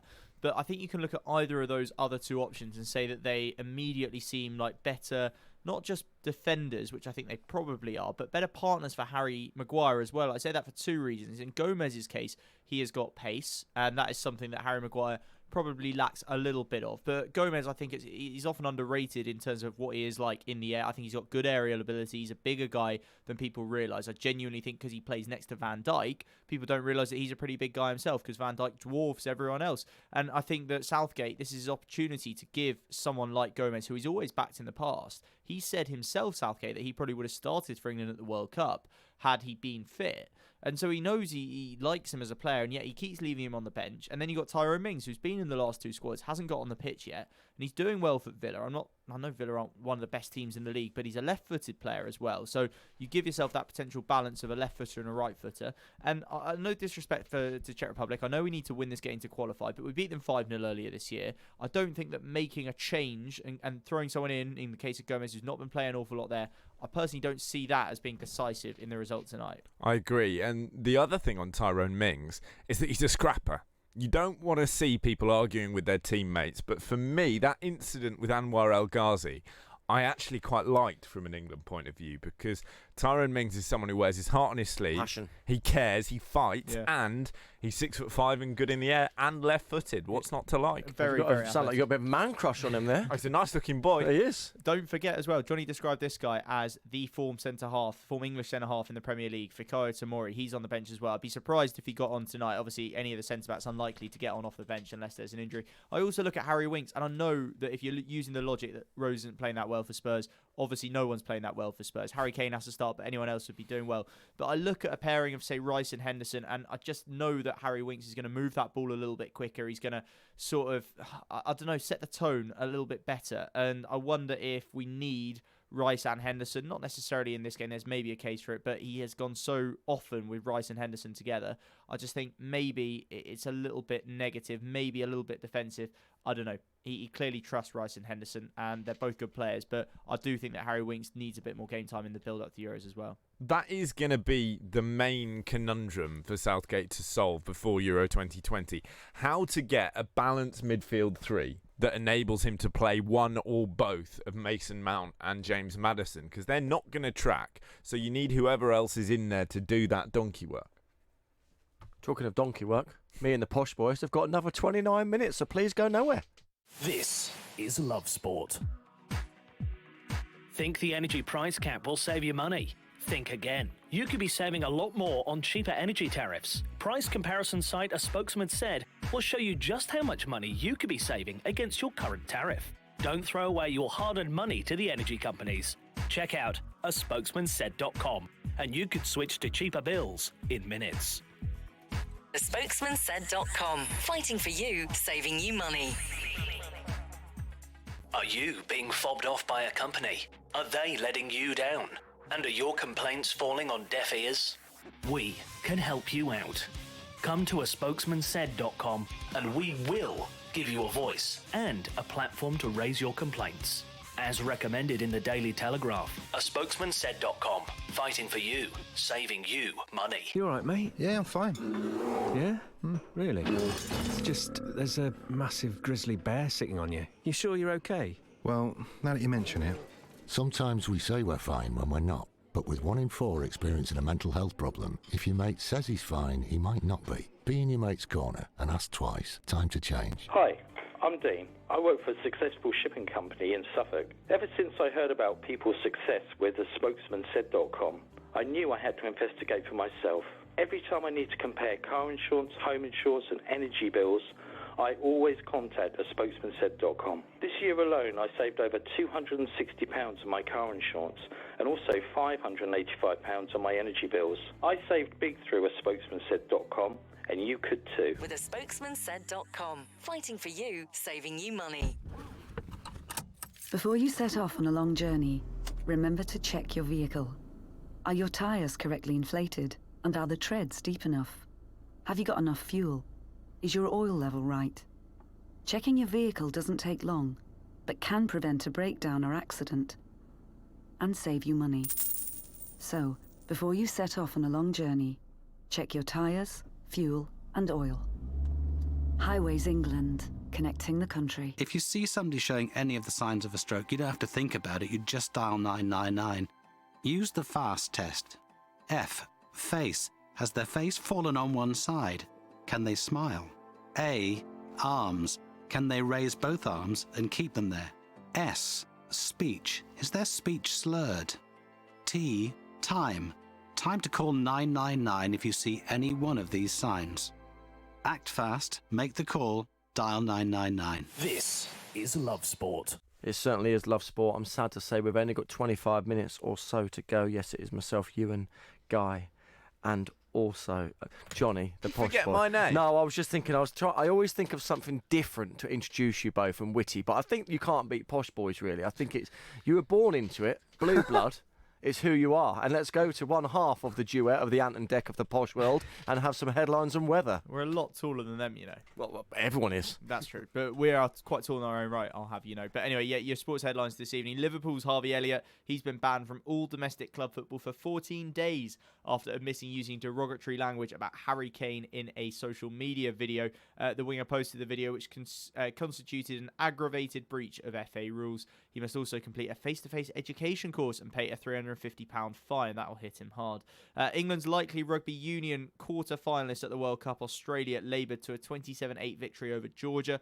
The bonus point win takes the already qualified Wallabies top of Pool D, although they'll be overtaken by Wales if Warren Gatland's side avoid defeat to Uruguay on Sunday. And also at the Rugby World Cup, World Rugby says disappointed in the Scottish Rugby Union after its chief executive Mark Dodson confirmed it has sought legal advice regarding the potentially cancelled game against Japan. Sunday's match, which Scotland must win to stay in the World Cup, is in the balance because of Super Typhoon Hagibis. And the latest that we've got on that, by the way, is that there's going to be a stadium inspection at 10 p.m. UK time tomorrow night, with a decision to be made at midnight our time, so 8 a.m. that will be in Japan on the morning of the game, leaving it until pretty much the last minute. And we know that there isn't going to be a rescheduling if it does need to be cancelled. So that could yet be a big controversial story over the weekend. Just a reminder of the England team to play Czech Republic in Prague tonight. Jordan Pickford, Kieran Trippier, Danny Rose, Harry Maguire and Michael Keane in defence. Declan Rice, Jordan Henderson and Mason Mount in midfield. Harry Kane, Raheem Sterling and Jadon Sancho up front.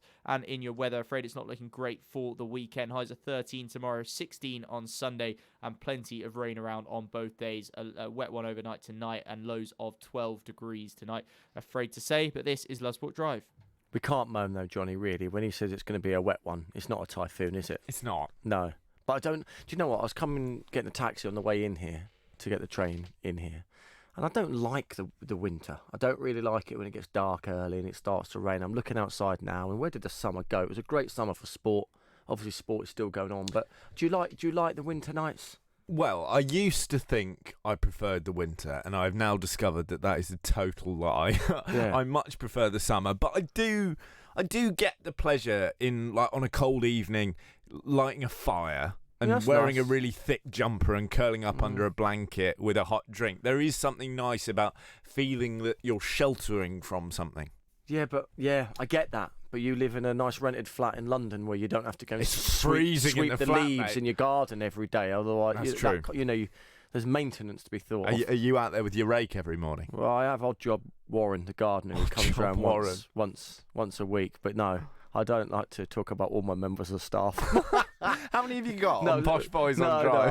No, I haven't. There's Beryl the cleaner, and there's Warren. Beryl? And then Warren the odd job man. I didn't realise there was still anyone alive called Beryl. Oh, crikey, she's hanging on.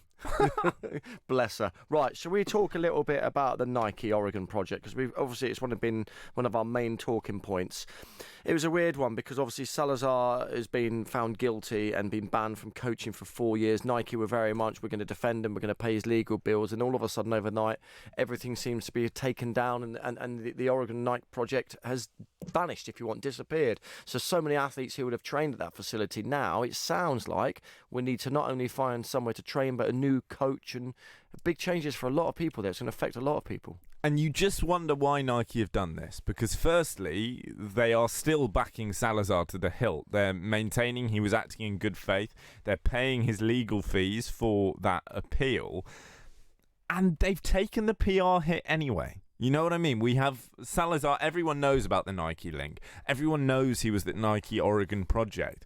So why then get rid of it? You've already suffered the punishment, as it were. Yeah. Why scrap it now? Is there something else going on? Well, maybe there's stuff behind the scenes we don't know, but more might come to light. And they just think damage limitation, let's get rid of the whole project, otherwise stories are going to continue, and let's focus on the positive aspects of our sport. And Guy made a good point earlier. I think Nike is such a big global event. They're only around the corner from a positive story if they need it anyway, and they've got this Kipchoge sub 2 hour marathon happening this weekend, which will be a great story for them if he's the first man to ever go under 2 hours for a marathon in these super light carbon fibre trainers they've made for him. So there's a positive angle there. I don't know, maybe it is almost like damage limitation. Let's get rid of it.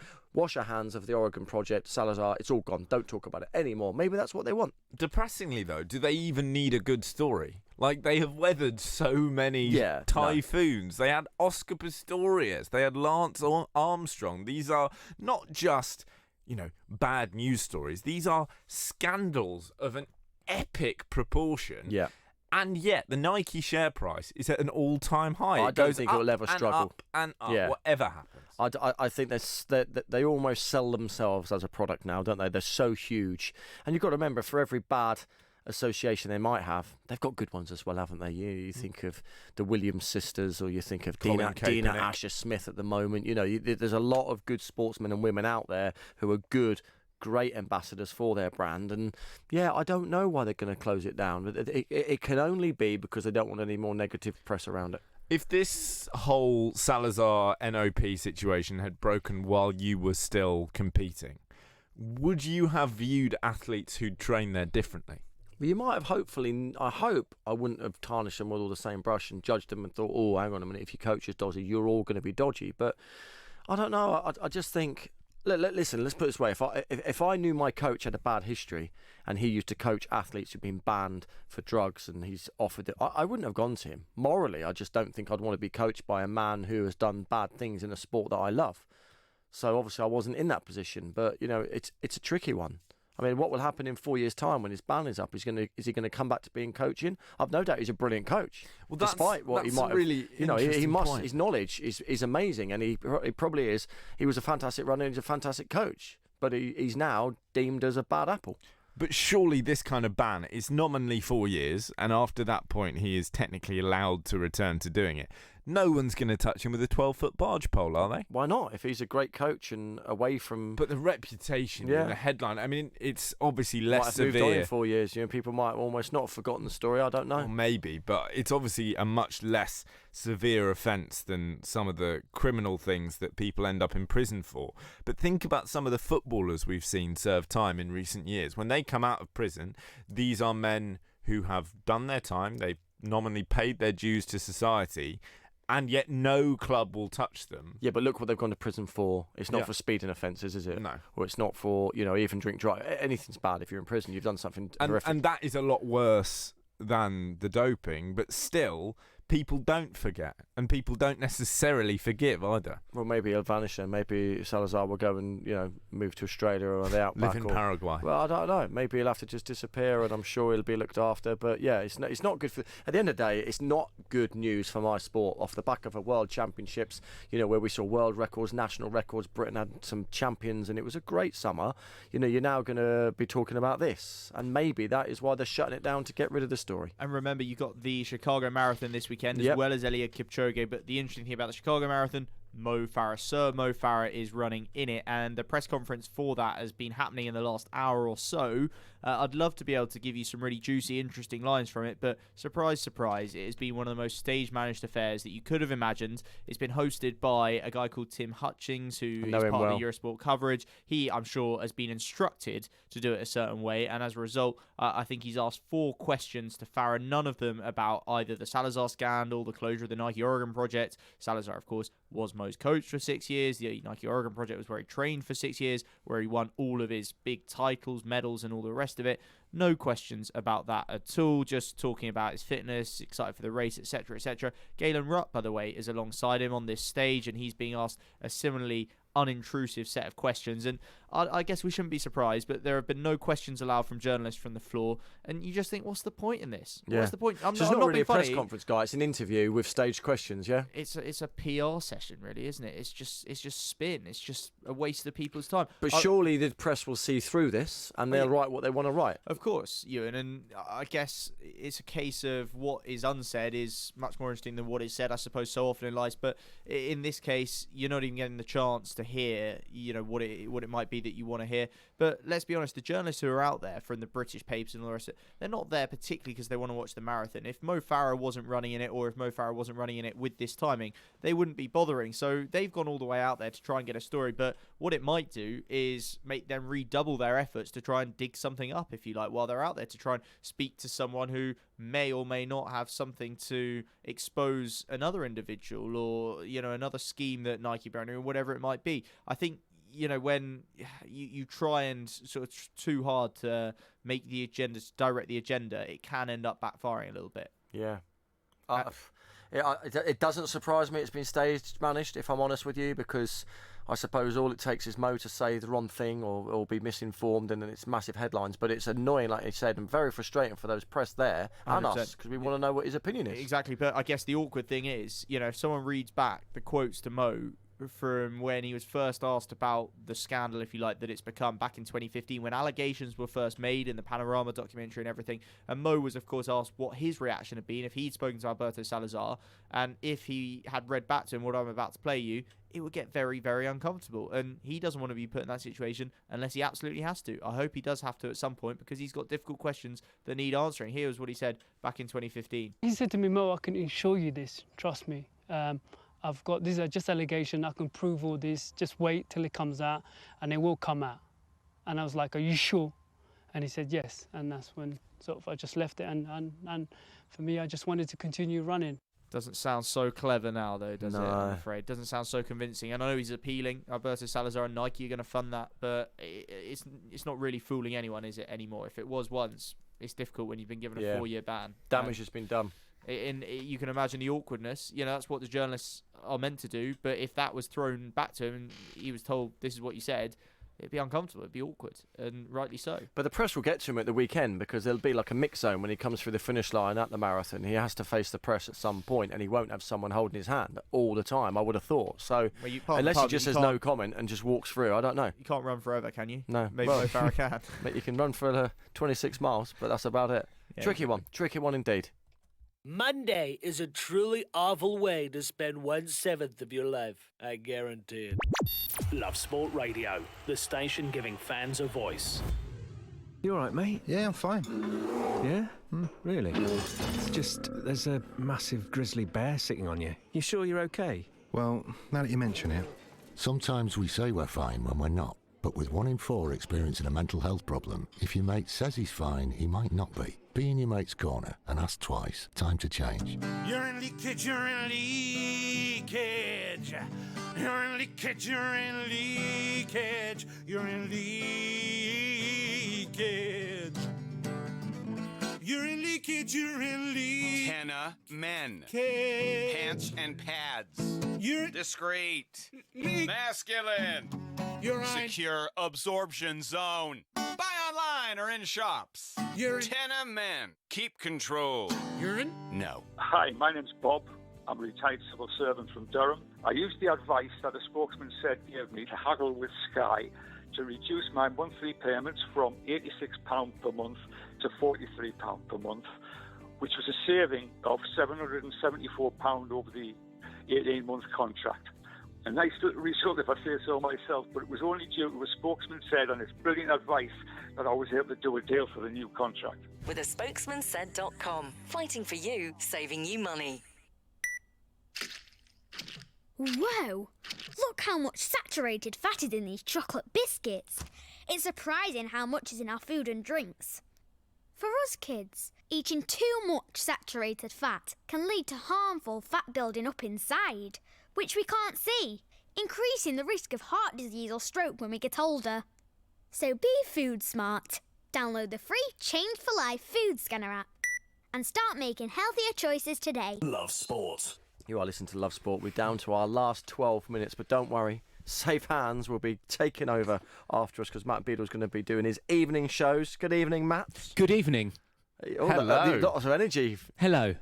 Are you well? You look well. You're sounding sprightly. I'm dreadfully well, actually, which is a stupid thing. So how can you be dreadfully well? You well? normally come in and there's something wrong. It's toothache no, or no, you're ill. Johnny. Yeah, what? No, but he doesn't take paracetamol. He's a man. Yeah. He just sweats out the blooming pain. Right. Sagan, have you taken paracetamol for once and now you're at full I'm fitness? not taking any medication. But I tell you what, there is one small thing, one small nitpick. You know when you're at school, right? When you were back in school. Yeah, it wasn't that long ago for him, but yeah, go on. Before you got to lunchtime, you always had the morning break. And you were always so hungry that you ate all your lunch in that morning break. I've just gone and done it. You've done it? Yeah, oh, I've done that's why you're I've chipper. got nothing to see me through What for did the you rest have? of the evening. I had some sushi, which was delightful, although not fish. Teriyaki chicken. Fish is just silly. Chicken sushi? Oh, have yeah. a word, Matt Oh, Beadle. yeah. I might have some sushi tonight. It was in a I need dragon something roll. healthy. Woof. Lovely stuff, boss. Yeah. So basically, you're full of energy now, but as soon as that wears off, Yep. but you might have a bit of slow release carbs in there, a bit of rice. You might be all right. Not brown rice though, not the low did GI. you not? Yeah, bad news. Oh. So around 9 p.m. when the Millwall guys come in, I'll need a boost. They will liven you right up. How long are you on for then? What's your stint? 4 horas, and I say Same as 4 us. porque it's the El Clasico fan show at 10:30 p.m. Nice little link there. You're starting at 7 with the Chelsea. We've got one Chelsea player in action for Massive. England. You'll have updates. Mason Mount. What's the feeling of the Chelsea lads? They must love him. Buzzing. They absolutely adore him. They're in a very good situation now at Chelsea. And we talked about this right at the start of the season as to whether it was going to be a good thing or a bad thing for Frank Lampard. I think it's given Chelsea a whole new identity with what they've got on offer. And now when you look at the squads, and we're going to be talking about formation in today's show, and it's incredible to look at what they've produced in terms of how they believe Chelsea should set up for the rest of the campaign, because some of the names not in there. No mention of Pedro whatsoever. And Ross Barkley, potentially a casualty in all of this. As we've seen, Mason Mount has come in for Ross Barkley today. And interesting, he's even in the England squad, the setup, because in terms of his minutes for Chelsea, it's not much. Barkley, yeah, I think he's hopeless, frankly. No, come on, Johnny. I genuinely don't think that's ridiculous. I don't think he's good enough to play for England. He's an unbelievably frustrating footballer because he's got the technique of a world-class player and the brain of a not hungover non-league player. What about a pigeon? Where would that come into? Yeah, you get something in your hair, whatever Pigeon legs? happens. He just makes every decision 5 seconds too late. I think that, unfortunately, he fell foul of he's the new Gaza tag. He came in as a young player at Everton, and everyone thought, crikey, this lad's going to be good. He was very good on loan at Sheffield Wednesday, of course, at the very, very start of his career. But you thought if it was going to be any season, it would be this season. He had a very, very good pre-season, and the emergence of Mason Mount has just squashed all that. That's a shame, isn't it? You can't control who's around you, can you? You know, you raise your game. Yeah, that's what you've got to do. Out of your shows then, without having favouritisms, you've got the Chelsea, then you've got Leeds, then you've got the Millwall, the Brighton and the El Clasico. Is there a particular show you look forward to more than others, or would you not say? Crikey, the Chelsea boys are outside now. I love the Chelsea lot. They're great. Stanford Chidge, what a man. Love the Chidge Meister. I do enjoy the Leeds show, just because it offers something a little bit different. They're very stats-based, very stats-led. The Millwall show is great because they're a lovely bunch, a very homely bunch. Can I ask, say for example the Leeds, yeah? Are they northern lads who live in the capital, or are they southerners who happen to support Leeds? Primarily it's John McKenzie, who runs a Twitter platform called All Stats Aren't We. Very clever. But he is a southerner who supports Leeds, but we occasionally get guests in. And today, actually, we've got Noel Whelan on, an ex-Leeds striker, of course, who scored some great goals in his time and then went on to Coventry and Middlesbrough, amongst others. Boston United, I remember seeing him play for in the mid-noughties. What's the feeling with Leeds? Going off the boil a bit, as they seem want to do. Bonkers. you just cannot predict it. And I'm looking forward to today's show because obviously they got that great result in midweek against West Brom, and then they go and lose to Millwall. Millwall, of course, scoring more than one goal for the first time this season. So it's all going off tonight. We're going to have Leeds talking about. Well, it's only going off for the first hour until your energy drops because you've eaten your dinner like a silly boy. And from a Millwall point of view, managerless, linked with a few choice names. Crikey, O'Reilly. I saw a report from Ian Holloway today suggesting that Roy Keane is an option. Roy Keane at Millwall. It's so Sky, isn't he? Yeah, but you can't be a pundit and a manager. So is Jose Mourinho. He's not a manager at the moment, though, is he? No, but he's potentially going to be a manager, isn't he? The same, I wonder same what the as conflict Roy of Keane. interest would be there. And I don't think there would be. I think Frank Lampard did it, didn't he? Signed for BT and straight away got the Derby job. Gerrard is another one. Got the Rangers job. I don't know what. I'm hearing you. I'm gathering your point. I'm just thinking, if you're busy being a Sky pundit, you can't be a full-time manager, surely. No, well, you'd have to quit the job. Yeah. You'd have to do something. Yeah, you'd have to completely stop doing it. Yeah.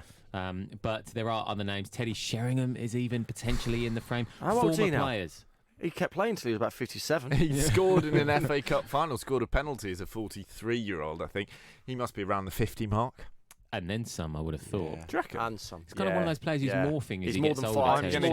I'm going to guess 55. No, you just said 50 a minute ago. You can't go from 50 to 55. Now you've got Google on. 53. Okay. 53. Still looking good.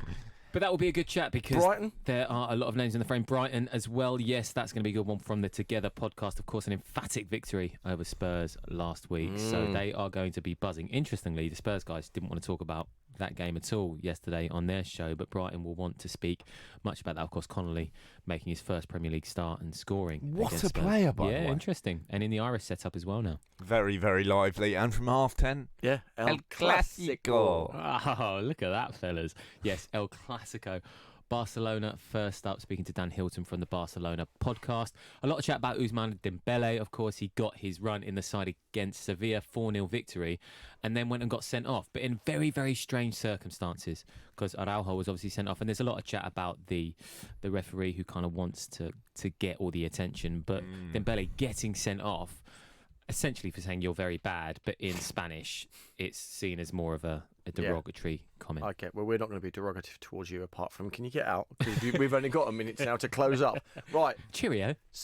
We'll hear from you soon, and we'll see you very soon. So, Johnny, just to recap, England team. Yes, come on then. Come on. Pickford in net. It's a back four. Trippier comes back in. Rose plays left back. It is, of course, Keane and Maguire at centre half. The midfield is Declan Rice, Henderson and Mason Mount, with that lethal-looking front three. Raheem Sterling, Harry Kane and Jadon Sancho. Sounds good. You're happy with it going forward? You're happy, a little bit frightened at the back?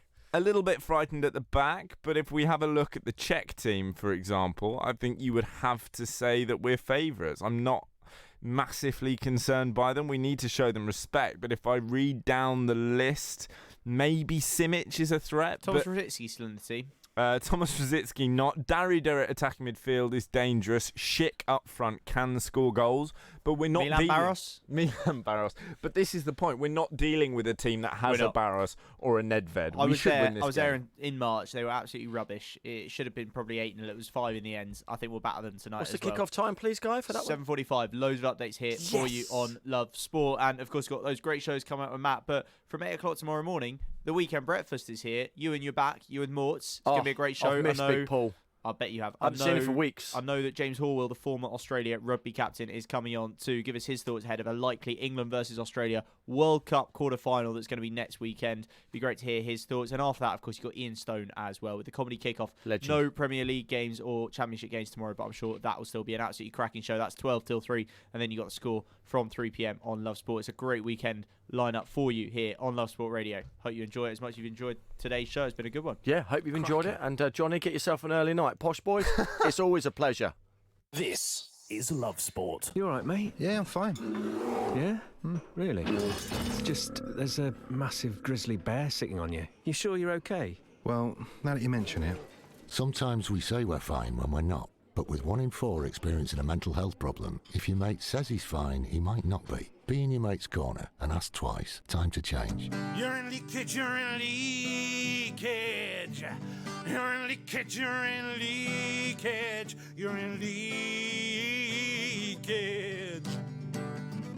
Urine leakage, urine leakage. Tenna men. Cage. Pants and pads. Urine. Discreet. Leak. Masculine.